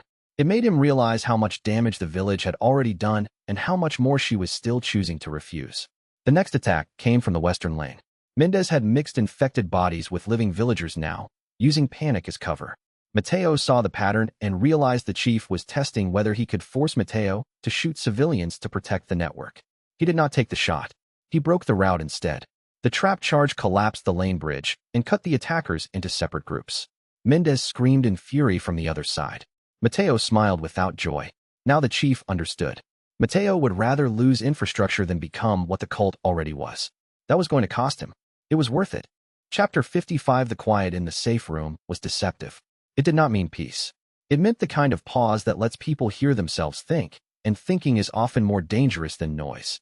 Mateo could feel the warmth of the candlelight, the ache in his shoulder, the soft pressure of Ashley's attention as she cleaned the blood from his sleeve.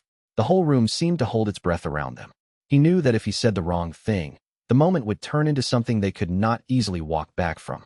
But if he said nothing at all, he would still leave changed.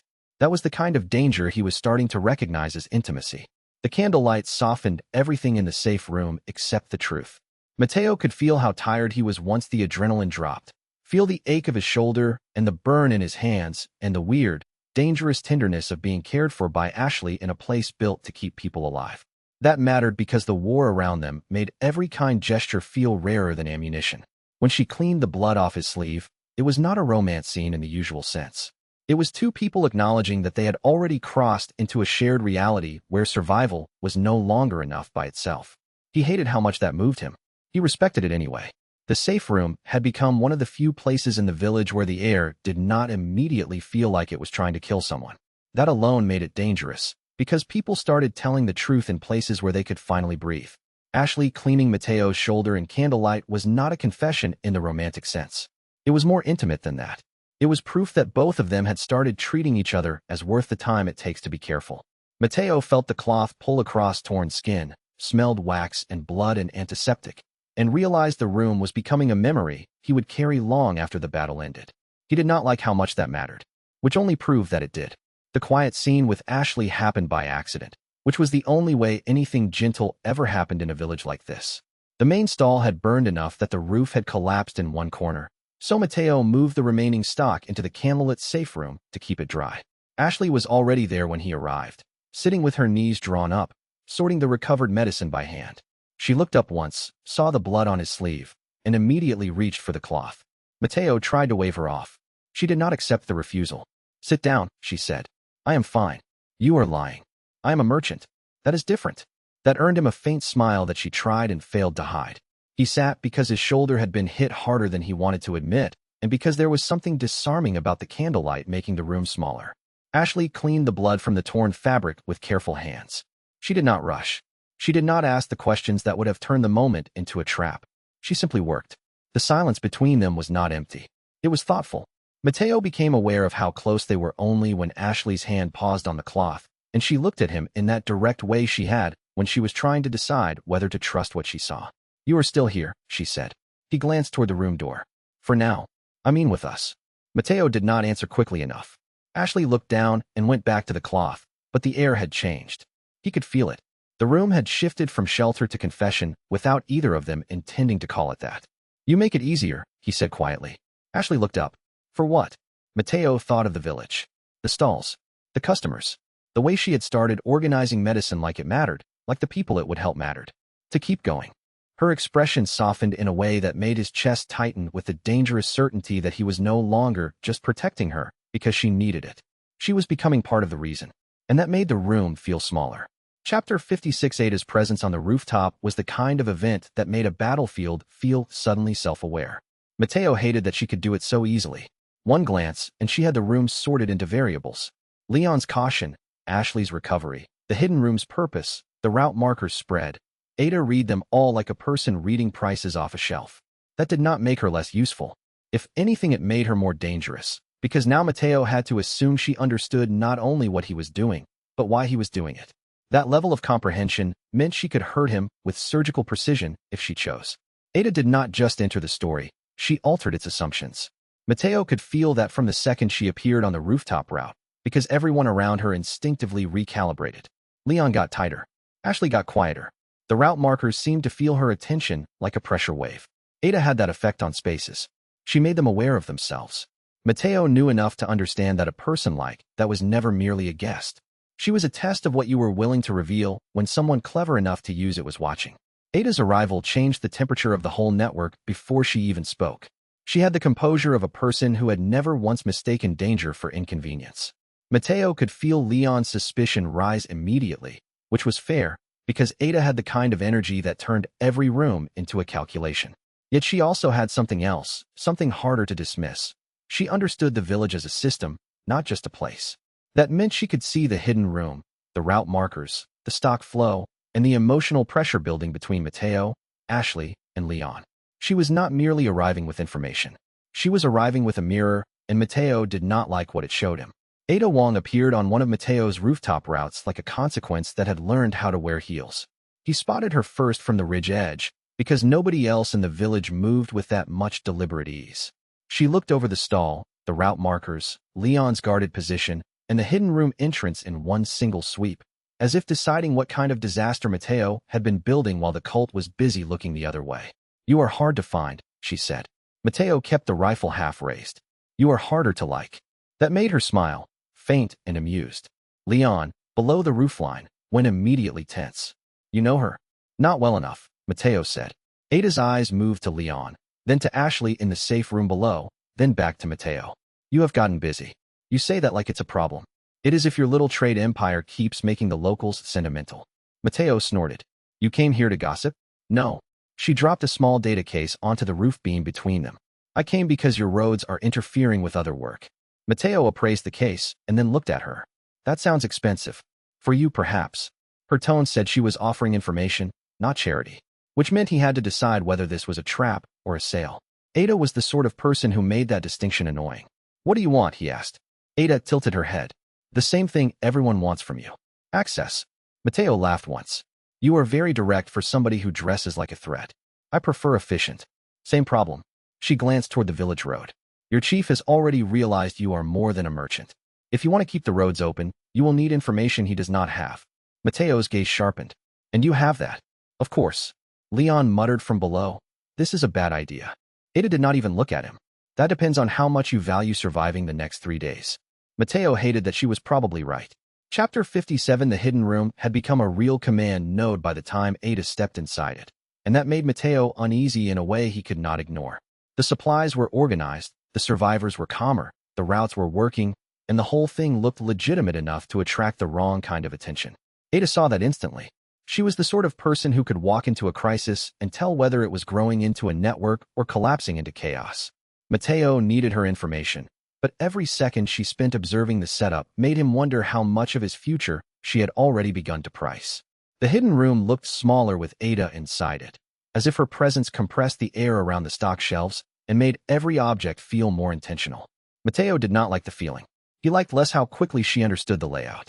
That meant she was already thinking several moves ahead, assigning value to things he had built for safety rather than for profit.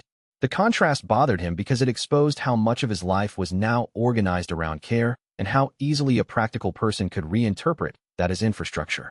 Ada could sell a lie as cleanly as anyone he had ever met. Mateo could only hope she was interested in the truth often enough to remain useful.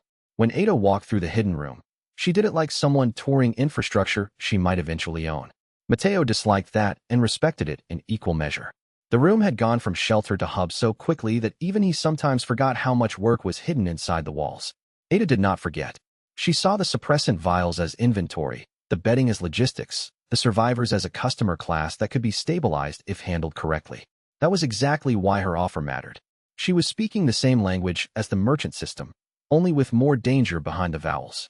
Mateo could feel himself being tested from two directions now. The village wanted to crush the network, and Ada wanted to measure its worth. Both pressures would shape what he became next. Ada traded information for access because she knew exactly how to price a useful lie. Mateo brought her into the hidden room only after he had set the route markers and warned Ashley not to speak unless necessary. Ada noticed all of it. She noticed the stock arrangement, the suppressant vials, the survivor bedding, the fact that the room no longer looked like a temporary hiding place, but a functioning hub. Her expression never changed enough to betray anything obvious, which was of course what made her dangerous. "You have built a family business," she said lightly. Mateo folded his arms. "I hate that sentence. Because it is true? Because you said it." Ada smiled and moved to the table where the medicine and ammo were laid out. "I can tell you where Mendez is moving people next. I can tell you which church line is staged for the next sweep. I can even tell you where the hidden off-book supplies are being stored." Mateo watched her carefully. "And in exchange? I buy things that are not on any ledger." Leon scoffed. "That sounds illegal." Ada glanced at him. "You sound inexperienced." Mateo almost laughed at Leon's expression. He was beginning to understand the shape of this woman. She did not ask for trust. She asked for utility and then made utility feel dangerously close to intrigue. "What sort of things?" Mateo asked. Ada looked at him with just enough amusement to be irritating. "The sort that let a man like you stay alive when the wrong people start caring." The system flickered. "New trade class. OFF book client. Risk very high. Potential value extreme." Mateo stared at the prompt and then at Ada. It was hard not to appreciate a customer who arrived already aware of the danger. "Fine," he said. "You get access." Ada's smile sharpened. "Good choice." Ashley, who had been quietly sorting the suppressants in the corner, looked up at Mateo with the kind of expression that said she had already decided this woman was trouble. Mateo admired that. He also knew Ashley was right. Chapter 58. Mateo found the exchange with Ada unsettling precisely because it worked. Every trade line she offered came wrapped in a dare. Every answer he gave invited one more calculation. The room developed a strange tension under that pressure, the kind that comes from two people recognizing each other as dangerous and deciding that danger is still preferable to ignorance. Leon could see it and did not like it. Ashley could see it and liked it even less. Mateo could see both reactions and understood that this was exactly how an off-book alliance became a liability. Useful things in this village never stayed useful without eventually becoming personal. The chemistry with Ada, if that was even the right word for what was happening, had the uncomfortable quality of a negotiation where both parties knew exactly how dangerous the other was and chose to keep talking anyway. Mateo could feel Leon's disapproval like static in the room. He could also feel the larger strategic value of every line Ada dropped into his lap. That made the situation harder, not easier. A person you can afford to trust is never as interesting as a person who can ruin your day and improve your odds at the same time. Mateo despised that this was becoming compelling.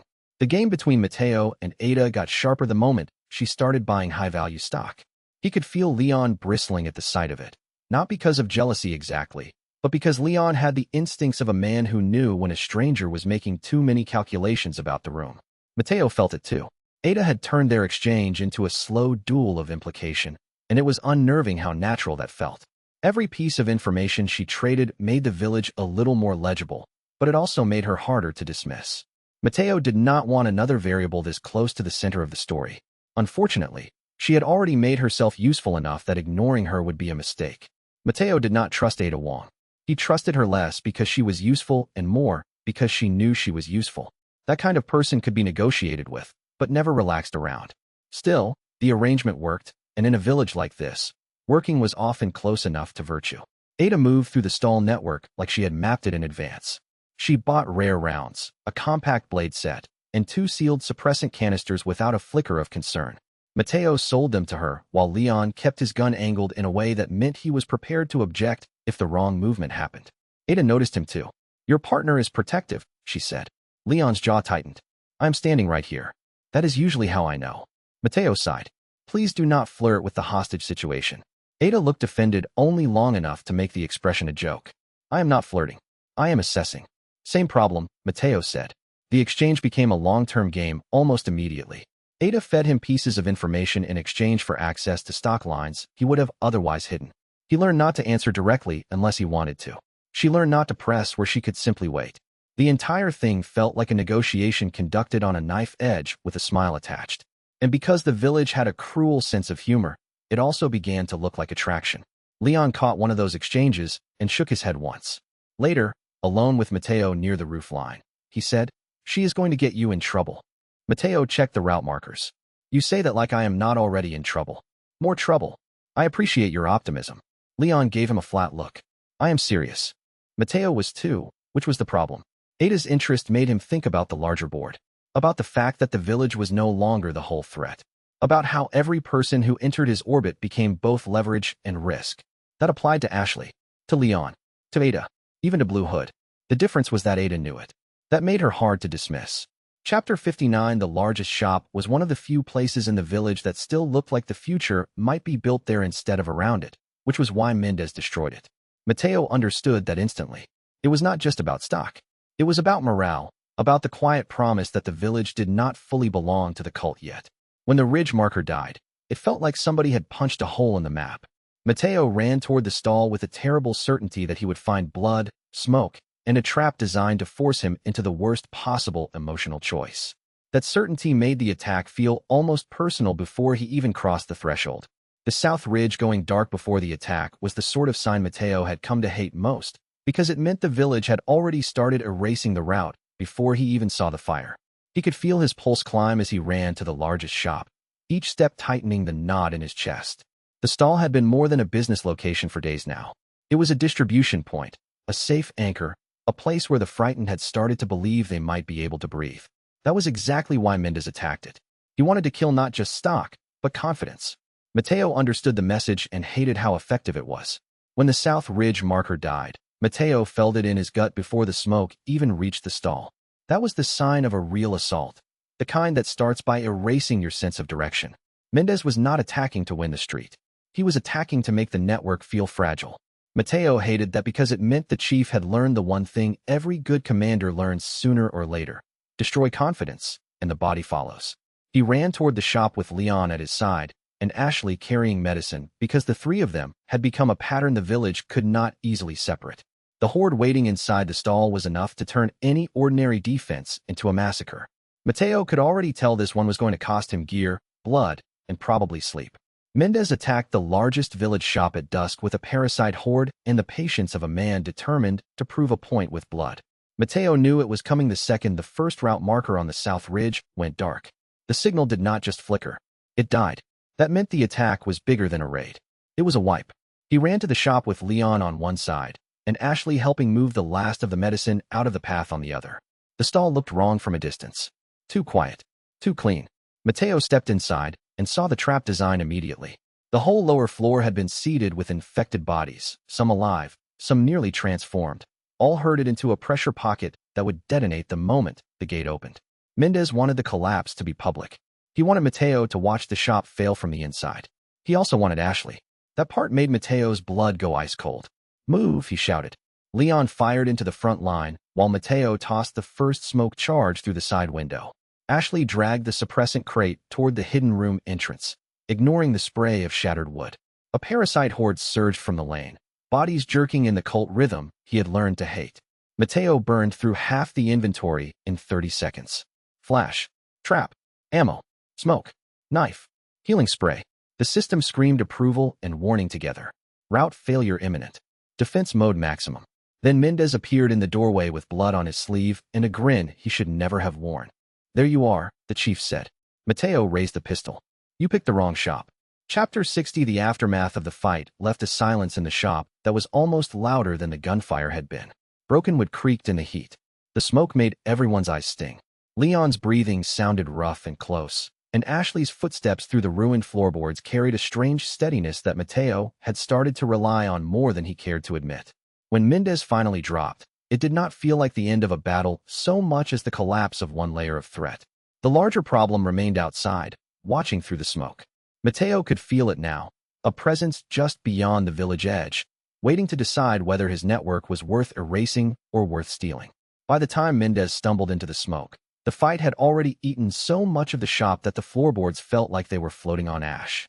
Mateo could hear Leon shouting target calls over the roar of gunfire, hear the parasite horde slamming against furniture and stone, hear Ashley moving civilians through the hidden route with a steadiness that would have seemed impossible a few days ago.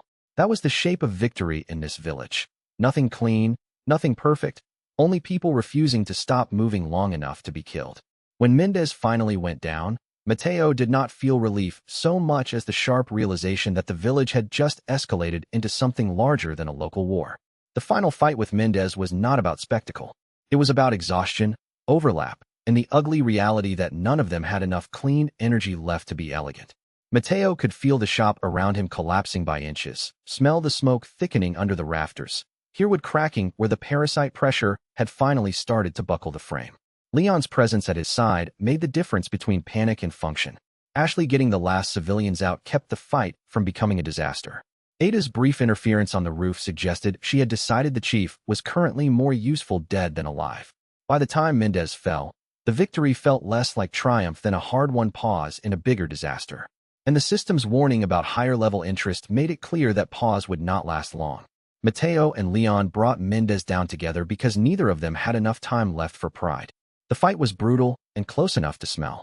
The parasite horde packed the stall like a living wall, forcing Mateo and Leon to work every angle they had built over the last several days.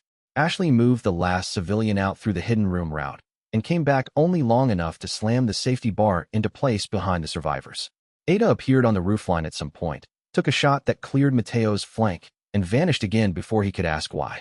The shop was already burning around the edges when Mendez lunged. Mateo took the hit to the shoulder and nearly lost his footing. Leon caught the chief with a round to the chest that should have dropped a normal man.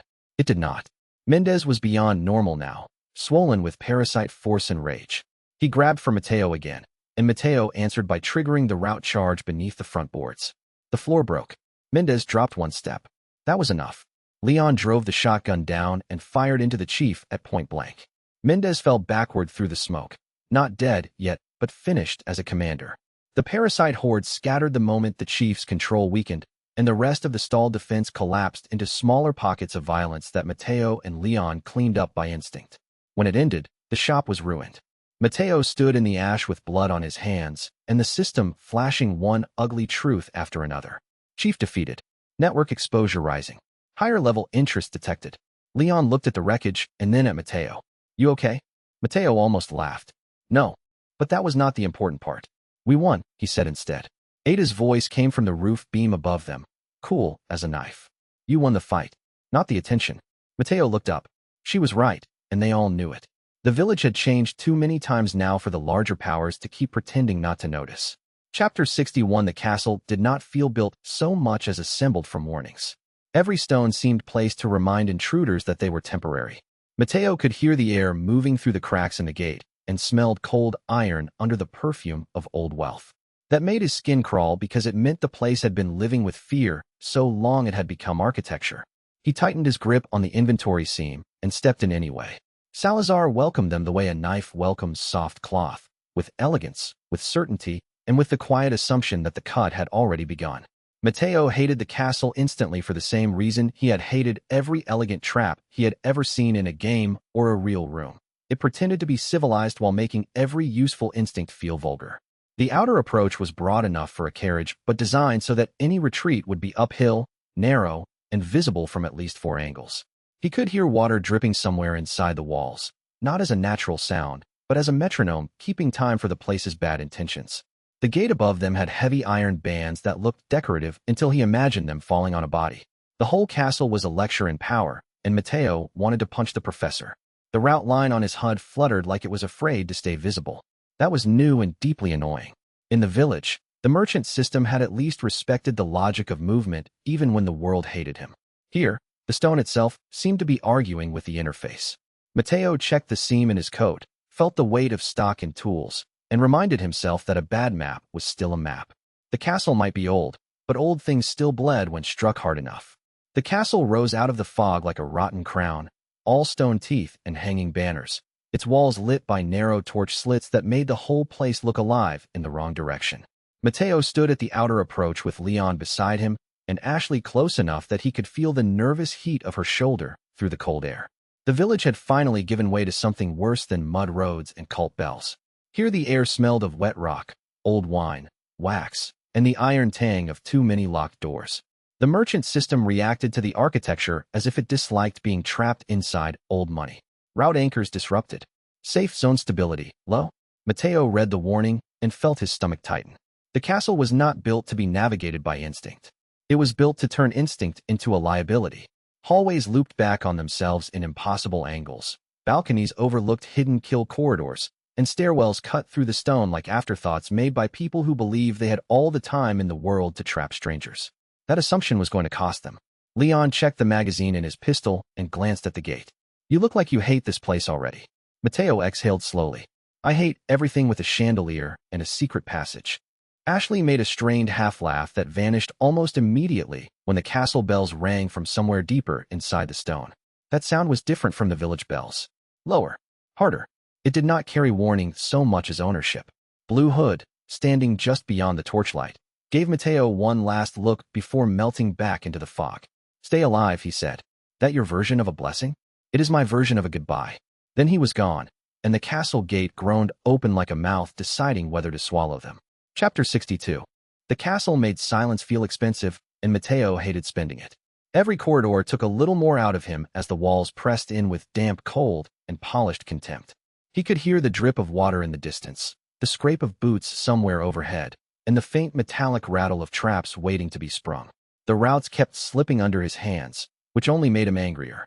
If the castle wanted obedience, it would have to settle for blood and broken geometry. The first thing Matteo learned about the castle was that it hated routes. It did not just resist them. It made them feel embarrassingly fragile. He tried to anchor one near the first archway and felt the system stutter as if the stone itself was rejecting the idea of being navigated by someone who had not been invited. The castle was dense with old control, the kind that accumulates when generations of people build spaces to keep power inside and everyone else outside. That was a different flavor of horror from the village. The village wanted blood. The castle wanted obedience. The difference mattered because it changed how fear behaved. Blood could be escaped in a sprint. Obedience crept in through hesitation, through the little pauses before a door opened, through the instinct to lower your voice because the room had decided it deserved silence. Matteo could feel that pressure trying to get into his posture. He hated it enough to stand straighter on purpose. He knew at the moment he tried to place a marker and watched the system flicker like a struck lantern.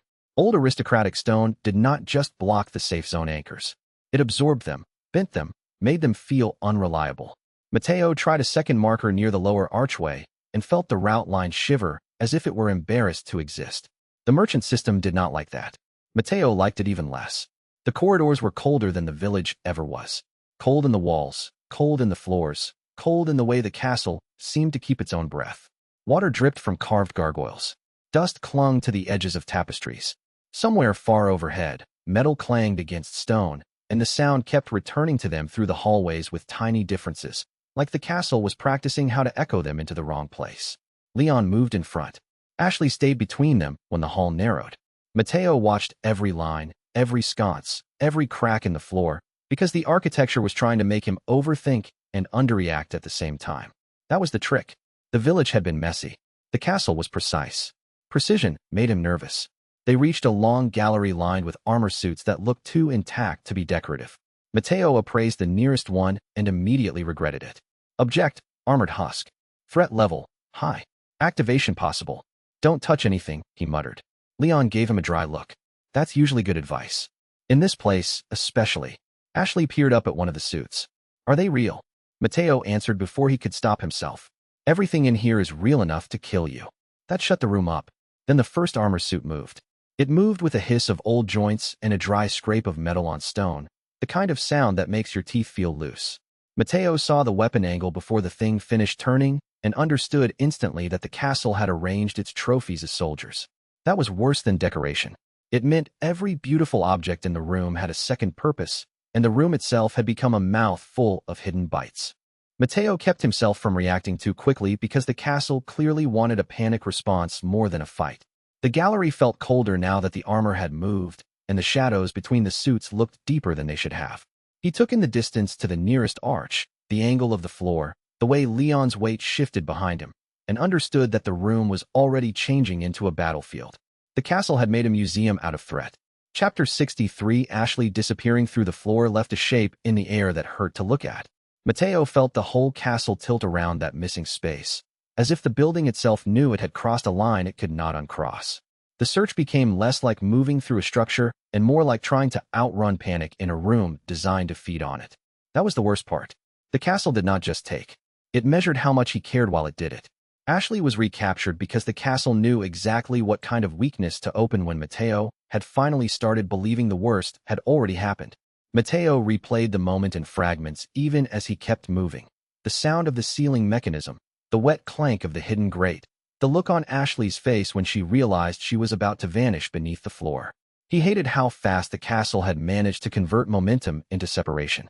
That was a specialist trick, not brute force. Precision. The sort of thing that made a person feel stupid after the fact because the trap had been obvious if only they had known where to look. He was beginning to learn the castle's cruelty, and learning it hurt. Leon tried to talk while they searched, but Mateo barely heard him. Every corridor sounded like it might be hiding Ashley's breath behind the stone. Every door that opened into an empty room felt like a personal insult. The castle's cold seeped into his hands and made the weapon grip feel slippery. He realized he was furious not just because she was gone, but because the castle had proven it could take someone he cared about and make the whole world keep moving. The attack came in layers. First, the armor suits woke. Then the ceiling slits opened and crossbows began firing from nowhere that mattered. Leon covered the left gallery while Mateo dragged Ashley down behind a stone pedestal as a bolt shattered the marble beside her ear. The sound was so close it made her gasp. That single breath was enough. A masked cultist emerged through a side arch, and another from behind the tapestry, and the whole corridor turned into a trap that had been waiting for them since the first step. Mateo tried to reach her. He got one hand on her sleeve before the floor grates dropped. The separation was immediate and obscene. 1 second Ashley was there, white-faced and furious, and still trying to move.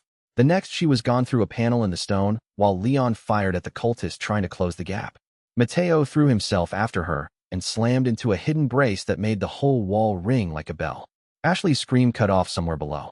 Mateo felt it hit harder than the fall. Leon grabbed him by the shoulder and hauled him back as the armor suits closed in. Mateo, he barely heard him. The castle had gone narrow in his head. The route line around Ashley vanished into static. That was worse than blood. Mateo stared at the sealed panel in the floor and knew the castle had taken the first thing he had begun to trust. For one ugly second, he imagined tearing the whole panel loose with his bare hands and dragging the hidden mechanism into the light. Instead, he forced himself to breathe and kept the fury pointed forward, because rage without a route was just another trap the castle could use against him. Leon's shouted orders behind him came through like they were passing through water, and somewhere below Ashley was still moving. That was enough to keep him from collapsing into the stone. The smell of hot dust and old iron dug into his throat, and Mateo used that physical sting to keep from spiraling.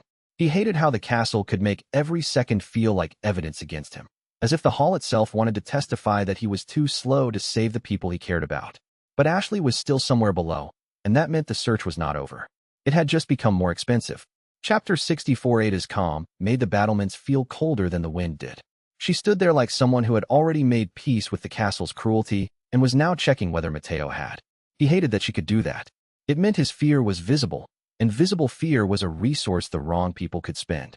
Below them, the courtyard lights moved like embers in a furnace, and Mateo realized the castle was not just holding Ashley. It was trying to turn her absence into leverage.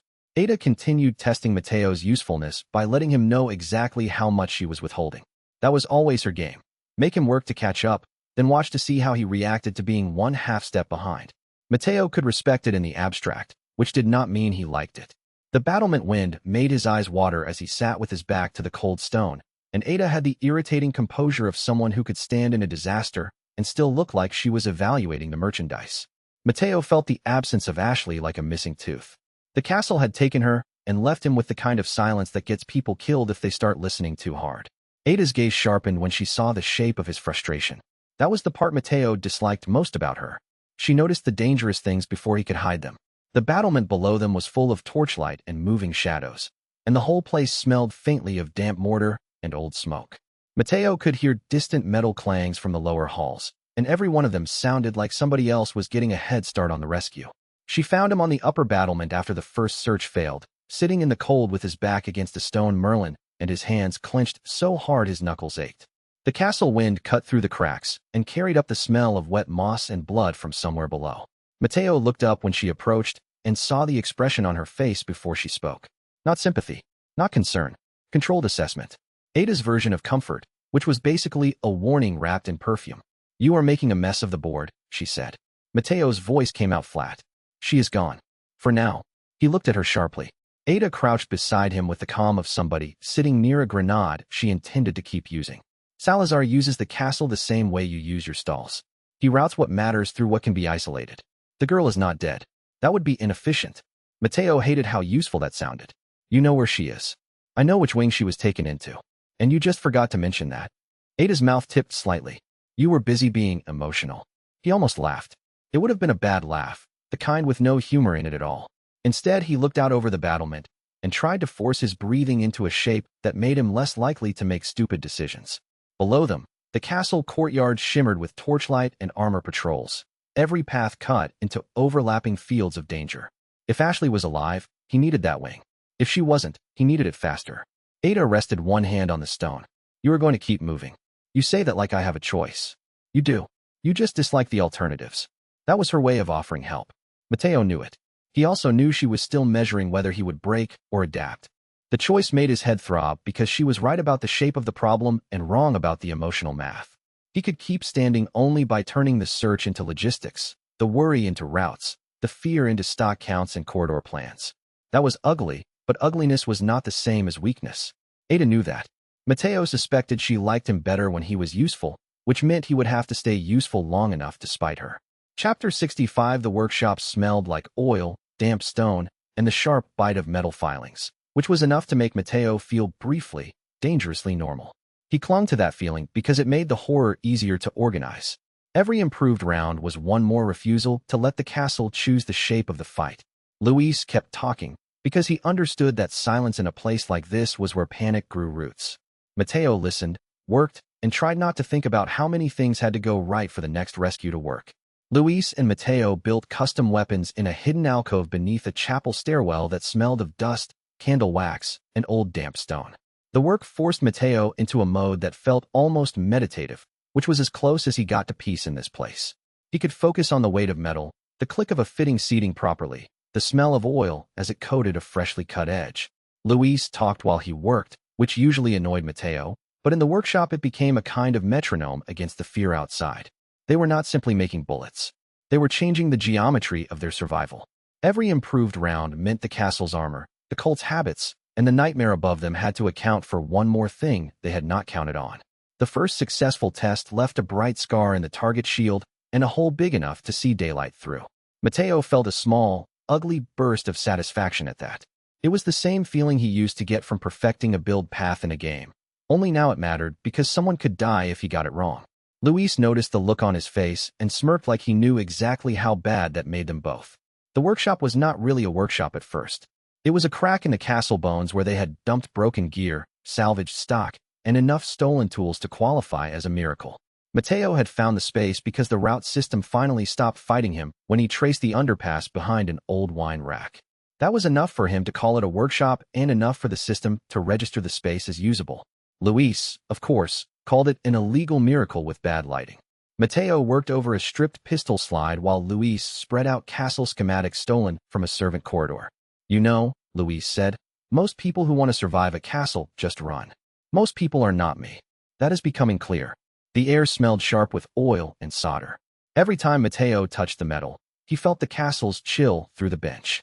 That made his hands clumsy, so he kept forcing himself to move slower. The weapons had to be stronger than the old village gear. The castle's enemies wore armor, hid behind doors, and attacked from angles that made basic ammunition useless. He started modifying rounds with compressible cores and parasite suppression powder. Luis handled the feed geometry and added note by note where the rounds might deform cleanly against armor plates. The result was ugly and brilliant. Mateo held up the first prototype round. If this works, it punches through plated cult armor. Luis gave a thin grin. If it doesn't, we die disappointed. You really know how to encourage a man. I am a joy in the workshop. Mateo almost smiled, but his mind kept drifting to Ashley somewhere in the castle wing, trapped behind stone and cult pressure. Every tool he made was really for her now, or Leon, or the next person the castle decided to take. That awareness made the work heavier and cleaner at the same time. When the first test round flattened a cracked shield and kept going, both men went still. Then Luis muttered, "Well, that's obscene." Mateo looked at the splintered target. Good. That tiny victory changed the room's temperature. The castle still pressed in through the walls, but now the pressure had an answer.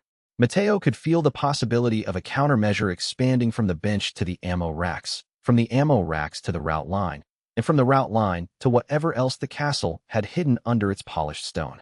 If enough things could be made to break the same way, then the castle would no longer be a fortress. It would be another machine waiting to fail. Chapter 66. Salazar started treating Mateo like entertainment.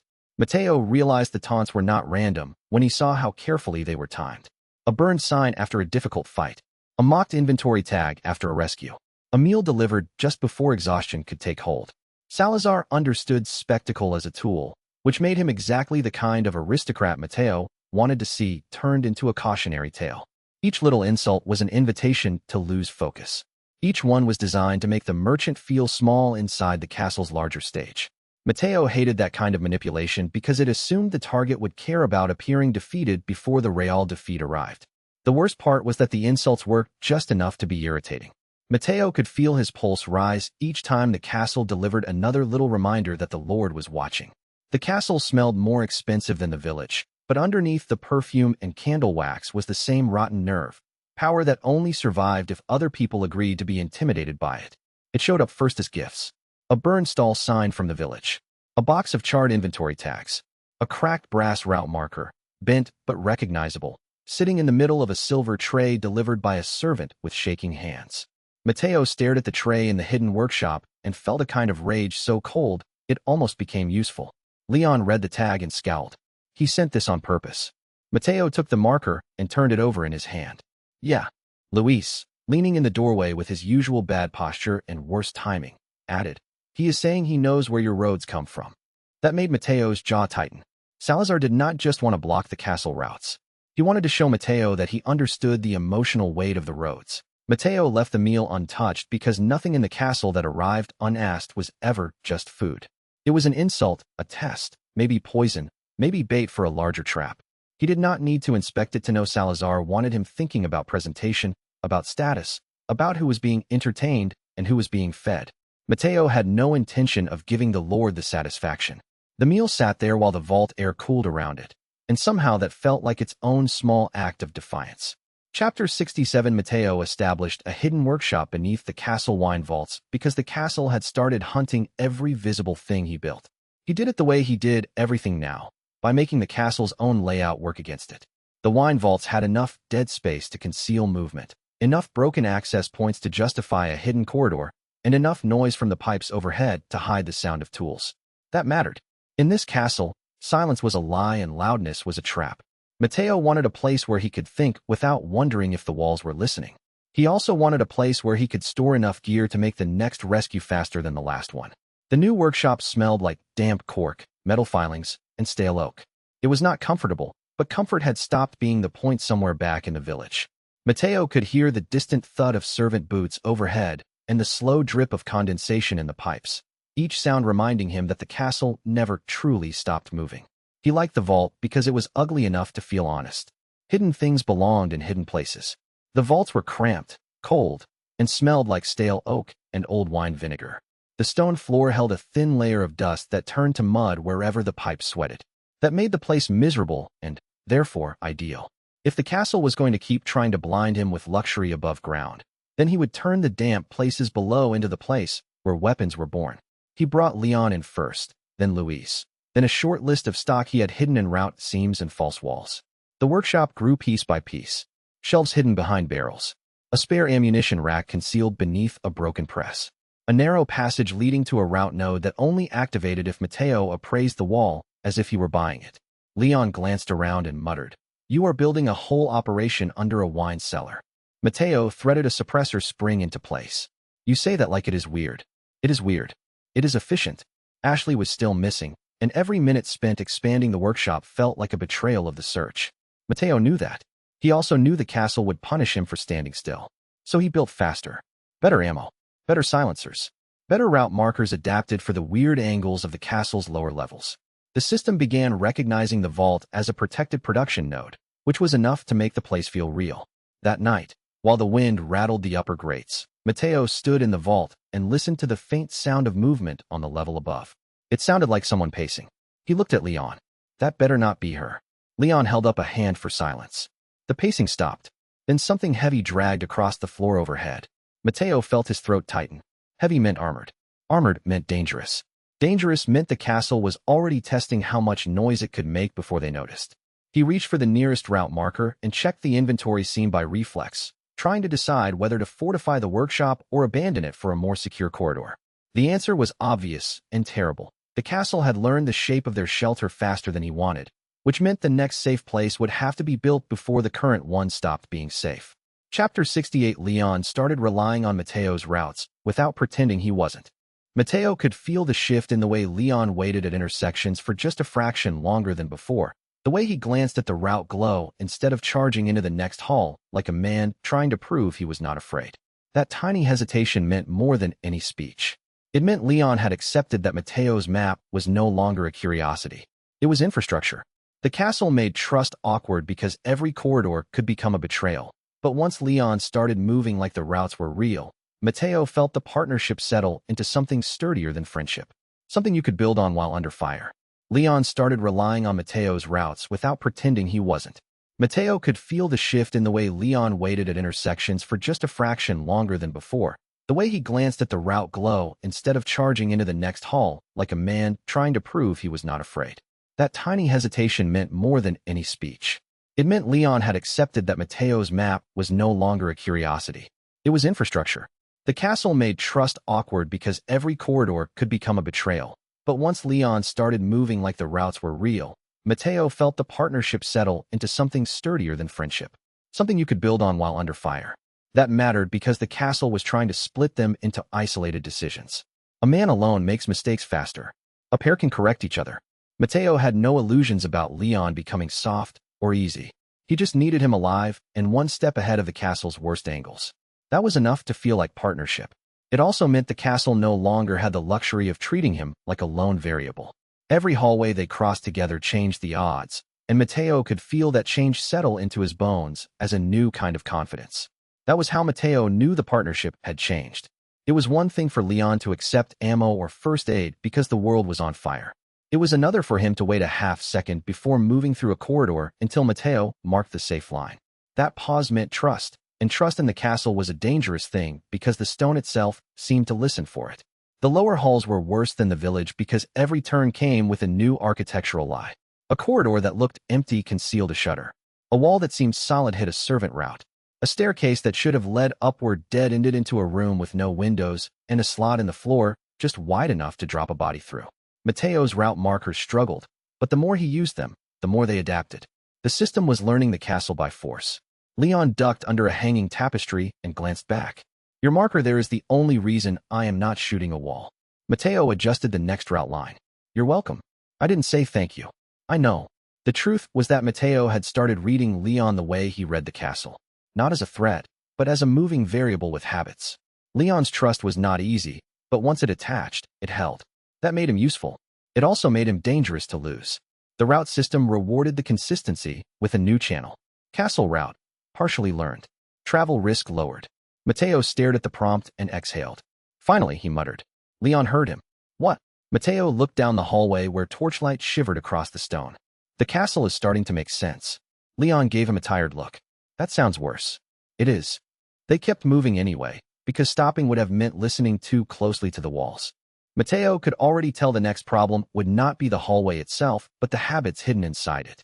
A castle like this was built on repetition, servants, guards, rituals, punishments. If he learned the rhythm, he could move through the place like a trader through a crowded market. If he didn't, every turn would keep feeling like a mistake. The route system was learning, and so was he, which made the whole thing feel alarmingly close to the start of a new war. Chapter 69. Ashley escaped with Mateo's help through the undermarket labyrinth that lived under the castle like a secret disease. The moment Mateo saw her, every bad hour of searching compressed into a single point of relief, so sharp, it almost hurt. Ashley looked smaller and more exhausted than she had in the village, but she was still standing, and that was enough to make the whole corridor feel less like a tomb. He had imagined this reunion in half a dozen ways, and none of them had prepared him for the way her face changed when she realized he had really come for her. Not because he was required to, because he chose to. Ashley escaped with Mateo's help through the undermarket labyrinth that lived under the castle like a secret disease. The moment Mateo saw her, every bad hour of searching compressed into a single point of relief, so sharp, it almost hurt. Ashley looked smaller and more exhausted than she had in the village, but she was still standing, and that was enough to make the whole corridor feel less like a tomb. He had imagined this reunion in half a dozen ways, and none of them had prepared him for the way her face changed when she realized he had really come for her. Not because he was required to, because he chose to. The undermarket labyrinth around them smelled like dust and old wine, but when Ashley stepped forward it all seemed to narrow down to one thing. That she was alive and looking at him with the stunned disbelief of someone who had not trusted rescue to actually happen. Mateo felt the whole body of the castle pivot around that moment. Everything after it was going to be shaped by the fact that he had found her. He found her by accident and intention at the same time. One of the route markers spiked red under the chapel wing, and when Mateo and Leon reached the lower corridor, they found a service gate half open and Ashley inside it. Dust on her face, wrists bruised, and eyes wide with the shock of someone who had realized the castle was even uglier from the inside. Mateo stopped so abruptly Leon nearly collided with him. Ashley. She looked up, and the relief that crossed her face was brief enough to be almost painful. You took too long, she said, but her voice broke on the last word. Mateo crossed the room in 3 strides and opened the gate with a tool from the inventory, so fast he barely felt the lock give. I know, he said. Come on. The route below the castle was a maze of wine vaults, service corridors, and old smugglers' passages that smelled of mold and spilled spirits. Ashley had not seen it before. Her face changed as she followed them deeper, because she could feel the place's purpose. Hiding, moving, surviving. It was the kind of underworld Mateo had made a home out of, and seeing it through her eyes made him realize how monstrous the castle's surface really was. Leon kept the rear, while Mateo guided Ashley through the tightest turns. You're really building routes everywhere, she said, breathless. Mateo checked the next junction. Apparently. She tried to smile and failed because she was still shaking too hard. The undermarket labyrinth opened into one of Mateo's hidden route nodes just as the castle above began to ring its alarm bells. Ashley looked at the hidden room entrance and then back at him. You built this. Mateo nodded once. She stared at the shelves, the markers, the stock, the little controlled pocket of safety hidden under the castle's brutality.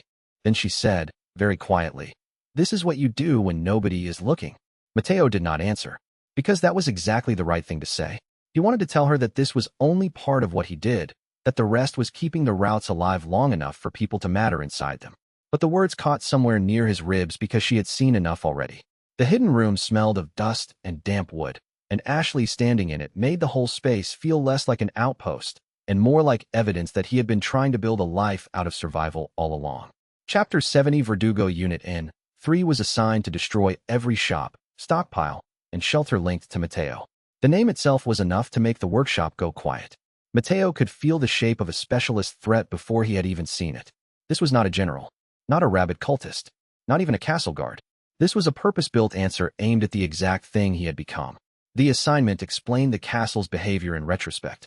All the pressure, the gifts, the route disruptions, the precision of the attacks were leading toward this one hunter being deployed like a final correction. Mateo hated being correct about threats. It usually meant somebody had already died too close to the answer. Verdugo Unit N3 was assigned to destroy every shop, stockpile, and shelter linked to Mateo. The name itself was enough to make the workshop go quiet. Mateo could feel the shape of a specialist threat before he had even seen it. This was not a general, not a rabid cultist, not even a castle guard. This was a purpose-built answer aimed at the exact thing he had become. The assignment explained the castle's behavior in retrospect. All the pressure, the gifts, the route disruptions, the precision of the attacks were leading toward this one hunter being deployed like a final correction. Mateo hated being correct about threats. It usually meant somebody had already died too close to the answer. Verdugo felt less like a person and more like a moving consequence. Mateo had the sixth sense that once such a thing started, the castle had already decided some part of the board was expendable. That knowledge tightened his chest. He did not want to be the merchant who learned his lesson only after the route was already cut apart. He looked at the fragment in Blue Hood's hand and understood why the old merchant codes had called for vanishing. They had known what it meant when a hunter was built to erase the places you made for other people. Mateo learned the assignment from Blue Hood, who found him in the hidden workshop with soot on his hands and a bad feeling in his spine. "You have a hunter now," Blue Hood said. Mateo did not look up. "I have had plenty of those. Not like this." The hooded man set something on the bench, a blackened fragment of metal that looked like it had once belonged to an assassination tool instead of a person. Mateo appraised it and immediately regretted the result. Elite Purge Unit. Specialty, Route Erasure. Leon went very still. Ashley, who had come down with them after the rescue, stared at the fragment. "What does that mean?" Mateo answered before anyone else could. "It means the next thing coming for us is built to erase the places people can hide." Blue Hood's voice stayed flat. "Every merchant line has a contingency for this. If one route becomes a target, you vanish, rebuild, and leave the hunters with smoke." Mateo looked at him sharply. "Not happening." Blue Hood's eyes narrowed. "You are not listening." "I am." "Then you are being stupid." Mateo laughed once without humor. "Ashley and Leon are still in range." That shut Blue Hood up. The assignment sat between them like a blade on a table. Verdugo was not a village problem, not a castle nuisance, but a purpose-made answer to the fact that Mateo's network had become visible. He could feel the risk in his ribs. He could also feel the refusal hardening there. If he ran now, the castle would keep taking. If he stayed, the assassin would learn the cost of chasing him through his own roads. That sounded reckless. It was probably fatal. Mateo preferred that to surrender. Blue Hood let the silence sit between them long enough for the warning to settle into the room. Then he added that the assassin was not just hunting stock or shelter. It was testing the merchant network's old logic to see whether hiding would still work. Mateo listened and felt a cold annoyance settle over him. The castle had found a way to make every route marker feel personal, which meant he was no longer defending property. He was defending the idea that people could stay somewhere long enough to call it theirs. Chapter 71. The blast smell hung in the corridor like a warning the castle wanted to keep breathing. Mateo hated that the ruins still looked temporary even after it was gone, as if the room had been designed to teach him that safety was always alone. The blackened stone, the splintered shelf, the dust still floating in the air, all of it made the loss feel immediate enough to cut. Verdugo's first attack wiped out one safe room so thoroughly that even the system treated it as a permanent loss. The blast took more than shelter. It took the illusion that the castle could be negotiated with room by room. Mateo stared at the crater where the safe room had been and felt the kind of anger that does not flare immediately but sinks into the body and stays there. He could smell burned wood, wet stone, and the chemical stink of an explosive charge designed to make recovery unpleasant. The room had been small, but it had mattered because people had started sleeping there without fear. That was the thing the assassin had erased. Not architecture, but permission to rest. Ashley stood so still afterward that Mateo worried she might shatter if someone touched her too fast. Leon was already checking corners, but the whole corridor had changed. No one spoke above a whisper near the destroyed node. The castle had taught them all the same lesson at once. Safety can be made to vanish in a heartbeat. That was a lesson you did not forget. It happened in the lower wine vaults, where Mateo had been moving stock between the hidden workshop and the shelter node. The sound came first, a metallic click, soft enough to miss if you were not listening with your whole body. Mateo heard it, spun, and caught only a blur of motion before the corridor exploded in heat and splintered stone. The safe room at the east node was simply gone. Not broken. Gone. The blast carved the wall open, collapsed 2 shelves, and left a crater of smoking debris where there had been a room enough for 7 people to sleep without hearing the castle above them. Ashley stared at it with a hand over her mouth, and Leon swore with a kind of fury that made the air feel smaller. Mateo stood in the wreckage and felt something in the system go dark. Safe room node lost. Permanent damage recorded. He stared at the message until it blurred. Verdugo had not just damaged infrastructure. It had erased comfort. It had proved that even the places Mateo built with care could be deleted if the hunter got one clean strike. The worst part was not the explosion. It was the silence afterward, the way everyone in the corridor had to face the new fact that their shelter could be made into a grave without warning. Luis came limping up from the lower stairwell with soot on his coat and eyes wide. "That was for us," he said. Mateo looked at the smoking ruin. "No," he answered quietly. "That was for me." Because Verdugo had learned where to hit. And now Mateo had learned what kind of war this really was. He stood there long enough to feel the answer settle into his bones. The war was not just against monsters or cultists or a lord with too many keys. It was against the very idea that a place of safety could remain intact once enough people depended on it. The castle had turned shelter into a target and recovery into a liability. Mateo looked at the smoke, the rubble, and the blood on the floor and knew the next stage would not be about surviving one more attack. It would be about deciding whether the roads could outlive the thing hunting them.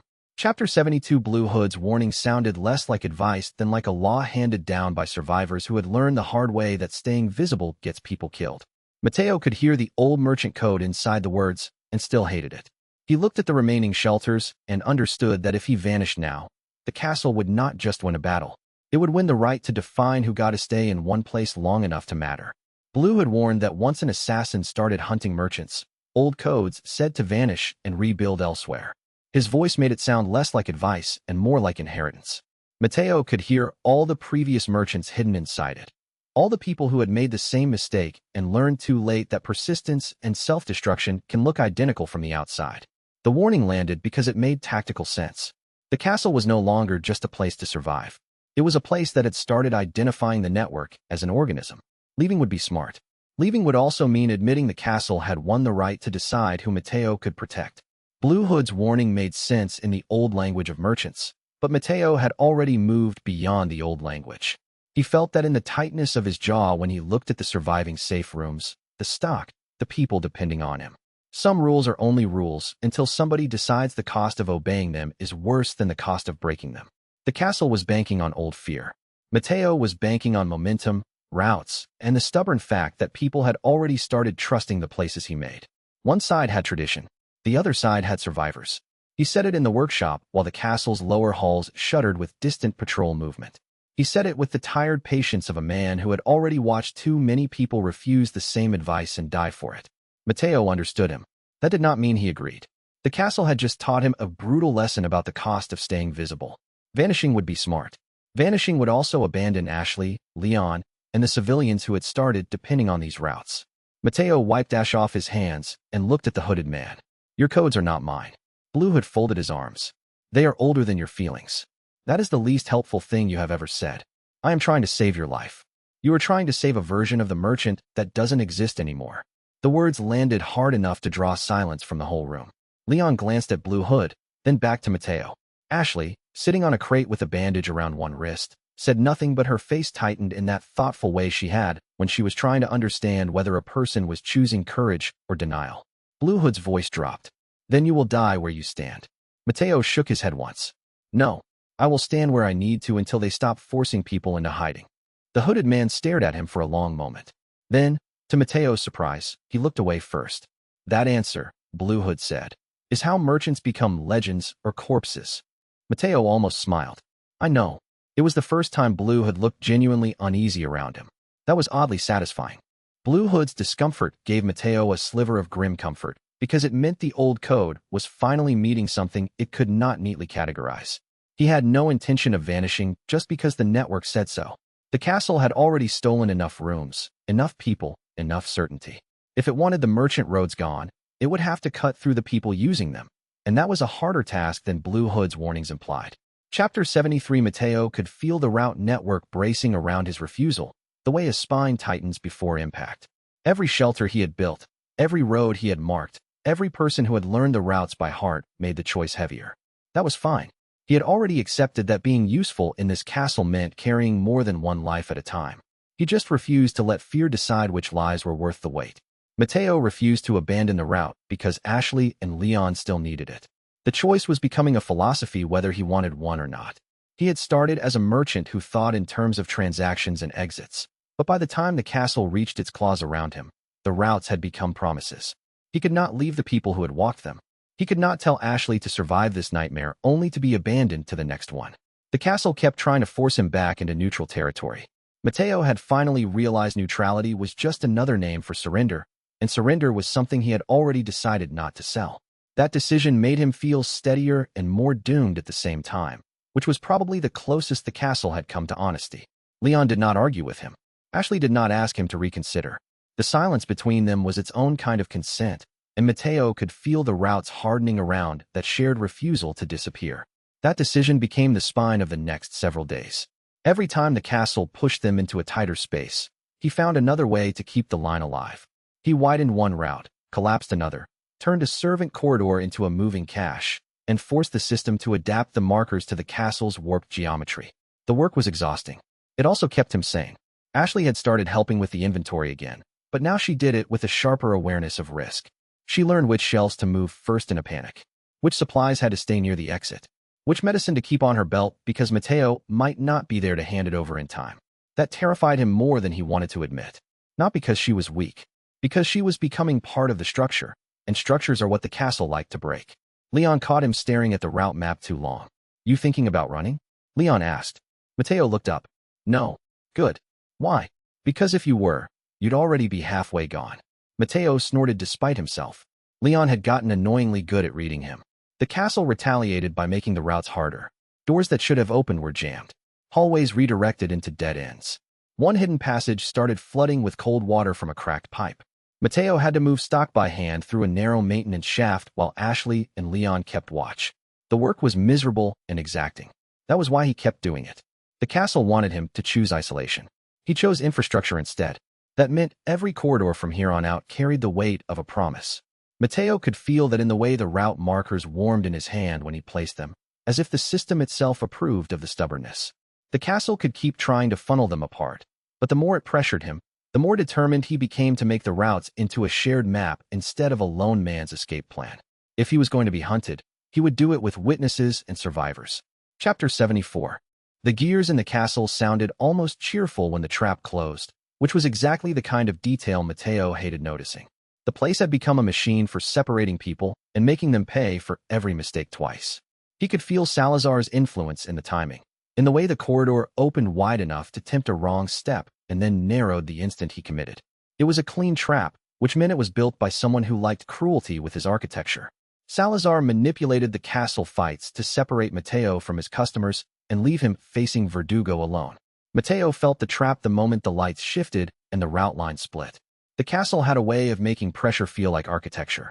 1 minute a corridor was just a corridor. The next, the gate behind him dropped, the ceiling gears started moving, and the hall became a theater piece with him in the wrong role. Salazar's cruelty was almost artistic in its precision. He did not just want Mateo dead. He wanted him to understand that every connection he had built could be severed by someone who liked the sound of panic. The room smelled faintly of dust and machine oil as the gears started to turn. That detail mattered because it told Mateo the castle had been built for this kind of betrayal long before he ever arrived. Salazar was not improvising. He was using the bones of the place exactly the way they were meant to be used. That realization made Mateo furious enough to think clearly again. Mateo recognized the shape of the trap too late because by the time he did, Leon was on the wrong side of a falling gate and Ashley had been diverted into a side gallery with 2 frightened servants. The castle suddenly became too big and too quiet, the way a predator's territory feels when the cover has already been arranged. He could hear the click of gears somewhere overhead, the distant scrape of metal on stone, and the soft cadence of a voice that had no right to be as calm as it was. Salazar's voice came through a speaking tube in the wall, rich with mockery. "Do you like my theater, merchant?" Mateo looked around the corridor for the source and found nothing but shadow. "Come out and say that where I can shoot you." Salazar laughed. No. I prefer you active. You are much more amusing that way." Mateo knew then that the castle lord was not trying to kill him directly. He was orchestrating humiliation, making the routes collapse just enough to isolate each advantage. That was worse. It meant Salazar understood the value of Mateo's network and wanted to strip him of the comfort of using it well. The gate behind him slammed shut. The path to Leon vanished. Somewhere to the left, a metal footstep landed with impossible precision. Verdugo. Mateo turned toward the sound and felt the route system flutter red. His stomach went cold. The assassin had been waiting in the dark the whole time. That realization turned the corridor from a place into a sentence. Mateo could feel the castle's gears in motion above him, feel Salazar's smugness in the speaking tube, feel the assassin's patience like a blade held inches from the spine. This was not random pressure. It was choreography. Mateo had spent enough time surviving boss fights to know when the arena itself was part of the attack. The castle had been rehearsing this moment, and now it expected him to panic on cue. Chapter 75 Verdugo's patience made the whole chase feel colder. Mateo kept thinking he had bought a second of breathing room only to hear the assassin moving again somewhere just beyond sight. That kind of persistence wore down the spirit as much as the body. He could feel his own adaptation running hot, every sense over-focusing until the world became a set of angles and threats. That was useful. It was also dangerous enough to haunt him later. Mateo survived Verdugo by abusing every ugly thing the castle offered him. That included his own body. He was beginning to understand that the parasite adaptation the system had given him was not a gift in the clean sense.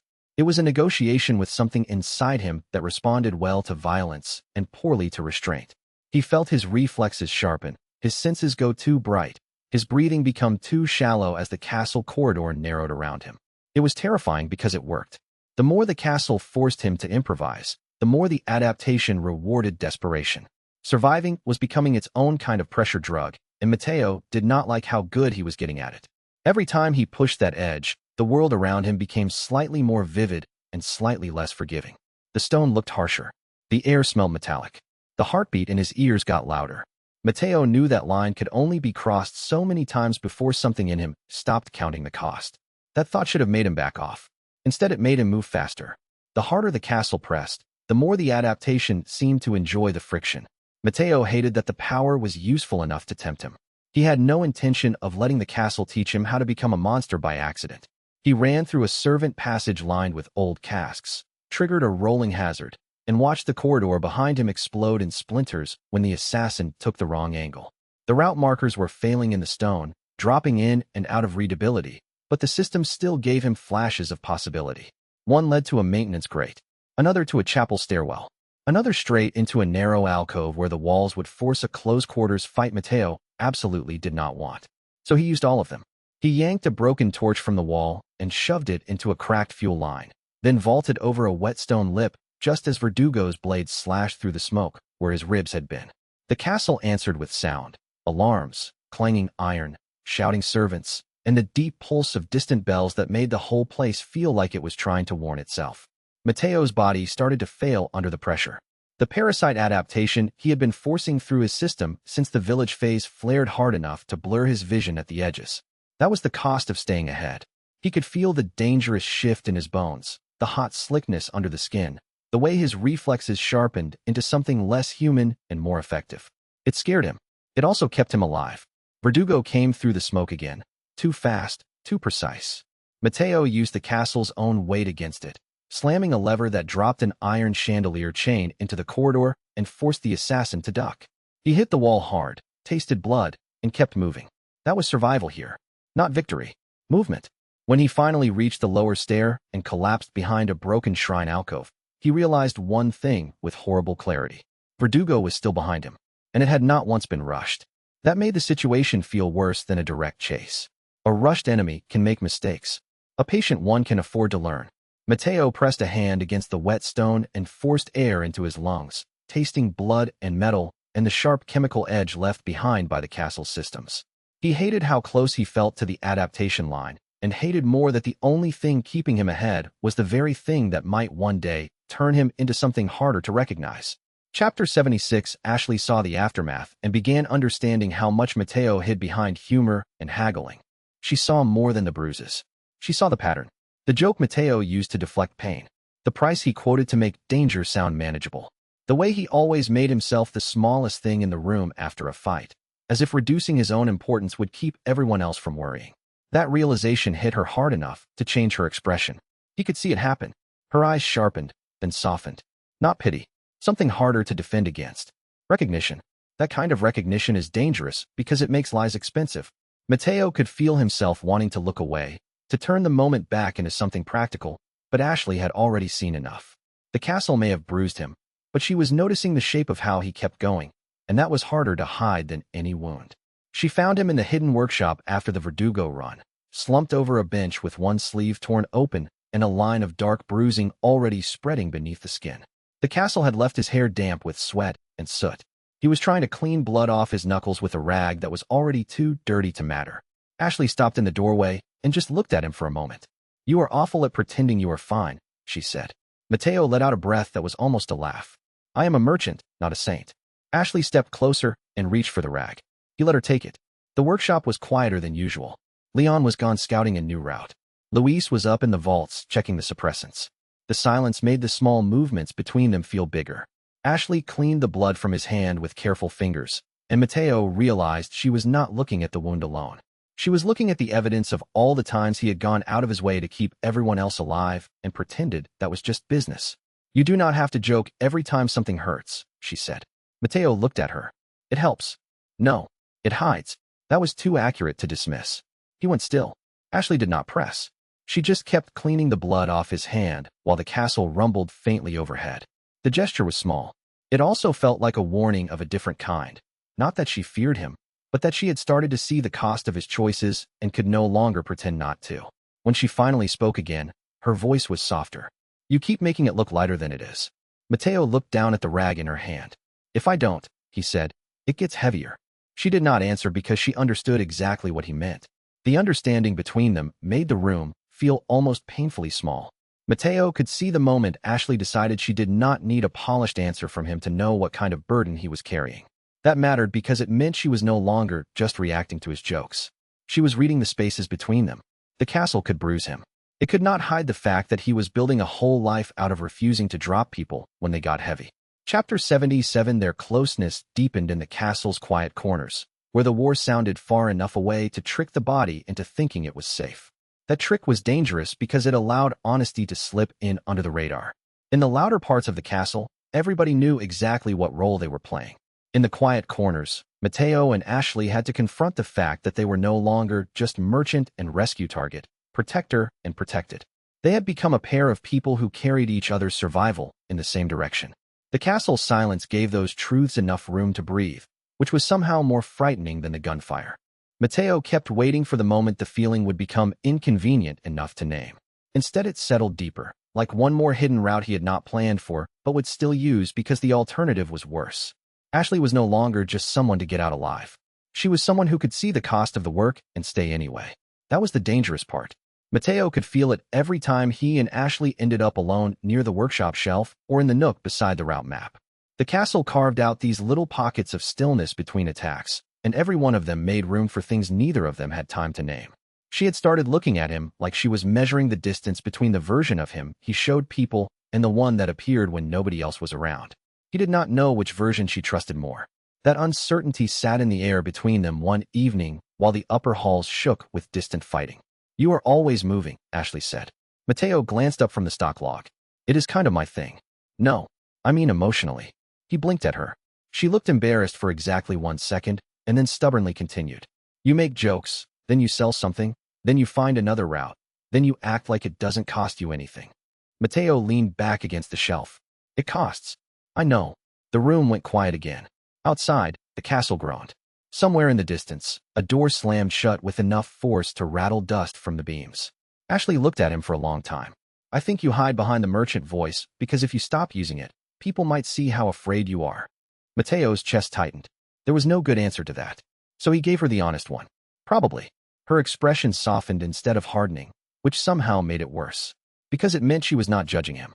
She was understanding him. That understanding put pressure on the room in a way Mateo had not expected. Once someone sees the shape of your fear, every later lie costs more to maintain.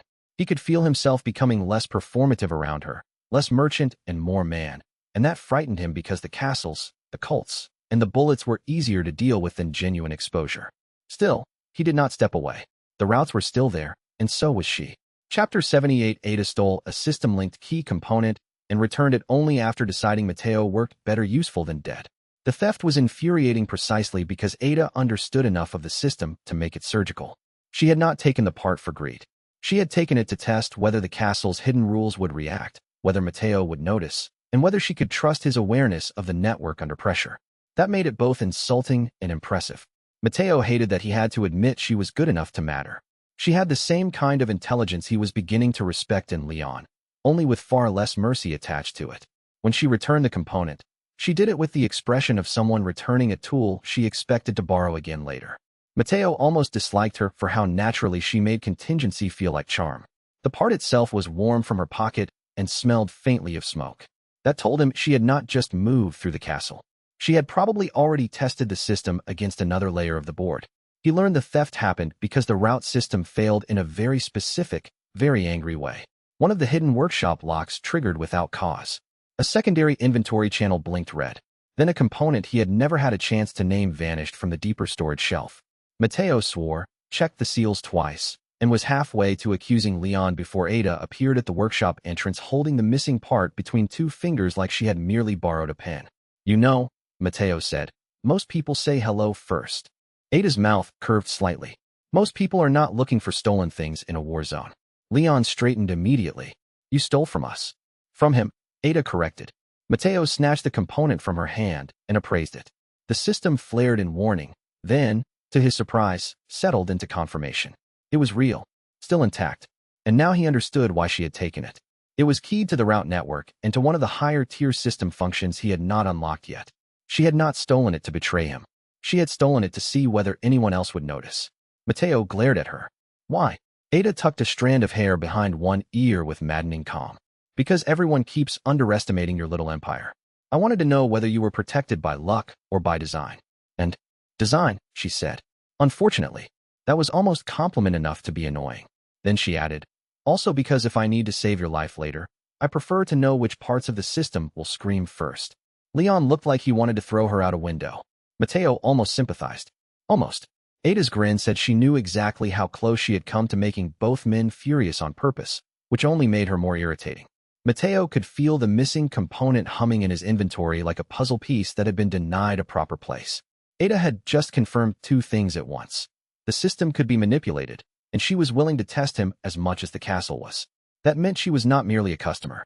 She was a variable with her own agenda, and he would need to remember that the next time she offered help. Chapter 79. Luis died protecting the data and inventory that would let Mateo craft stronger anti-plaga tools. Mateo had known the castle would eventually take someone who mattered.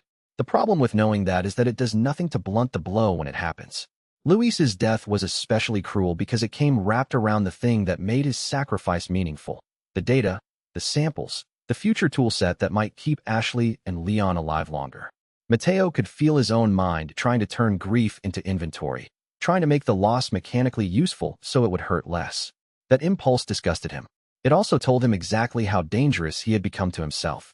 The corridor still rang with the seal's impact, and Mateo could taste burnt antiseptic at the back of his throat when he looked at the missing door. Luis had always treated danger like a bad joke told too close to the edge of a cliff. Now the joke was over, and the cliff was his. Mateo gripped the case harder, because if he let it become just another item, then Luis would have died for a spreadsheet. He refused that. It happened in the lower laboratory corridor beneath the castle, where the air was too cold and smelled faintly of antiseptic, damp paper, and old metal.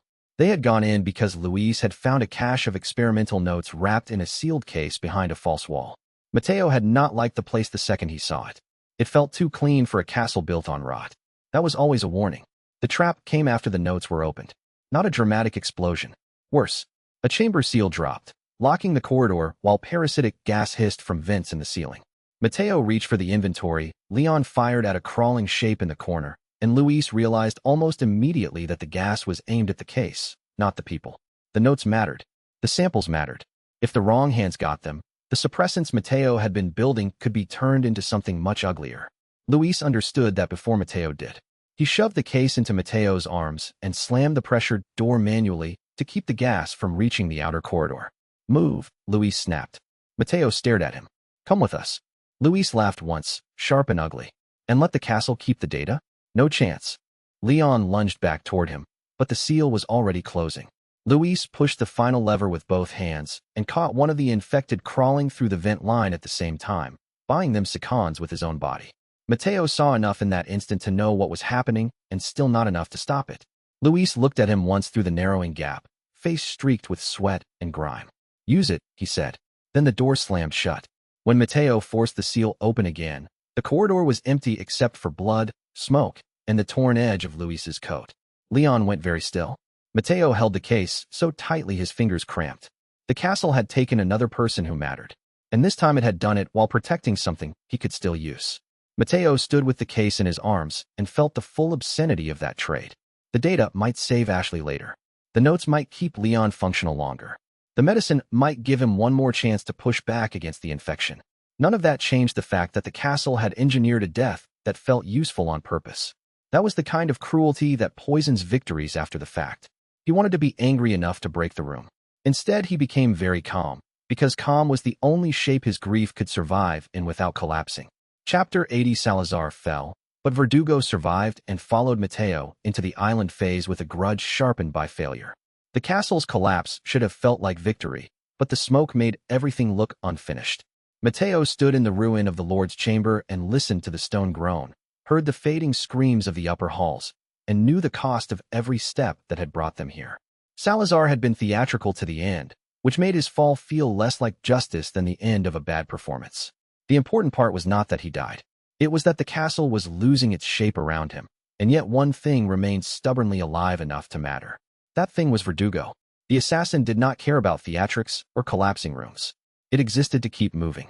Matteo saw it in the smoke beyond the broken chamber, a black shape at the edge of the route line, and felt the fight narrow into a colder, more personal future. The castle might be falling, but the hunter had already chosen to follow them into whatever came next. That meant the island would not simply be a new location. It would be a chase. Matteo stared at the silhouette and understood that the next road would be built under pressure from a hunter who had not yet admitted defeat. That was going to hurt. The castle lord's end came in pieces because Salazar deserved no cleaner death than the one his own trap network permitted. Matteo had been forced through one last chain of fight corridors, broken statuary, and candlelit chambers before the final confrontation dragged itself into the open. Leon handled the direct pressure. Matteo used the route markers, the hidden workshop weapons, and the last of Luis's prototype rounds to keep the castle's own architecture from swallowing them whole. Ashley, who had long since stopped behaving like someone waiting to be rescued, helped push civilians and stock through a side passage that would have been impossible to find without the undermarket labyrinth Matteo had taught them to trust. Salazar tried to mock them even as the plan failed. "You think this changes anything?" he shouted from behind a carved altar, blood on his sleeve and panic breaking through the aristocratic polish at last. "Your roads are still mine to break." Matteo looked at the man and felt nothing left for him except irritation. "No," he said. "They were yours to abuse." Then Leon finished it with a shot that sent the Lord backward into his own collapsing chamber. Stone came down. The castle shook. The bells changed tone for the last time, and the upper levels began the slow, ugly process of becoming ruins instead of threats. For 1 second, Matteo thought the worst was over. Then the route system flashed red. Verdugo threat preservation, active. The assassin had survived the collapse. Worse, it had tracked them to the evacuation line beyond the castle gates, its presence lingering in the smoke like a promise made by something that did not believe in endings. Matteo caught a glimpse of the black shape on a far parapet, too still to be human and too patient to be anything else. It watched the survivors leave. It watched Matteo. And then, rather than retreat, it followed the road toward the island with the sort of hate that does not fade when it is fed. Matteo watched the silhouette disappear into smoke and knew the chase had just become personal in a new way.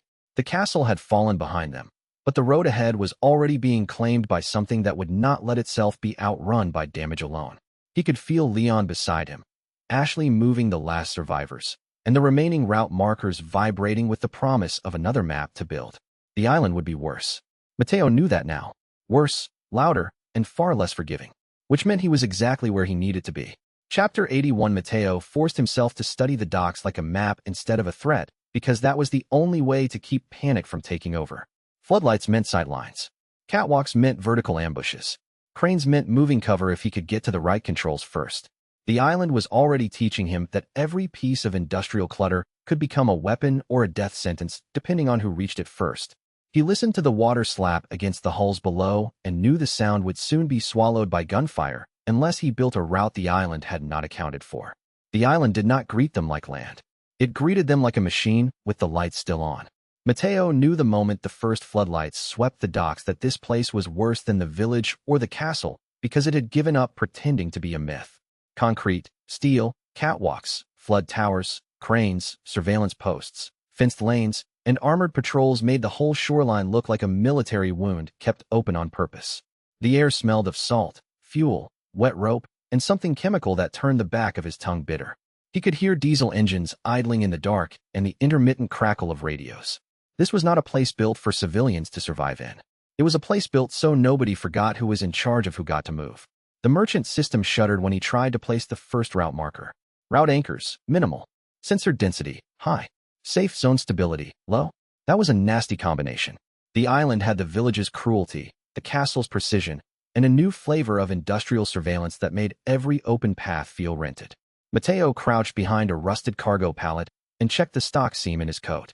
He was carrying fewer comforts than he liked and more obligations than he could count. Leon scanned the dock line with his gun raised. Ashley, pale but steady, stayed low near the cargo crates.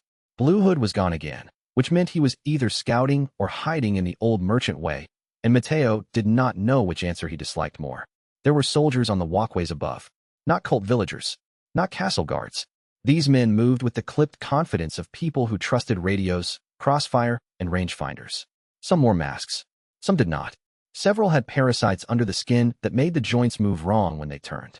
Mateo saw one of them stop beside a floodlight pole and tilt his head as if listening to the water. He knew immediately the island would punish hesitation faster than either of the previous maps had. He whispered, "No big movements." Leon gave him a glance that said obvious. Mateo hated how much that helped. Because the first shot could not be wasted here. The island was watching. Chapter 82. The tunnel walls sweated salt water and old fuel, and every crate Mateo stacked felt like a small argument with the island's economy of fear. He wasn't just opening a shop. He was carving a pocket of control into a place that had been designed to deny one. The cargo lanes above them were all hard angles and exposed movement. The tunnels below could become a different world if he got the markers right. That possibility mattered. It gave the survivors a place to come back to after the shooting started.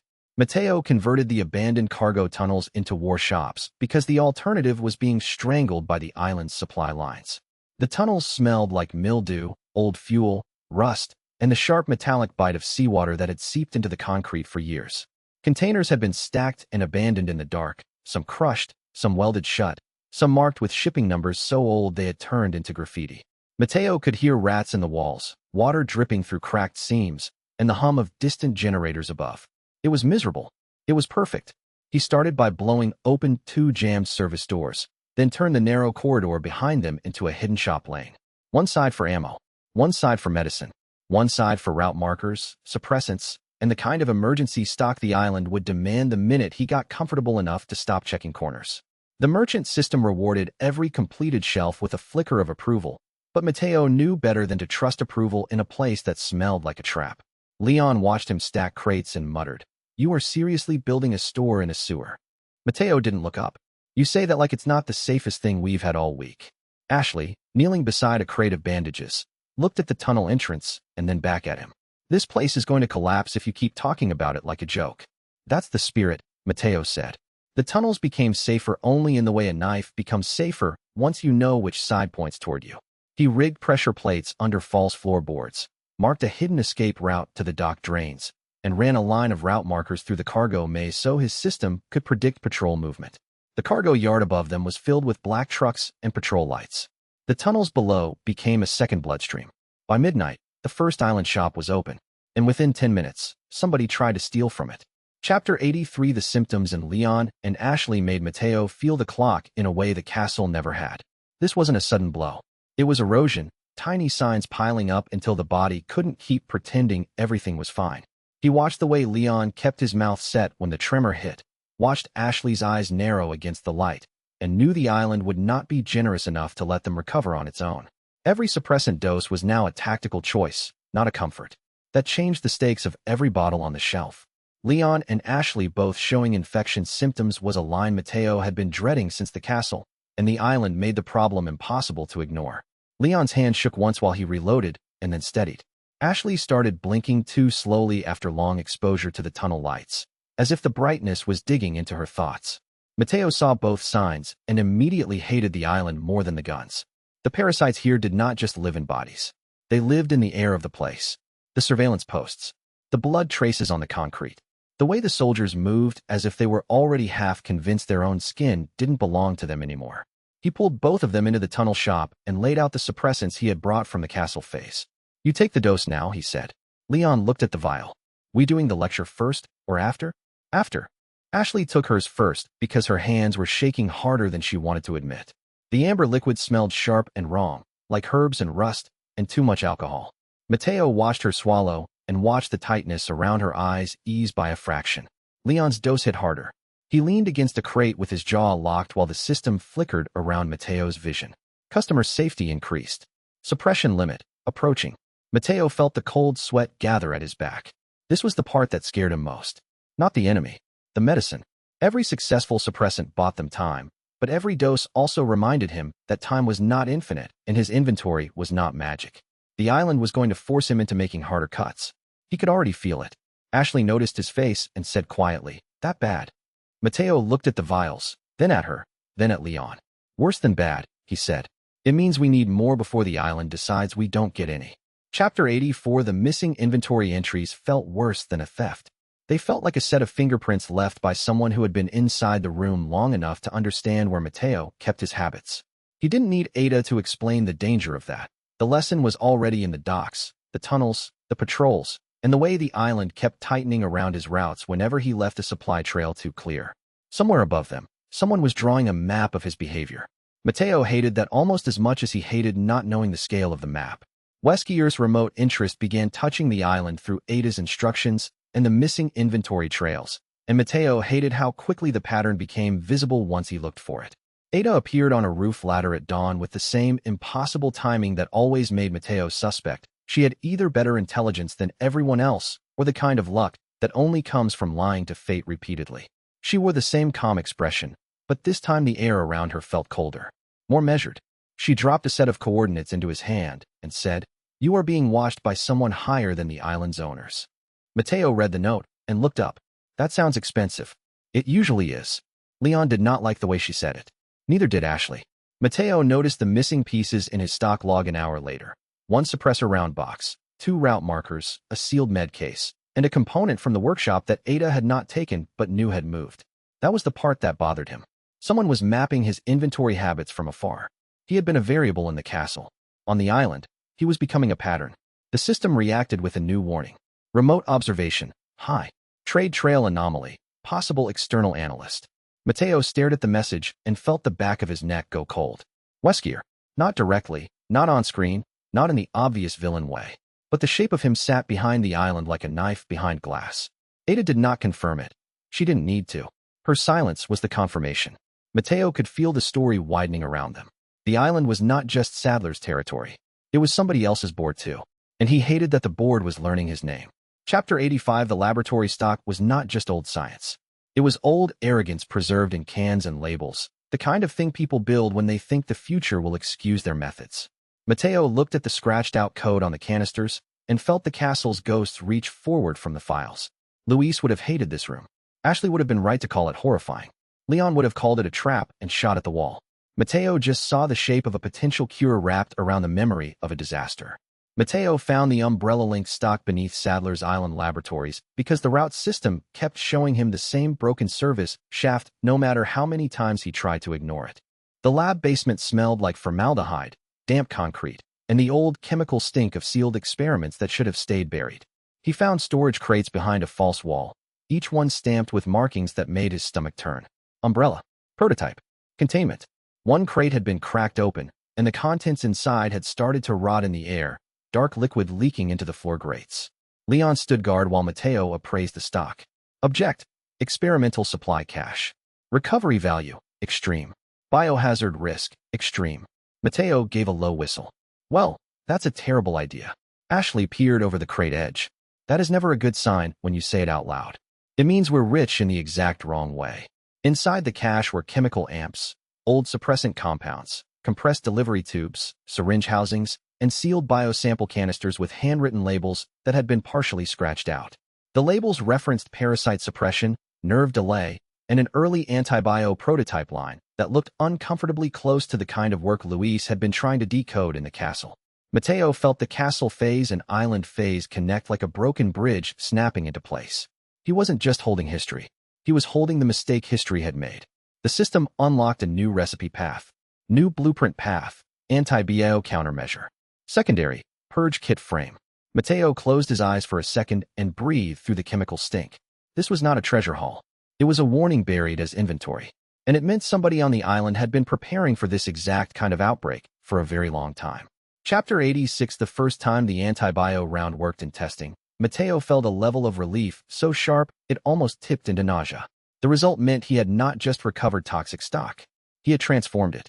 That mattered because the island kept trying to convince him that every tool was temporary, every fix incomplete, every fight just another delay before the inevitable. The new ammo and purge kits pushed back against that logic. They made survival something you could engineer instead of merely endure. Those supplies let Mateo craft prototype anti-bio rounds and parasite purge kits, but only if he accepted that the work would be ugly. He set up the benches in the tunnel shop with clean cloth, cracked lamps, and 2 fans stolen from a maintenance office to keep the fumes from choking everyone. The work was meticulous in the worst way. Open one sealed ampoule too fast, and the room would fill with burn-cold vapor. Mix the wrong stimulant ratio, and the round would shred in the chamber. Mateo had not felt this kind of pressure since the first castle workshop, except now the stakes had moved from individual fights to whole transport lanes. Leon watched the assembly while keeping the door covered. Ashley helped sort the canisters and keep the notes organized. "You sure this isn't going to blow up?" Leon asked. Mateo did not look up. "No." Leon waited. "I mean, I am sure it could," Mateo added. "But not if I do it right." That got a flat stare. "Comforting," Leon said. The first anti-bio round came out with a dull black casing and a pale blue core. Mateo held it under the lamp and could almost feel the island's answer to it already, as if the parasites themselves knew they were being challenged. The purge kits were smaller, clumsier, but more practical. Blunt force anti-parasite foam, suppressor injectors, and a seal pack that could keep a wounded person stable long enough to move them. The system rewarded the craft with a surge of approval. High utility weapon class unlocked. Merchant innovation rising. Mateo hated how good that felt, because it meant the island was forcing him to become the kind of merchant who could sell survival in pieces fast enough to outpace a massacre. Chapter 87. The prisoners reacted to Ashley the way people react to a real door opening in a burning room. They did not need a speech. They needed someone who moved among them like their pain was not entertainment. Mateo could see the change immediately, shoulders dropping a fraction, eyes no longer fixed on the guards, hands taking the supply packs like they might actually matter. That was the first crack in the island's control. Not gunfire. Not a rescue montage. A woman refusing to behave like protection was the same thing as permission to wait. Ashley insisting on helping distribute supplies to captured prisoners was the first time Mateo realized the island was teaching her the same lesson it had tried to teach him. Being protected is not the same as being powerless. She did not ask for permission. She grabbed the bandages, the suppressants, and one of the new purge kits, then looked at Mateo like the conversation was already over. The prison wing was a nightmare of chain-link cages, floodlights, and half-dead guards slumped in their own seats. Prisoners watched them with the kind of exhausted suspicion that comes from being told help is impossible too many times. Ashley moved among them anyway. Mateo followed her into the cells. "You really want to do this?" he asked. Ashley wrapped a bandage around a cut forearm without looking up. "I really want to stop watching you do all of it alone." That hit harder than it should have. The prisoners were a mix of terrified workers, local laborers, and one man who had clearly been in a fight too long to remember his own name. Ashley gave each one a supply pack and a direct look, as if she were reminding them that they were still allowed to exist. Mateo saw the effect immediately. Fear loosened in the room by degrees. It wasn't enough to call it hope, but it was close. Leon watched from the cell doorway and said quietly, "She's good at this." Mateo nodded once. "Yeah." The answer carried more weight than he wanted it to. When Ashley turned back toward him with blood on her sleeve and determination on her face, Mateo realized she was no longer waiting in the shelter radius. She was stepping into the route line herself. And that was the moment he knew the island could hurt him in a new way. Chapter 88. The realization hit Mateo like a bad inventory shock because it meant his decisions were no longer just about rescue. They were about preference, attachment, and the terrifying fact that Ashley's survival had started to define his map of what the island was worth fighting over. He had seen the feeling coming in pieces. Now it had a name and a pulse, and that made it impossible to ignore. The island had stripped away the safety that made emotional distance convenient, leaving only the raw choice of what mattered enough to risk the next step for. Mateo had to confront that his feelings for Ashley were no longer abstract kindness or protective instinct when the island's heat, fear, and constant movement made it impossible to keep pretending. He noticed it first in the small pauses. The way he tracked where she stood in a room before he tracked the exits. The way her laughter, when it happened, changed the shape of the inventory pane in his head. The way he kept wanting to hand her the safest thing he had before anyone else asked. It wasn't heroic. It was not even especially elegant. It was just real, and the fact that it was real made him nervous enough to start inventorying his own reactions like they were contraband. The island made the feeling worse because everything was louder, more exposed, more brutal. There was no safe castle corridor to hide in, and no village square where the emotion could pretend to be business. Ashley stood beside him while he checked the tunnel junction and looked at him with the same steady attention she used for everything else. Mateo could feel the truth in the room like pressure in the air. He reached for the route markers and found his hand hesitating. Ashley noticed. What? Mateo shook his head. Nothing. She made a sound that said she did not believe him. He almost told her. Not everything. Just enough. The problem was that once he started, he would have to admit how deep the feeling had gone, how much of his decisions were starting to organize around the possibility of her being alive to see them. That was dangerous because once a feeling becomes a plan, it can be punished. So he did what he always did. He made the route and kept moving. But now he knew the emotion had a name. Chapter 89. Leon's restraint gave Mateo a new kind of space, and with it a new kind of embarrassment. The older world would have demanded a confession, or a joke, or a hard line. Leon just understood that the room was already crowded enough with fear and let the two of them breathe through it. That made Mateo trust him even more, which was inconvenient because trust on the island always seemed to grow roots faster than he could trim them. Still, he took the gift. He needed all the sanity he could get. Leon noticed and handled it better than Mateo expected because survival had made all emotional lines messier and more honest.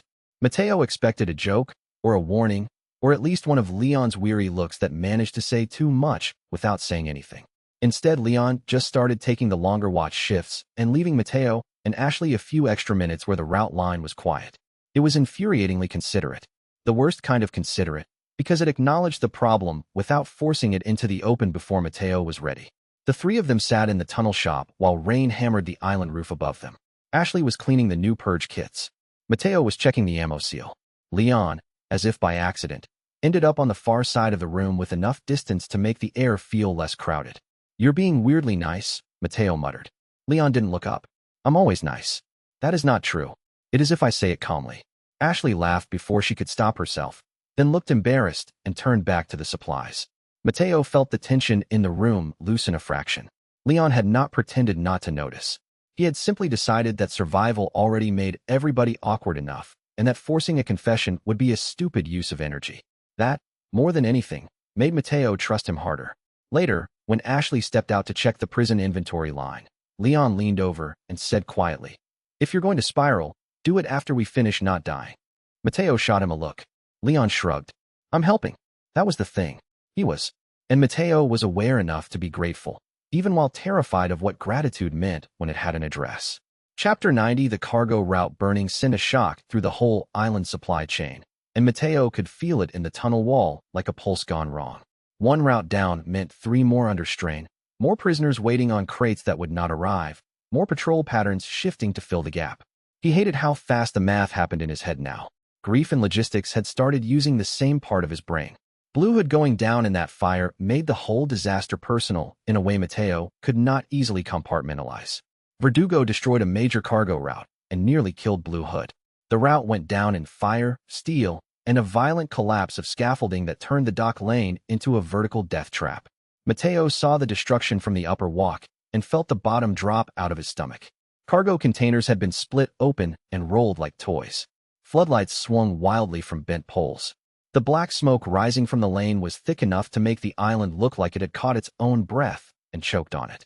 Blue Hood should not have been anywhere near that route. Mateo knew that instantly, which meant the old merchant had either been drawn in by something important or had chosen to stand where the route was most vulnerable because he wanted to save it. The explosion came next, and then the shape of Verdugo moving through the fire with impossible precision. Leon shouted, "Move." Mateo did, but not fast enough to avoid the secondary collapse. A row of containers slammed together and cut off the lower lane. Ashley grabbed a rail. Mateo caught her elbow. Blue Hood emerged through the smoke with one shoulder ruined and blood darkening the side of his coat. He looked half a heartbeat from death and still had the audacity to be annoyed. "You have poor timing," Mateo shouted over the noise. Blue Hood coughed and gave him a grim, breathless look. "You came to the island. That is your first mistake." The second blast hit the far lane. Verdugo was still there, and it was still hunting the route like it had no concept of defeat. Mateo forced himself to keep watching the lane instead of staring only at Blue Hood's wound. The old merchant was alive, but the route was not. That difference mattered on the island. A man could limp away from a kill zone and still lose half a network if the wrong corridor burned behind him. He opened the route pane and watched the dock lines flicker from yellow to red in ugly sequence. One route severed. One fallback lane unstable. One storage node inaccessible until the fire died or the whole scaffold dropped into the sea. The island was not just trying to kill them. It was trying to make every rescue expensive enough that they would start abandoning each other. "Tell me what is still usable," Leon said. Mateo swallowed the taste of smoke. "North catwalk for maybe 3 minutes. Lower freight lane if nobody minds walking through fire. Drain chute under the east crane if the grate isn't welded shut." That last one sounds terrible. That means it'll work. Ashley tore a strip from an old tarp and helped bind Blue Hood's shoulder harder while Mateo crawled to the edge of the broken rail for a better view. Verdugo moved through the smoke below with the cold patience of something that believed panic was inevitable. It did not rush. It did not posture. It simply kept choosing the most punishing angle, slicing supports, collapsing cover, forcing every survivor into the same shrinking geometry. Mateo hated it immediately for understanding logistics that well. This was not random brutality. This was a campaign against movement itself. He triggered a false route flare at the western lane and watched 3 island soldiers peel toward it on instinct. Good. Let them think the resistance still trusted obvious signals. Let Verdugo waste a few seconds verifying noise. Mateo had learned too much from merchants not to lie with placement when truth got people killed. Chapter 91. Blue Hood's confession landed like a rotten beam, giving way under a roof they had all been standing under for years. Mateo had suspected the old network was compromised in the abstract. Hearing it out loud made the history uglier, because it meant there had always been a ledger of suffering behind the routes he thought were neutral. He could feel the old merchant's shame in the way he spoke, but shame was not enough. Not now. The island demanded something stricter than regret. Blue Hood admitted the original merchant network once sold to umbrella remnants and has sins of its own, and Mateo hated how much that explained. They dragged Blue Hood into the tunnel shop with the smell of smoke and salt still clinging to him. Ashley set a pressure wrap on his shoulder while Leon kept watch. Mateo stood over the old merchant and waited for the explanation he knew would be ugly. Blue Hood looked worse than Mateo had ever seen him, which somehow made him more honest. "The network was never clean," Blue Hood said after a long silence. Mateo crossed his arms. "No kidding. It sold routes to anyone who could pay," Blue Hood continued. "Black market cells, mercenary groups, old research buyers. Umbrella remnants among them. The old men called it neutrality. I call it cowardice with a ledger." That landed hard enough to make the room colder. Mateo stared at him. "You knew?" "I knew enough not to ask which corpse would be next." Ashley looked sick. Leon looked furious. Mateo felt a very specific kind of anger settle in his chest. Not at Blue Hood alone, but at the entire inheritance of a system that had built itself on the idea that selling survival was somehow the same as preserving it. "Then what changed?" Mateo asked. Blue Hood met his eyes. "You did." That answer made the room go still, because it meant the old code had finally found something it could not comfortably excuse. And that meant the network's sins were no longer abstract history. They were going to show up on this island with guns. Blue Hood coughed blood into a rag and looked older than Mateo had ever let himself admit. It was one thing to suspect the old network had dirt under its nails. It was another to hear the scale of it from the mouth of a man who had helped keep those ledgers balanced. Mateo felt the anger in him trying to simplify the problem into blame, but the island did not reward simple emotions. The old merchant had failed. He had also come back. He was bleeding in the tunnel instead of hiding behind a vanished route, and ugly as the truth was, that counted for something here. "How many cells?" Mateo asked. Blue Hood gave him a tired, disgusted look. "Enough. That's not a number. Because I stopped counting once I realized counting was how they excused it." Ashley went still at that. Leon looked like he wanted to put his fist through the wall. Mateo understood both reactions and trusted neither to help yet. Not until they knew how much of the island's buried inventory had come from the old code's version of neutrality. If the network had sold survival to monsters, then every sealed cache under this place had to be treated like evidence as much as supply. Chapter 92 Using the caches felt less like profiteering and more like exhumation. Mateo was digging up the buried sins of the network and turning them into ammunition for people who had never benefited from the bargain in the first place. The prisoners' hands shaking as they took the weapons made the work feel more real. This was not a clean ideological win. It was a practical redistribution of the things the old order had hidden away. He could live with that. Mateo used the network's darkest caches to arm prisoners for revolt. He did not do it lightly. He did it because the prison blocks were already full of people waiting for a chance to die in someone else's schedule. The caches were hidden in old cargo walls and maintenance voids, sealed with the kind of codes only a merchant would know to appraise instead of ignore. Mateo hated every inch of that inheritance, which was exactly why he used it. If the old network had been built to profit from disaster, then he was going to use its bones to put weapons in the hands of the people it had abandoned. The cache room smelled like dust, old plastic, and a stale chemical sweetness from sealed containers that had not been opened in years. Leon carried the crates. Ashley sorted the ammo into civilian and combat packs. Blue Hood, looking gray and angry, unlocked the last storage bracket with hands that shook just enough to show he knew what this meant. This is what the network was for, Mateo said bitterly. Blue Hood gave a tired nod. No, this is what it became. Mateo stopped in the doorway and looked at the prisoners as they passed the first weapons along the chain. Not soldiers, not cultists, workers, drivers, cooks, guards who had switched sides, people who had been pushed into the shape of endurance and were now being handed a reason to use it. The system lit up in a way Mateo did not entirely trust. Revolt support node active. Customer uptake, surging. That should have felt good. It felt necessary. And that was worse, because necessity can make almost anything feel righteous if you stay alive long enough. Chapter 93 The offer from Sadler was obscene because it was tailored to Mateo's strengths. It wasn't just power. It was logistics, reach, and control. The temptation to become a single, necessary supplier was built from the same instincts that made him good at survival in the first place. That was what made it dangerous. The best lies always start by flattering the useful part of you. Mateo hated that he understood the sales pitch so well. Sadler tried to tempt Mateo with power, offering to make him the sole supplier of a parasite-run world. The offer came through a proxy channel Mateo had no intention of trusting, delivered by a voice that seemed to come from somewhere above the island's weather. The speaker was calm, articulate, and completely convinced of his own inevitability. Sadler, or something speaking for him. Mateo listened with one hand on the counter and the other near the inventory seam while the room around him went silent. You understand leverage, the voice said. You understand infrastructure. Why cling to weak customers when the world can be reshaped into a single profitable stream? Mateo almost laughed. Almost. Leon shot him a look that said, do not make this worse. You want me to sell the apocalypse? Mateo asked. I want you to survive it with authority. The line hissed with smug certainty. Mateo could hear the trap in it immediately. Sadler was not just offering him power. He was offering him a world where the people who depended on him would become managed livestock, infected customers with no choice but to return. That was the sort of ownership Mateo had already seen destroy every room it touched. No, he said. The silence on the line stretched. Then the voice replied, amused. You decline before hearing the price.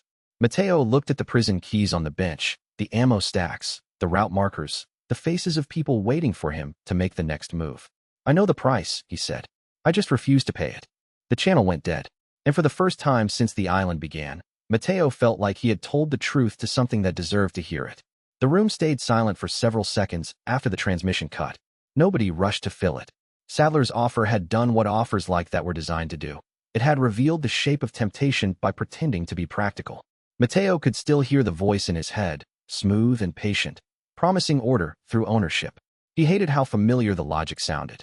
Not because he agreed with it, but because he knew how often desperation made people mistake management for mercy. Ashley was the first to speak. He really thinks people are inventory. Mateo looked at the deadcom line. He thinks people are recurring revenue. Leon's mouth twisted. That might be the worst thing you've said all week. I learned from professionals. The joke came out dry and meaner than he intended, but it broke the spell. The others moved again. Blue Hood muttered a curse under his breath. Ashley went back to sorting revolt packs. Leon checked the corridor and rechecked his magazine count. Mateo stood there a moment longer, letting the truth settle into him in a way that would last past the adrenaline. Sadler had not tried to flatter his heart. He had tried to flatter his utility. That was how Mateo knew the refusal mattered.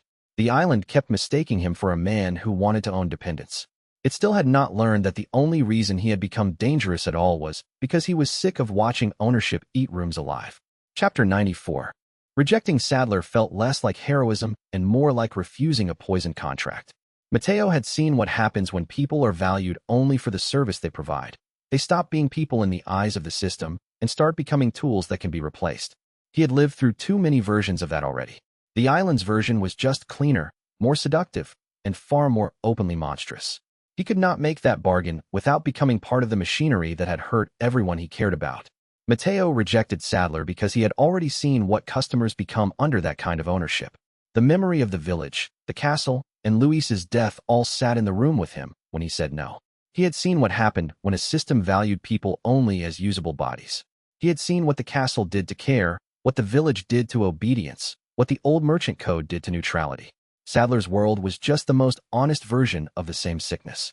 Mateo did not need to think long to know he wanted no part of it. He looked at Leon, Ashley, and Blue Hood and knew the answer was visible on their faces too. None of them wanted the kind of world where every wound became a billing address. The island was trying to sell them apocalypse as a business opportunity, and that was so disgustingly familiar it almost made him laugh again.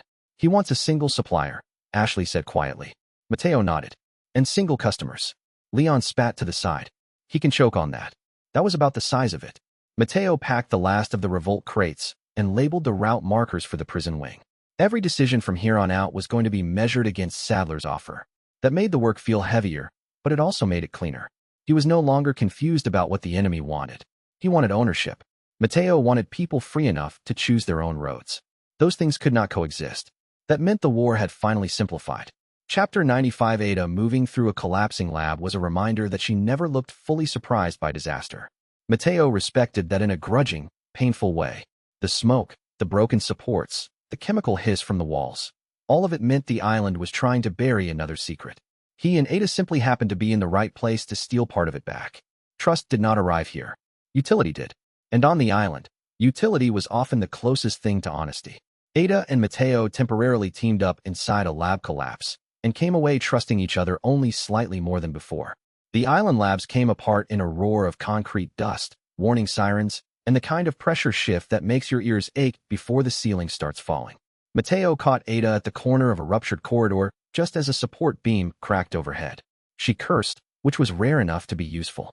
He shoved her into the side passage before the debris could take her shoulder off. For one brief and unlikely moment, they were moving the same direction for the same reason. The lab smelled like burned insulation, antiseptic, and ozone from overloaded equipment. Mateo could hear water pouring through a ruptured pipe somewhere beneath the floor. Ada pointed him toward a secondary hatch while they moved through the dust. "You saved me," she said with mild disbelief. "Don't get used to it." That was almost a compliment. "I know. It disgusts me too." They found a sealed chamber with half the ceiling gone and one of Sadler's experimental stock cabinets hanging at an angle over the gap. Ada opened the hatch. Mateo triggered the route marker, and the two of them hauled a small box of hard copy data into the light before the chamber split open behind them. Ada looked at the recovered data and said, "You are becoming annoyingly effective." Mateo coughed dust out of his lungs. "You say that like it's new. It is not. That is the problem." They escaped with the lab burning behind them, and neither of them pretending the other had become easy to trust. Which, for Ada, was practically a friendship. Outside the collapsing wing, they had to sprint across a service bridge while sparks poured from a split conduit overhead. Ada moved like she had rehearsed catastrophe in a dozen countries and found this version only mildly offensive. Mateo moved like a man carrying too many routes in his head to die on one bridge. The difference annoyed them both. At the halfway point, gunfire barked from the watchtower. Ada shot the first guard through the throat without breaking stride. Mateo hit the second with a route flare disguised as a flash charge, blinding him long enough for Leon to finish the problem from below. By the time they reached the maintenance hatch, the bridge behind them was half on fire, and the data case smelled like hot plastic. Ada leaned against the wall and caught her breath exactly once. "If you ever mention this cooperation to anyone, I'll deny it." Mateo took the case from her. "That hurts. I thought we bonded over structural collapse. We tolerated each other under unusual conditions. You're impossible, and yet useful." It was not trust. Not really. But as she handed over the salvaged records instead of pocketing them for herself, Mateo recognized the shape of a tiny concession. On the island, that was as close to honesty as some people ever came. Chapter 96. The near confession hurt because it was interrupted before it could become easier to ignore. Mateo could still feel the shape of Ashley's almost sentence hanging in the room even after the ceiling gave way. It was the kind of moment people remember in pieces. The hand half raised, the breath caught, the sound of the explosion stealing the rest.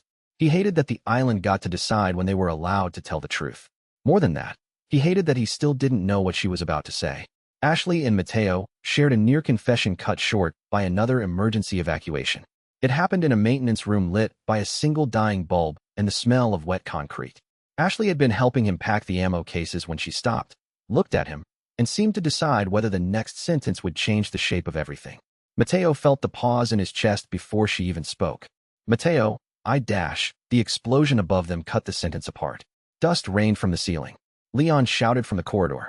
Somewhere outside the room, the island alarm system began the ugly wail that meant another section had gone unstable. Ashley closed her eyes for 1 second, then opened them and grabbed the purge kits off the table as if that half-formed confession could wait in the air until after the next disaster. Mateo almost laughed from sheer frustration. Not because it was funny, because it was exactly the kind of moment the island used to keep people from being honest. One almost truth swallowed by another emergency. One near connection cut off by survival. He followed her through the doorway and got them both into the corridor just as the ceiling behind the room gave way. Ashley looked back at the wreckage and then at him. "We keep getting interrupted," she said, breathless. Mateo, still clutching the route markers, answered with the only thing that fit. Yeah, it was not enough, but it was all the island would let them have for now. Chapter 97. Weskier's attention changed the entire board because it meant the island's chaos had stopped being local. Mateo could feel a colder logic entering the fight, the kind that comes from an opponent who starts making guesses about your future rather than your present. That was dangerous because it meant the enemy had begun to understand the shape of his choices. Mateo did not like being read. He liked even less the idea of being modeled. Weskier concluded there was a true variable on the field separate from Leon or Ada and started planning around Mateo specifically. Mateo sensed it before he ever saw proof. Patrol patterns changed. Hidden supply lines disappeared. Ada started arriving with information that seemed less like gossip and more like counterintelligence. The island's pressure shifted around his routes, as if someone had realized the merchant was not simply supporting the fight, but altering the terms of it. That kind of recognition is dangerous because it makes you visible in a whole new way. It also changed the air around the shop. Suddenly, every creak in the boards sounded like a listening ear. Every burst of static from a radio felt like someone testing the line. Mateo found himself checking the alley through the slats in the door before he crossed the room, not because he expected an ambush in the ordinary sense, but because he expected strategy. The island had been full of monsters before. This was worse. A monster with a map was a problem. A monster with patience was a plan. Ada noticed his expression and gave him a look that was almost sympathetic. "You're thinking too loud," she said. "Is that a thing? For you?" "Absolutely." She slid a folded note across the counter, then paused as if deciding whether the paper itself might explode. Mateo opened it to find route annotations, a rough map of the eastern nodes, and one black X where a hidden supply lane had vanished overnight. Weskier wasn't just watching anymore. He was subtracting, taking pressure off one corridor so he could collapse another, cutting at the network's memory, not just its flesh. That meant the next move had to be uglier. Mateo folded the note and looked at the dark mouth of the tunnel beyond the shop. If the enemy wanted to know his shape, then he would force them to learn the wrong one. He would move the supplies through places the patrols had stopped believing in. He would route medicine through broken service shafts and ammo through flooded drain lines. He would make every assumption expensive. Ada leaned one shoulder against the counter and watched him work the problem out without saying it aloud. "If Weskier is watching routes now," she said, "he'll expect you to panic in the obvious places." "Then I won't panic in the obvious places.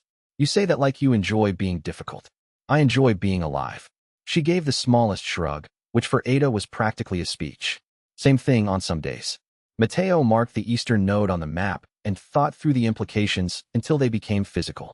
The hidden routes were not just convenience anymore. They were a shield. They were also a lie. He could feed the enemy a visible supply pattern, let them lean into the wrong tunnel, then shift the real medicine through the old water channels that still smelled like rust and algae and forgotten prayers. The island had spent weeks teaching him how to survive by narrowing his options. Now he would use that same narrowing to make the enemy overcommit. Leon returned from the corridor with a fresh clip and a look that said he had already guessed the shape of the day. "Tell me you've got a way to make this annoying for them." "I have several. That's the merchant I know." The plan started to feel real as soon as he said it out loud. He would create false scarcity at one route node, make the prison garrison think the resistance had been forced back, then flood the next node with enough stock to turn the counterattack into a trap. It was ugly, clever, and deeply personal, the kind of move only somebody who had spent too long trading under duress would even think to make. The island was teaching him to fight like a merchant because that was the only language he had left that the enemy would underestimate. The system confirmed it in one cold, ugly line. External strategic observation, intensifying. Variable classification, high priority. Mateo stared at it for a long second. There it was. The truth that had been circling them since the castle. He was no longer just a trader, not just a weird survivor with a shop and a stubborn problem-solving habit. He was a piece on the board worth moving against. Weskier had noticed. That meant every route he built, every weapon he sold, every prisoner he armed was now part of a larger calculation he did not control. He hated that. He also hated that part of him felt grimly validated. Being noticed by Weskier meant the routes mattered enough to threaten someone who planned in continents instead of hallways. That was not comfort. It was escalation. Still, there was a fierce little satisfaction in knowing the enemy finally understood what the island had been too arrogant to see from the start. Logistics was not support work here. Logistics was combat with better memory. Mateo turned the note over and started marking the routes he would sacrifice first if Weskier pushed harder. One decoy node at the eastern culvert. One visible med lane with deliberately sloppy protection. One ammunition trail fat enough to tempt surveillance into overcommitting. The real medicine would go by water. The real people would move through the oldest maintenance throat beneath the loading cranes where the air smelled like rust, algae, and dead electrical lines. If Weskier wanted to classify him, fine. Mateo would give him a category so inconsistent it turned every prediction into an invoice. Ashley watched the map grow messier under his pen. You look happier when the plan gets mean. I look focused. Those are not always different. Leon came over, scanned the route marks, and let out a low breath. This is vicious. Mateo capped the pen. Good. Because vicious was exactly what the island had earned. He also understood the opportunity. Because if the enemy was now planning around him, then he had already become worth fearing. Chapter 98. The rank up was intoxicating in the same way a cliff edge is. More power, more reach, more ways to keep people alive, and more room to fail catastrophically if he got arrogant. Mateo could feel the island testing whether he would mistake capability for safety. He refused to make that mistake. War Merchant sounded grand until you realized what it demanded. Speed, precision, and the ability to spend resources on people who might not survive long enough to repay the debt. That was fine. He was done pretending the work was any less brutal than the world. Mateo reached War Merchant rank and unlocked full battlefield resupply capabilities. The promotion came after the prison revolt shifted into open route warfare and the island's supply lines began collapsing under the pressure of too many moving bodies. The system hit him with a flare of light, so bright he had to brace on the wall. Then the prompts rolled in, each one heavier than the last. New inventory depth, wider field access, mobile resupply line, battlefield distribution privileges. The whole thing felt less like a reward and more like being handed a larger and more dangerous knife. The first time he looked at the expanded inventory, he had to exhale and steady himself against the counter. There were categories inside categories now, emergency stock tags, deployable caches, and mobile drop permissions that let him front-load supplies to allies mid-fight. It was the sort of tool that would have sounded impossible to any sane person and normal to anybody who had survived long enough to stop using that word. The system even showed route stress in red and gold, highlighting where a single bad turn could strand an entire cell of fighters. Mateo laughed once when he read the title. War Merchant, he muttered. That sounds unhealthy. Leon, reloading beside him, snorted. That's because it is. Ashley looked at the prompt over his shoulder. Does that mean you get more stuff? Unfortunately, yes. The battlefield resupply function was obscene in the best possible way. He could now drop medicine, ammo, and purge kits to allied route nodes faster than the island expected any supply chain to move. The system gave him angles, priorities, and route integrity metrics in real time. It was exactly the kind of ability that turns a person into a logistics problem the enemy has to start respecting. And because the island was never generous without a cruelty tax, the prompt also made it obvious how badly everyone had been stretched before this. He could see the gaps now, the places where people had been rationing painkillers like gold and reusing damaged mags because the old supply chain had made it normal to starve in increments. The rank didn't fix that. It gave him the power to start fixing it under fire. Mateo stared at the new class label and felt his pulse slow. If the island wanted war, He would give it a merchant who could treat the battlefield like a marketplace. And he would charge the enemy for every step. Leon, who had been leaning in the doorway with his rifle slung loose, studied the display and let out a low whistle. "You're starting to look unfair." "Good," Mateo said. "I was worried the island had the edge." Ashley smiled despite herself, and that small expression did more to steady him than the system upgrade ever could. The title mattered because it gave him reach. They mattered because they gave him a reason to use it. The first emergency drop went to a tunnel junction where two prisoners had been holding a narrow stairwell with half a mag between them. Mateo triggered the resupply and watched the crate manifest in a shimmer of light and pressure, then slam into the wet concrete with enough force to make both men jump. One of them laughed like he couldn't believe the universe had decided to be kind for a second. The other nearly cried. Mateo understood both reactions. He had lived on the scene between them for weeks. The battlefield overlay changed again as the drop completed. New route stress. New inventory check. A convoy lane toward the western cell block went red, then amber, then green as the redistribution took hold. He could feel the island like a body around him now, not metaphorically but mechanically, with arteries, choke points, and pulses. If he placed the right supplies in the right hands, the whole thing could keep moving even while infected bodies hit the walls from the outside. Ashley followed the numbers, and then followed the human reactions they produced. "You should see their faces," she told him while packing meds into a pouch. "They're not looking at the boxes. They're looking at each other." "Good." "No," she said softly, "better than good. It means they remember they aren't alone." That hit harder than he expected. Mateo had spent so much time thinking in trade terms that he sometimes forgot the old truth hidden under all of it. People did not just need ammunition. They needed proof that someone else had already paid attention to the shape of their panic. A supply drop was only a supply drop until it reached a person who had been ready to give up. Then it became a message. Then it became permission. He sent another cache to the rooftop ladder and watched the marker bloom in silver. Somewhere above them, gunfire cracked against concrete, and someone shouted his name like it meant help was coming. That kind of thing rewired a man whether he wanted it to or not. War Merchant did not feel like a title anymore. It felt like a responsibility that had finally found the right hands. Chapter 99. Arming the Resistance changed the emotional weather of the island. Once people had rifles, purge kits, and actual routes, they stopped looking like trapped bodies and started looking like a network. Mateo could see the shift immediately. People moving with purpose, not permission. The island had taught him that insurgency was mostly logistics with better slogans. He didn't need slogans. He needed routes, stock, and the kind of trust that makes a person carry medicine into a room full of gunfire because someone else taught them the route.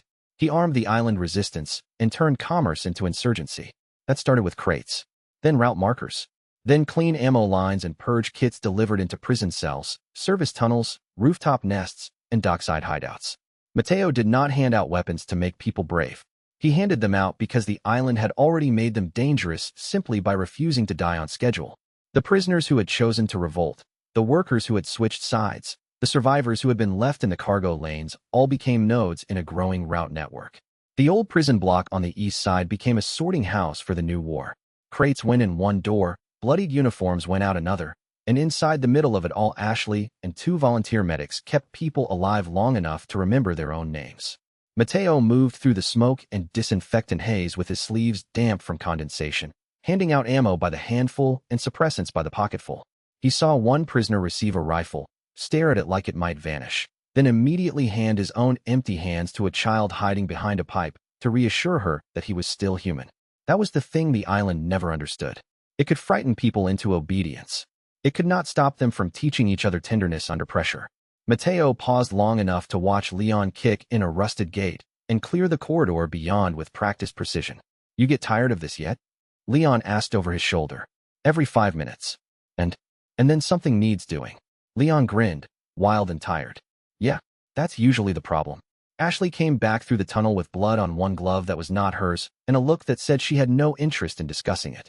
Mateo set a fresh purge kit into her hand before she asked, and she gave him a quick nod that felt more intimate than a speech. The romance between them still had no neat label, no safe place to land, but it was there in the way she trusted him to notice, in the way he trusted her to keep moving toward the hardest rooms first. The resistance looked messy from above, which was perfect. Messy meant it was alive. Messy meant people were improvising instead of waiting for permission. Mateo watched one of the tunnel runners, a woman with a cracked visor and a limp that never stopped her, redirect 3 newcomers with one hand while she held a rifle in the other. Nobody had trained her to run a network like that. The island had trained her. Hunger had trained her. Fear had trained her. Now she was teaching the next person in line. And that was how revolutions stopped being speeches and started being weather. Mateo moved between nodes with the new battlefield resupply function humming in the back of his mind. One route marker for the North Tunnel. One supply drop to the roofline. One purge kit into a room full of coughing prisoners. The island started to change shape under the pressure of people who no longer had to wait politely for rescue. Ashley helped coordinate the medical drops. Leon handled the firefights. Blue Hood, limping and furious, opened old paths nobody else remembered. The smell of the old prison blocks changed too. Less fierce sweat, more cordite, more disinfectant, more blood trying and failing to overpower the cleaner chemical bite of suppressant foam. Every time Mateo crossed a threshold, somebody grabbed a crate from him with shaking hands, and then steadied when they saw he had brought enough for 2 more rooms than expected. That was the part no one ever wrote songs about. The relief that arrives in hard little pieces when someone proves, with supplies, that they intended to come back. Ashley moved through the cells with her sleeves rolled up and her jaw set, checking pupils, pressure, and the tremor in hands that had been holding weapons for the first time in days. Mateo found himself watching her more than the route map for a moment and had to force himself back into the job. The island began to feel less like a prison and more like a route map under construction. That terrified the enemy. It also terrified some of the prisoners, which was fair.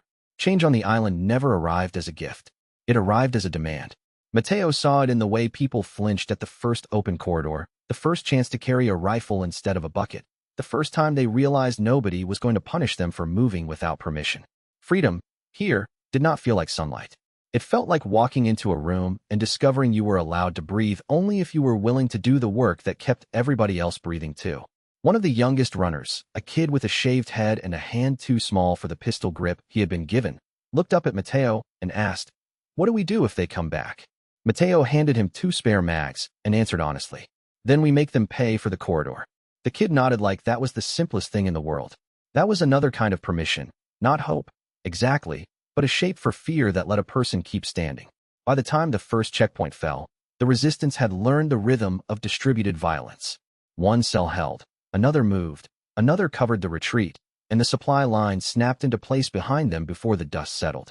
Mateo saw it all in fragments. Rifle flash, dark water under a bridge, Ashley's sleeve brushing his wrist as she shoved fresh meds into his palm, Leon laughing once when a guard tripped over his own barricade. It was ugly and loud and full of terrible improvisation. It was also working.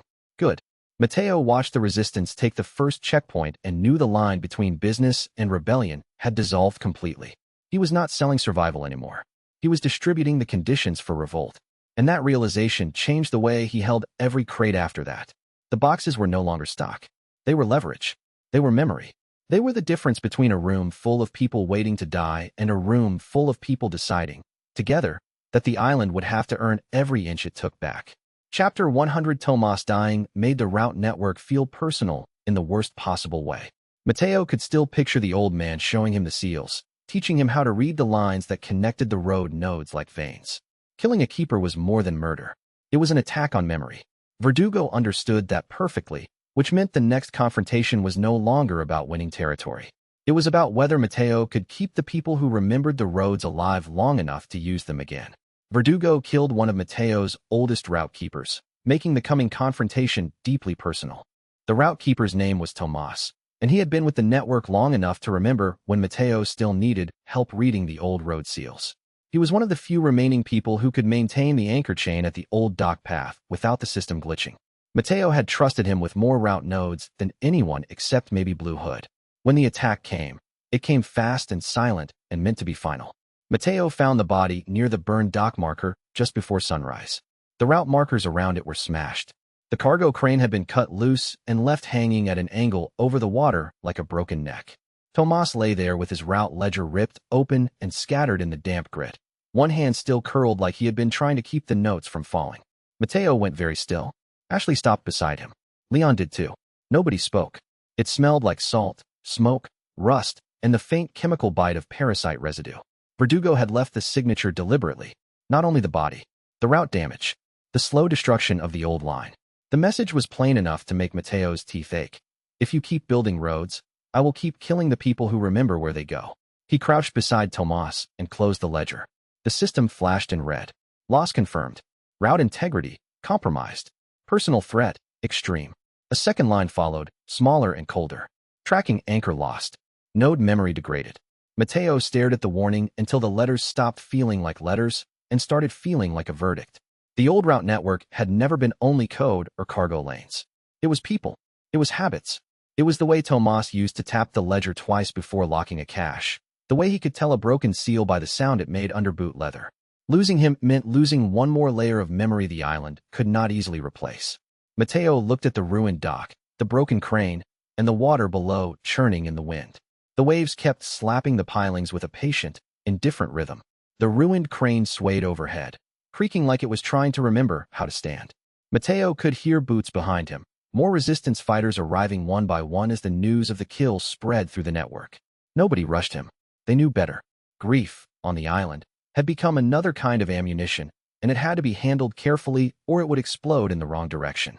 "All right," he said quietly. Leon looked at him. Mateo stood, faced the island, and felt something inside him harden into a shape he had not wanted to need. Now it's personal.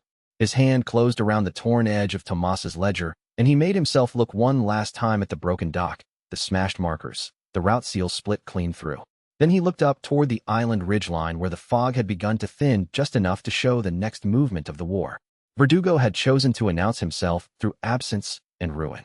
Mateo would answer with structure, movement, and a supply line so deep the island would choke on it. The next route would be bait. The next cache would be a trap.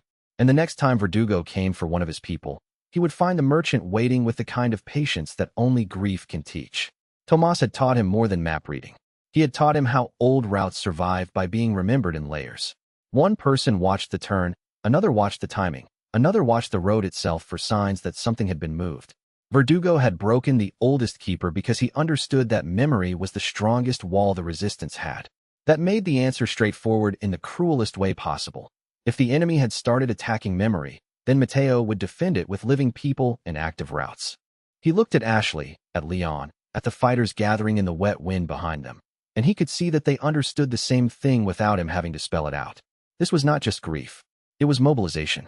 The next supply run would carry enough extra stock to bait an ambush. The route after that would split into 3 false branches and 1 real one. The old dock would become a listening post, then a cache point, then a kill zone when Verdugo inevitably showed up to confirm the damage he had done. Mateo could already taste the metallic bitterness of the coming fight. It frightened him. It thrilled him in the ugliest possible way. And somewhere beneath the grief, beneath the rage, beneath the need to make the island pay, there was another truth he could no longer afford to ignore. This war had stopped being about surviving the merchant's past and started being about the shape of the future he was willing to build with the people still standing beside him. That truth stayed with him while they moved Tomas's body from the dock to a sheltered alcove behind the old route office. Nobody said the ritual word for what they were doing, but everybody acted as if the island itself might punish them for getting it wrong. Ashley covered Tomas's face with a clean cloth. Leon checked the perimeter twice. One of the runners lit a small burner so the damp air would stop clinging to everybody's throat like a hand. Mateo opened the ledger again and found the old shorthand marks Tomas used for dangerous crossings. 3 taps meant heavy traffic. 2 diagonal slashes meant a patrol route had shifted and would shift back within the hour. A circled number meant the cache was compromised but the path around it was still viable. The notes were messy, stubborn, practical. They looked exactly like the life Tomas had lived. Mateo copied the last remaining route marks into his own ledger page by page, knowing the act would not bring the old man back, and doing it anyway, because memory, on this island, was a form of resistance. Blue had arrived while the copy work was still going on, limping hard but refusing help. He looked at the body, then at the ledger, and gave a single nod that carried the weight of old guilt and old loyalty all at once. Verdugo is going to circle back, he said. He likes to see if the wound still bleeds. Then we make sure he doesn't like what he finds, Mateo said. Blue Hood's mouth twitched. That's more your style than mine. You taught me the routes. You don't get to complain about the itinerary. The joke landed badly, and then, a second later, exactly right. A few of the fighters behind them let out exhausted laughs that sounded almost like relief. Mateo understood why. Dark humor on the island was not about pretending things were fine. It was how people confirmed they were still able to stand beside one another without flinching away from what had happened. Tomas had always approved of that kind of gallows practicality. He would have wanted the living to keep moving. By dusk, they had turned the dock kill into a map problem. That was the point where Mateo knew the resistance had changed for real. They were no longer just reacting to attacks. They were turning grief into route math. One team would bait the east line. Another would watch the service hatch. Ashley would station medics where a rush of casualties could be handled without clogging the exit. Leon would anchor the outer lane with enough firepower to discourage any direct approach. Mateo would control the caches and feed false data into the route markers so Verdugo could not tell which corridor was the trap until it was already too late. It was efficient. It was vicious. And because it was built out of people who had loved Tomas in one way or another, it felt like a promise rather than a plan. Later, when the island's noise had thinned into the wet hiss of wind over concrete, Mateo sat in the ruined route office with Ashley across from him and the ledger open between them. She had changed out of her blood-stained gloves, washed her hands, and still somehow looked like she had been carrying the whole dock on her shoulders. He could see the exhaustion in her posture. He could see the refusal to stop. "You should sleep," he said. "You should too." "I can't." "Neither can I." They looked at each other for a beat too long. Not enough to become a confession, not even close to safe enough for that, but enough to remind him that she was still here and still choosing to stay in the same room with him when the room smelled like grief and iron and route oil. He wanted to say something honest, something that might finally cut through the constant interruptions that had been keeping them circling the truth for days. Instead, he reached out and slid the ledger a little closer to her. "Help me finish the copies," he said. Ashley smiled, small and tired and very real. "That's your version of asking for company?" "It's my version of not wasting time." "Liar." "Merchant." The word should have been a joke. It landed like a vow. They worked for nearly an hour in silence broken only by the scrape of pencil on paper and the occasional report from outside the room. New runners had reached the North Stair. The Western Patrol had been delayed by a burned-out card in the lane. The stock at the prison block was holding. Every report changed the shape of the coming ambush by a fraction. Mateo marked each shift, then remarked it when he realized the enemy would almost certainly be tracking the same routes with a different eye. He began building a double bluff around the dock, a false emergency that would draw Verdugo forward while the real supply line moved through a submerged maintenance tunnel. Blue Hood swore nobody in the cult had bothered to inspect. When the copies were finished, Ashley stacked them neatly and said, "If he comes tonight, you know he's going to bring more than knives." "I know. And if he doesn't come tonight?" Mateo looked out through the cracked window at the black water and the lights moving across the far side of the island. "Then he comes tomorrow. Or the day after. He can't leave this kind of message unanswered. Not after Tomas." Ashley followed his gaze and spoke more quietly. "You care about the route keepers more than you admit." He did not deny it. That would have been stupid and she would have seen through it instantly. Route keepers were the memory of the island in human form. They knew where the old roads went, where the smugglers used to hide, where the weak concrete had begun to sink long before the cult took over and made all the dangerous places more dangerous on purpose. Losing Tomas hurt because the man had been part of that memory. Losing him changed the architecture of the entire resistance. Mateo heard movement outside, a runner signaling, Leon calling low instructions. The island had entered that brief and terrible period where every sound might be either a warning or a trap. He stood, slipped the ledger into his coat, and let the old, heavy anger settle into something functional. By the time they reached the dock again, the bait line was already in place. The first false cache sat where Verdugo would expect a desperate retreat. The second sat where he would expect a counterattack. The real stock was hidden low under the waterline in an old service cavity that used to be used for crane repairs. If Verdugo wanted to strike at the network's memory, he would have to wade through every decoy route Mateo could build and every fighter the resistance could spare. Mateo checked the final marker and felt the shape of the island click into a narrower, sharper form around him. This was what grief had made him into. Not gentler, not kinder, but harder to surprise. And when the wind finally shifted, carrying the faint metallic scent of parasite residue from somewhere inland, he knew with a cold certainty that Verdugo had already started moving. He signaled the resistance to go silent. Not quiet. Silent. That distinction mattered on the island. Quiet was what people did when they were afraid. Silent was what people did when they had already decided where the first shot would land. The dock settled into a watchful hush broken only by the low lap of water against pilings and the whisper of gear being checked one last time. Leon took the outer angle. Ashley stayed close enough to reach the med kit in 3 steps. Blue Hood disappeared into the route office shadows with the kind of grim precision that said he was already thinking 3 turns ahead. Mateo stood at the center of the bait line and felt the old merchant instinct sharpen into something almost surgical. He checked the false cache markers, the decoy crates, the submerged line under the waterline, and the hidden fallback route that would carry the resistance out if Verdugo came in harder than expected.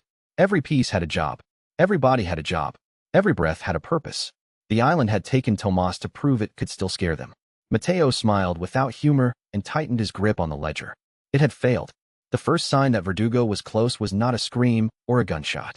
It was the birds. They lifted out of the scrub along the ridge in a single black sheet, as if the island itself had flinched.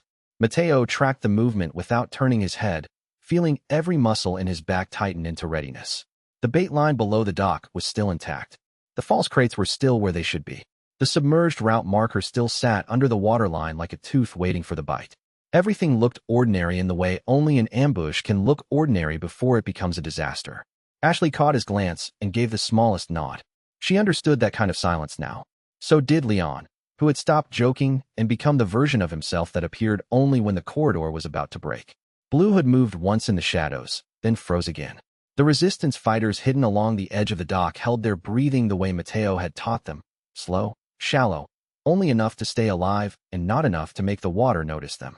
Mateo felt the old mercantile instinct and the newer insurgent one overlap inside his chest. One part of him measured stock, angles, and escape routes. The other part measured grief, loyalty, and how much punishment the island could take before it started teaching the wrong lesson.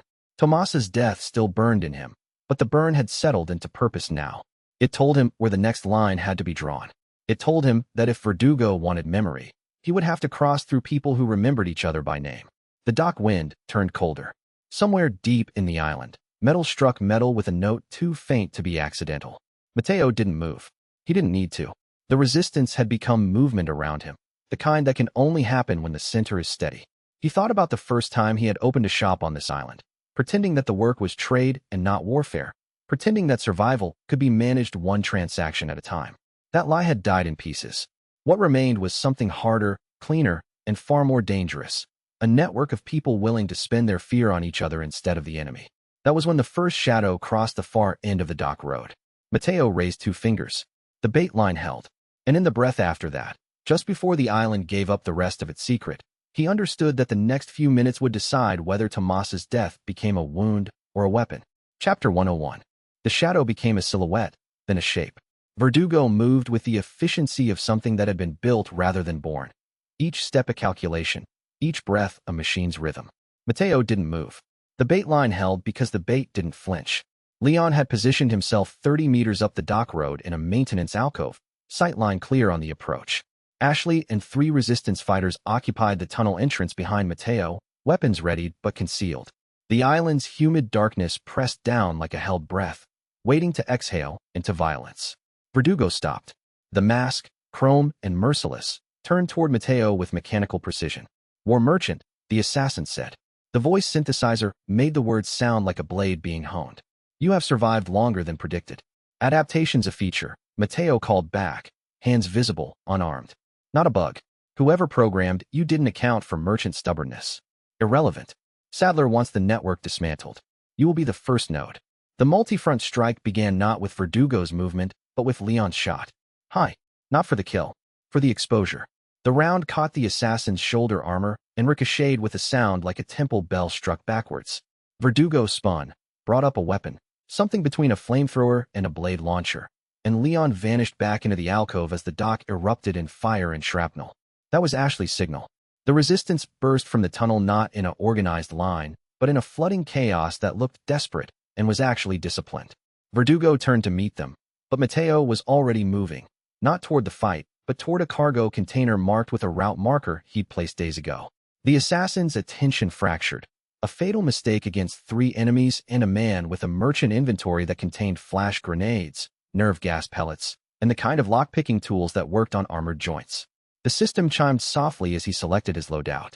System log * route marker navigation. Dockside bunker accessed immediate inventory depletion. 7 status assist items current load. 31% parasite adaptation threshold. 72% the numbers made his teeth ache.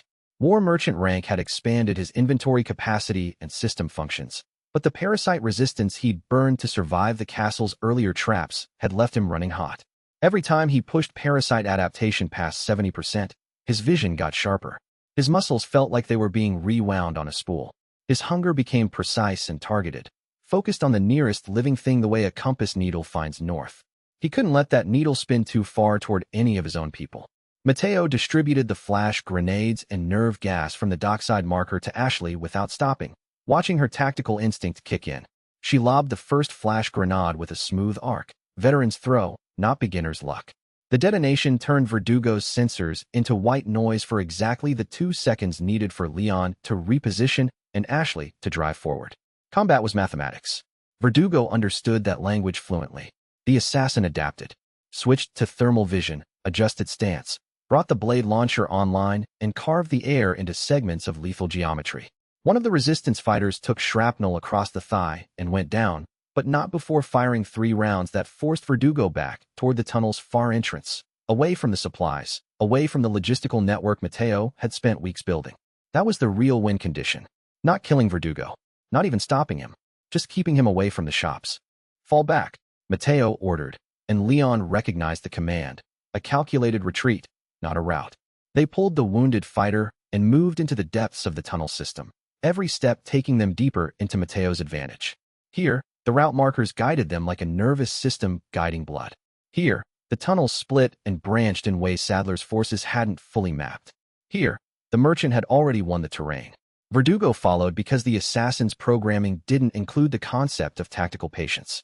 Sadler had built him to be a force. Forces didn't retreat. Forces advanced until they broke or were broken. The first shop waited at tunnels in like a trap that was also a refuge. Matteo had wired it carefully. Shelves that doubled as blast walls. Counters that could be flipped for cover. The back room's safe entrance disguised as a storage locker. Leon moved the resistance fighters to the upper gallery while Ashley stayed with Matteo at the counter, that small heirloom pistol in her hand looking more dangerous now than it ever had in the castle. "You're giving him the shop," she said. Understanding, not question. "Giving him something to destroy," Matteo corrected. "Verdugo's built to kill people. He's less prepared for shops that fight back." The system had flagged this shop as non-critical 3 updates ago. High morale value. Moderate profit loss. But its structure, reinforced concrete walls, the safe room's compressed architecture, the narrow approach that funneled enemies into kill zones, made it perfect for channeling a force like Verdugo into a corner where force stopped matching. The assassin breached the entrance with methodical violence. The reinforced shelving Matteo had built didn't crack so much as explode inward, but the blast timing triggered a tripwire that brought down 3 kilos of scrap metal and ball bearings into Verdugo's path. Not lethal. Disorienting. Ashley's shot came clean, right shoulder joint, precision at 30 meters. The round didn't penetrate the armor, but forced a recalibration. That second of hesitation was all Leon needed to drop from the gallery with a knife and gasoline can. The fire that erupted around Verdugo was terrible and beautiful and purely practical. Smoke. Chaos. Thermal chaos. Confusion for a system-dependent assassin. But Matteo wasn't watching the fight anymore. His attention had spun to the system alert that had just blazed through his consciousness. Parasite adaptation. Critical threshold approached, 78%. Warning. Sustained adaptation above 80% risks irreversible mutation alternative. System route access denied TO. Prevent hazard TO. The user, he could feel it. The parasite wanted out of him. It wanted to be more than a passenger in his nervous system. It had tasted power in the castle, tasted the edge of something vast and wrong and hungry, and now it pressed against the walls of his consciousness like a prisoner testing a gate. One more push, one more moment of absolute need, and the gate would swing open. That was when Verdugo rolled through the fire with impossible coordination and drove a blade through the counter where Matteo had been standing 3 seconds before. The blade was chrome and bone and something that looked disturbingly organic, even as it punched through reinforced wood and left a wound that hissed with heat. "You are using biological adaptation," Verdugo said, that synthesizer voice now overlaid with static from the fire. Sadler predicted this. The merchant system and the parasite. Both systems of amplification. Both destabilizing. "Yeah," Matteo said, moving before the next blade stroke could fall. "But only one of us is fighting to survive. You're fighting because you were built to. Different calculus." He triggered the safe room. The wall behind the counter split with a pneumatic hiss, revealing the refuge he'd constructed, titanium door, interior air filtration, supplies for 4 days if needed. But more importantly, It was a barrier. Even Verdugo couldn't burn through titanium in 60 seconds. Ashley. Leon. Inside. Now. They moved without hesitation. That was the miracle and tragedy of genuine alliance. They'd stopped asking for justification. They just trusted that Mateo had a reason, and usually he did, even if that reason was sometimes just, "I'm not done yet." The door sealed with a sound like the world closing. Verdugo hit it once. The impact left a dent the size of a fist. Probably not satisfying for something built to be unstoppable. "You cannot hide," the assassin said, and the blade launched again, faster now, hungrier. "Sadler's patience expires with you." Mateo stepped back, letting the blade pass, letting his hand move to the inventory pocket where he kept his own weapon. Not a gun. Those were for soldiers. This was something older and stranger, something he'd built from components he'd found in a crashed helicopter, modified with parts he'd looted from Verdugo's own earlier encounters. A device that interfered with electronic systems.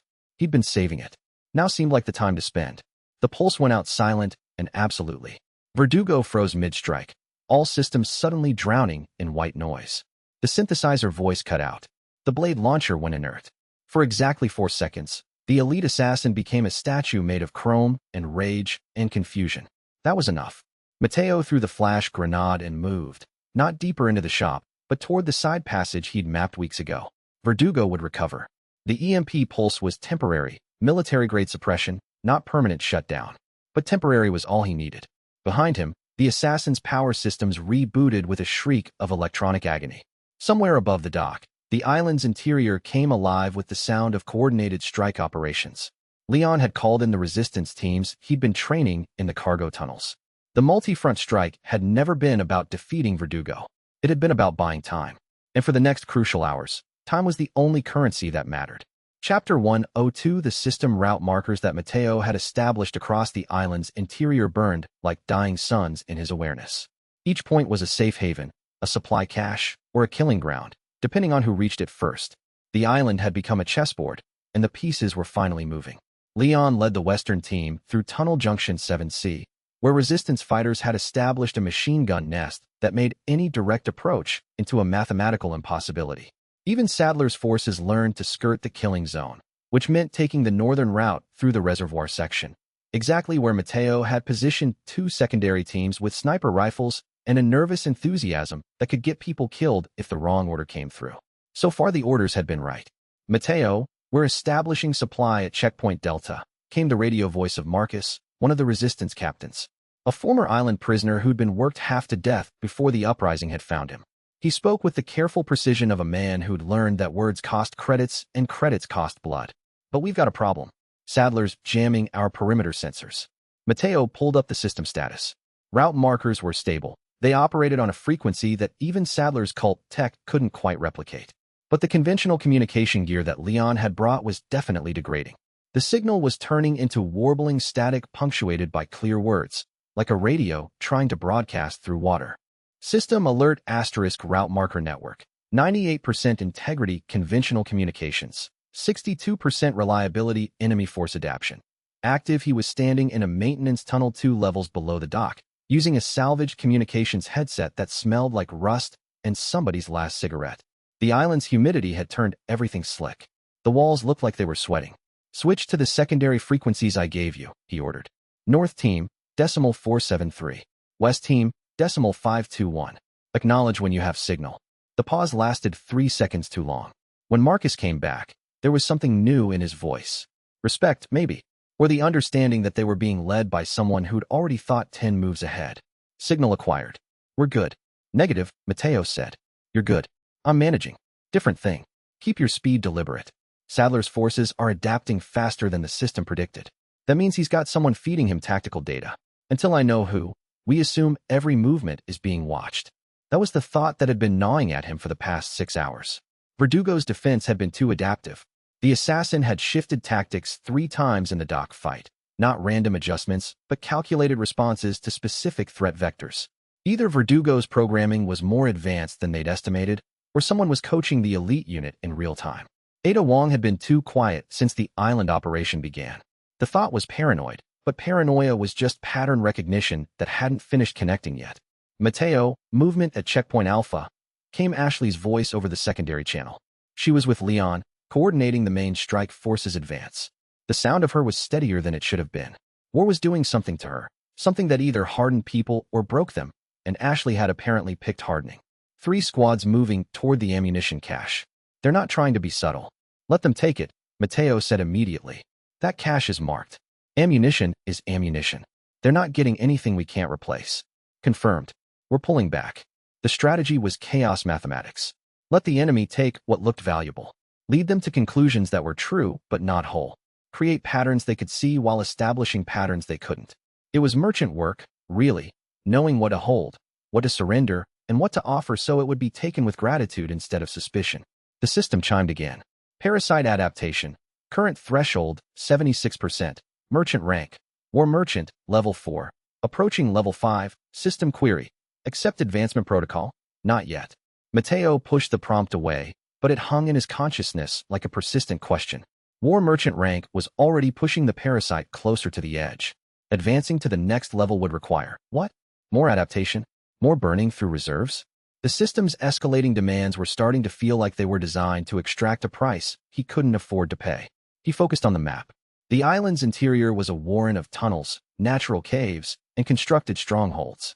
Sadler had been building this place for decades, constructing it like a body with himself as the central nervous system. Every room led somewhere. Every passage had a purpose in the larger architecture of his cult's power. And every supply cache, every fortified position, every route marker Mateo had placed was a subtle defiance of that architecture. Checkpoint Delta to all units. Came Marcus's voice. We've got incoming. For squads, maybe more. They're pushing hard. Engage or fall back? Another voice asked. Younger, probably one of the secondary team leaders. Let me answer that, Mateo cut in. He pulled up the tactical overlay the system maintained, watching the enemy movement vectors. They were pushing toward the ammunition cache. Yes, but their pattern of advance suggested they were also trying to encircle checkpoint Delta itself. Pincer movement. Textbook. The kind of tactic that worked against soldiers but assumed an enemy that had to fight in physical space. Delta team, use the secondary exit I marked on your system. Northern passage, 200 meters. You'll come out in the old water processing section. That section connects to. He checked his memory. The reservoir observation platform. From there, the route markers will guide you to checkpoint Echo. Stay ahead of them. Evacuating, Marcus confirmed. The beauty of the system wasn't just inventory or safe rooms. It was this. Knowing the island better than Sadler could, because while the cult leader had built it as a temple to his vision, Mateo had learned to read it as a merchant learning a city. Every tunnel became a trade route. Every room became a negotiation space. The forces pursuing Delta Team would reach the checkpoint in maybe 60 seconds. They'd find it empty, abandon supplies they couldn't carry, and be forced to make a choice. Push deeper into unknown territory or fall back to report their position. Either choice favored Mateo's people. The island was starting to move like a living thing responding to stimulus. Supply lines adapting. Forces redistributing. Sadler's rigid military hierarchy trying to match itself against the distributed intelligence of people fighting for survival instead of for ideology. That was when the system screamed. Not a chime. Not an alert.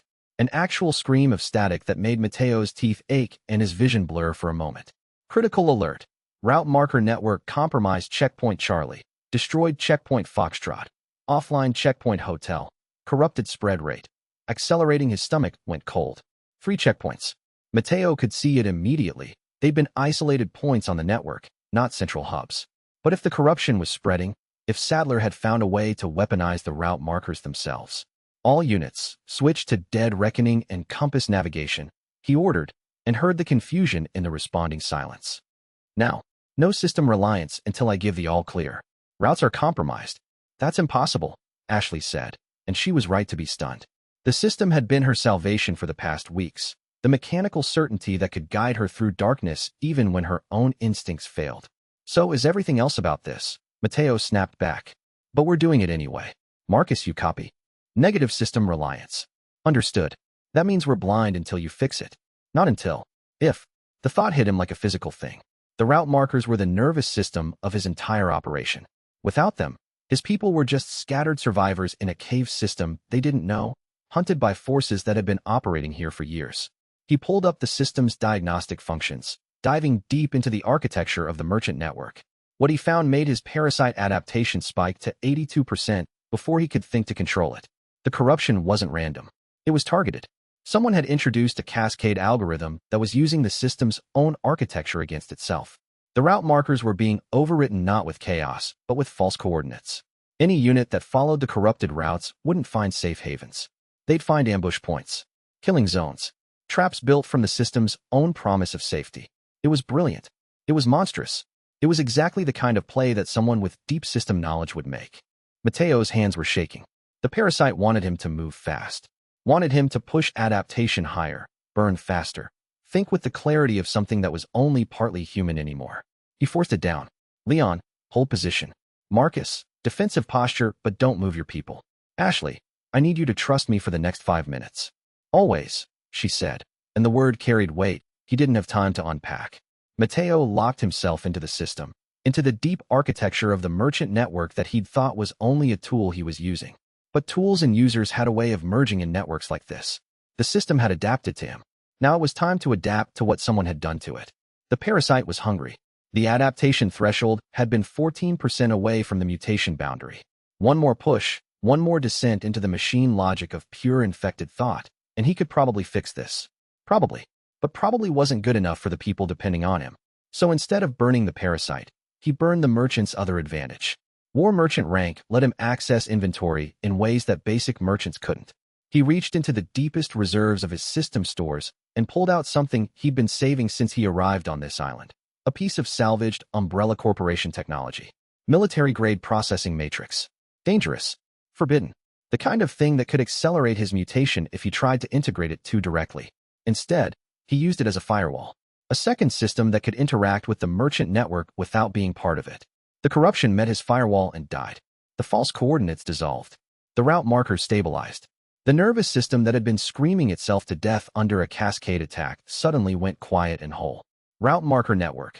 Restored integrity. 99.7% firewall active. Umbrella protocol defense system warning. This defense requires constant maintenance. Estimated duration. 8 hours. Asterisk, 8 hours. Long enough to get his people to safety.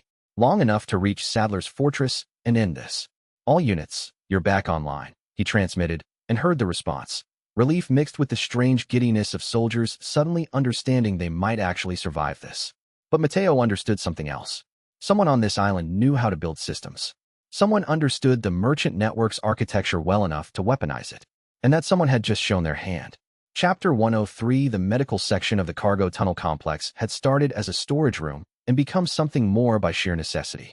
Ashley lay on a table that Mateo had salvaged from a destroyed clinic, her shirt peeled back to expose the faint scar tissue where the parasite had been injected what felt like years ago, but had actually been weeks. This is going to hurt, Mateo said, and held up the cure kit he'd spent the last 2 months perfecting. Crystalline suspension in a medical-grade syringe. Chemical bonds designed to break down the parasite's neural integration without destroying the host tissue in the process. In theory, it worked. He'd run the simulations 100 times. Theory was a comfort to people who didn't have to be the first test subject. How much? Ashley asked. On a scale of 1 to 10? You're probably going to want to bite something. I recommend the rubber tubing. She managed to smile despite the sweat already beading her forehead. The parasite was reacting to the proximity of the cure, sending signals through her nervous system like a condemned creature throwing itself against its cell bars. Mateo could see her muscles spasming slightly, her jaw clenching. I thought fear was supposed to be the hardest part, Ashley said. Turns out it's waiting. Fear is easy, Mateo replied, preparing the injection site. Waiting is where the mind eats itself. Remember when you thought you couldn't do any of the things you've done? Daily. Constantly. At least 3 times before breakfast. But you did them anyway. Because you made it possible. The needle went in clean. No hesitation. No mercy. Mateo had learned that mercy was just slow cruelty wearing a kind face. The cure activated as soon as it hit her bloodstream. Ashley's body went rigid. Her mouth opened, but the scream that emerged wasn't quite sound. It was the noise of a nervous system being rewritten in real time. The parasite fought. She fought. Mateo held the injection steady, watching the progression through the system's diagnostic interface. Parasite purge. In progress compatibility index. 87% rejection threshold. Within acceptable parameters time remaining. 14 minutes of watching her suffer. 14 minutes of knowing that if he'd miscalculated, if the cure was too strong or too weak, or if her individual biology rejected the chemical suspension, she could die on this table, and there would be nothing he could do but witness it. Her hands gripped the sides of the table hard enough to leave marks. Her breathing became sharp and ragged, like she was trying to cough up something that had grafted itself to her lungs. The parasite didn't want to die. It had spent weeks learning to live in her biology, adapting to her immune system, becoming intimate with every neural pathway. Now it was being burned out like an infection. Mateo kept working, running secondary injections of stabilizer compound, monitoring the system, keeping her body from rejecting the cure along with the parasite. "Stay with me," he said, and it wasn't just procedure. It was a reminder that she wasn't alone in this, even though parasite purge was the most solitary thing a human could experience. The system chimed. Parasite purge, complete host organism, stable recovery time, 24 to 48 hours recommendation, complete physical rest, and high-calorie intake. Ashley's body relaxed into the table like someone had cut her strings. Her breathing gradually returned to something resembling normal. Mateo cleaned the injection site and covered it with a bandage that was probably more ritual than medical necessity at this point. "You did it," he said. "You did it," she corrected, her voice hoarse from screaming. "I just had to not die. That was your job. If I made it look easy, I was lying." Her eyes opened. They were different now, clearer, maybe, or just freed from the parasite's constant background noise. "You haven't slept in 36 hours. Not my priority. It should be. Because you look like you're about to fall apart, and I need you in one piece for the next part."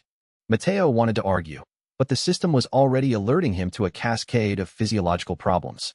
Elevated cortisol, accelerated heart rate, parasite adaptation sitting at 79% and climbing despite his efforts to keep it in check. He didn't have the luxury of falling apart. "You're going to rest for a few hours," he told her. "Real sleep. In one of the safe rooms, with guards you trust. The cure will do its work while you're unconscious. And you? I'm going to take care of Leon." But before he could turn away, Ashley reached out and grabbed his wrist. It was a gentle motion, but there was steel underneath it. "When this is over," she said, "we're having a conversation about what happens if you push that parasite past 80%. Because I've seen you when you're at the edge of adaptation. You get this look in your eyes, like there's someone else looking out from behind them." "Ashley, not now. Later. But you have to promise me there's a later." Mateo looked at her, really looked at her. At the president's daughter who'd entered this island as a hostage and had become something else. A fighter, a leader, someone worth protecting, someone who'd started protecting him in turn. "I promise," he said, and meant it. Leon was worse. The Resident Evil 4 story had left him with parasite infection that was older, deeper, more integrated into his system than Ashley's had been. 2 months of survival had meant adaptation. The parasite had had time to map his entire nervous system, to understand him at a cellular level. And now Mateo had to burn it out. "This is not going to be like Ashley," Mateo said bluntly, because Leon deserved honesty. "You're stronger than her, physically. That's going to make this worse, not better. Your body will fight the cure.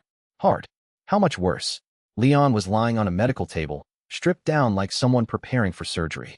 His scarring was extensive. The island had written its lessons across his skin in pale lines and rough patches. "You might lose consciousness. You might experience hallucinations. The parasite will try to convince you that the cure is poison. You might believe it. But I'll live. Probably. Then let's do it." Mateo had always respected Leon. Now he understood why. The government agent had a soldier's ability to accept necessary pain without the luxury of emotional processing. Just the mission. Just survival. Just the next step. The cure went in. Leon's reaction was immediate and catastrophic. His entire body convulsed. The muscles didn't just tense, they locked. Mateo could hear tendons creaking under the strain, could see the cords of his neck standing out like cables about to snap. But Leon bit down on the rubber tubing and didn't scream. Didn't beg. Didn't do anything but endure. Parasite purge. Active compatibility index. 73% warning. Rejection severity elevated time remaining. 18 minutes stretched into something that felt like geological time. Mateo could do nothing but monitor, stabilize, and hold the space where a man was being unmade and remade at the cellular level. Leon's breathing became ragged, then shallow, then frighteningly absent. Parasite interference with his autonomic nervous system. Mateo had to manually assist respiration, had to push in secondary compounds that forced Leon's diaphragm to work even as his nervous system was screaming that the cure was an invader, an infection, a death that was coming slow and deliberate. The system screamed. Compatibility failure. Threshold approaching critical intervention required. Mateo didn't think, didn't calculate, just moved. He pulled a dose of raw parasite accelerant from his inventory, a compound that by all logic should have made things worse. Instead, He mixed it with the cure in a ratio that had no scientific basis, only the desperate intuition of someone who'd spent months learning how parasites and merchant systems could coexist. He was using the parasite's own survival instinct against it. The accelerant told the parasite that the cure wasn't an extinction event, it was adaptation pressure. Evolution, a challenge to be met by changing. And something in the corrupted logic of Umbrella's biological engineering responded to that narrative. Leon's convulsions eased, not stopped, just became something the human body could survive rather than something that would destroy him. Parasite purge, stabilizing compatibility index, 64% recovery. Progressing, the final minutes were almost gentle by comparison. Leon's breathing steadied. His muscles stopped fighting. The parasite realized too late that it was being ejected, but by then it was already dying, already losing its grip on the neural pathways that had become its home. When it was over, Leon's eyes opened with the confused clarity of someone waking from a fever dream. "Did I scream?" he asked. "No," Mateo said. "You were impressive." "Liar. I could hear myself screaming. Just couldn't stop." "Yeah, that too." Mateo stepped back and became suddenly aware of how exhausted he was. His hands were shaking. The parasite adaptation had climbed to 83% during the emergency intervention. He could feel the mutation hungry at the edges of his consciousness, wanting to push higher, wanting to become something more than human in that final, irrevocable way. He pulled up his inventory and found himself looking at supplies meant for patients and cases meant for survival. The parasite was winning, just slowly, just with him pretending it wasn't. But for now, both Leon and Ashley were alive. Both were parasite-free. Both could fight without that weight inside them. For now, that had to be enough. Chapter 10 for the island's interior never slept, but it did develop rhythms. The periods of intense fighting would give way to hours of relative quiet where Mateo's people could consolidate positions, tend the wounded, and prepare for the next cycle. This lull lasted 5 hours.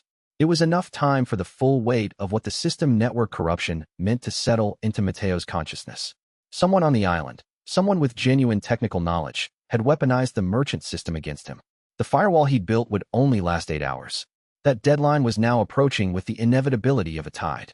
The corruption is sophisticated, Mateo told the assembled leadership team in the central safe room. Leon was there, moving carefully because even parasite-free bodies needed time to recover from the kind of shock he'd endured. Ashley stood beside him, still pale, but with her mind clearly focused.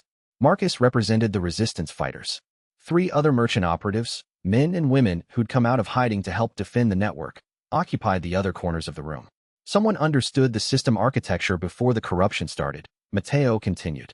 That's not accident. That's preparation. Someone's been studying me for months. Ada? Ashley asked directly. Possible. But Ada's been too visible.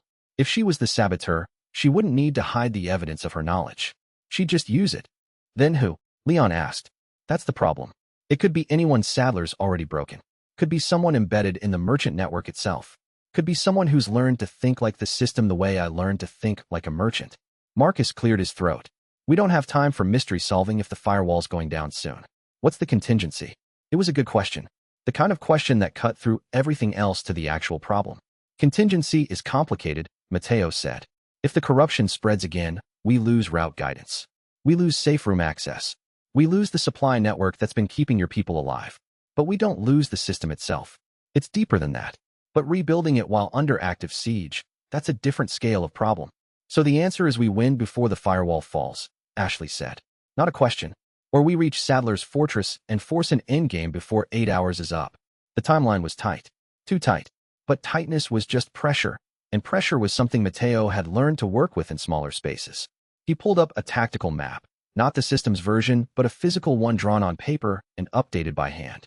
It showed Sadler's fortress at the center, the island's interior passages radiating outward like roots, and the positions of his distributed forces marked with symbols that looked like merchant marks from a much older world.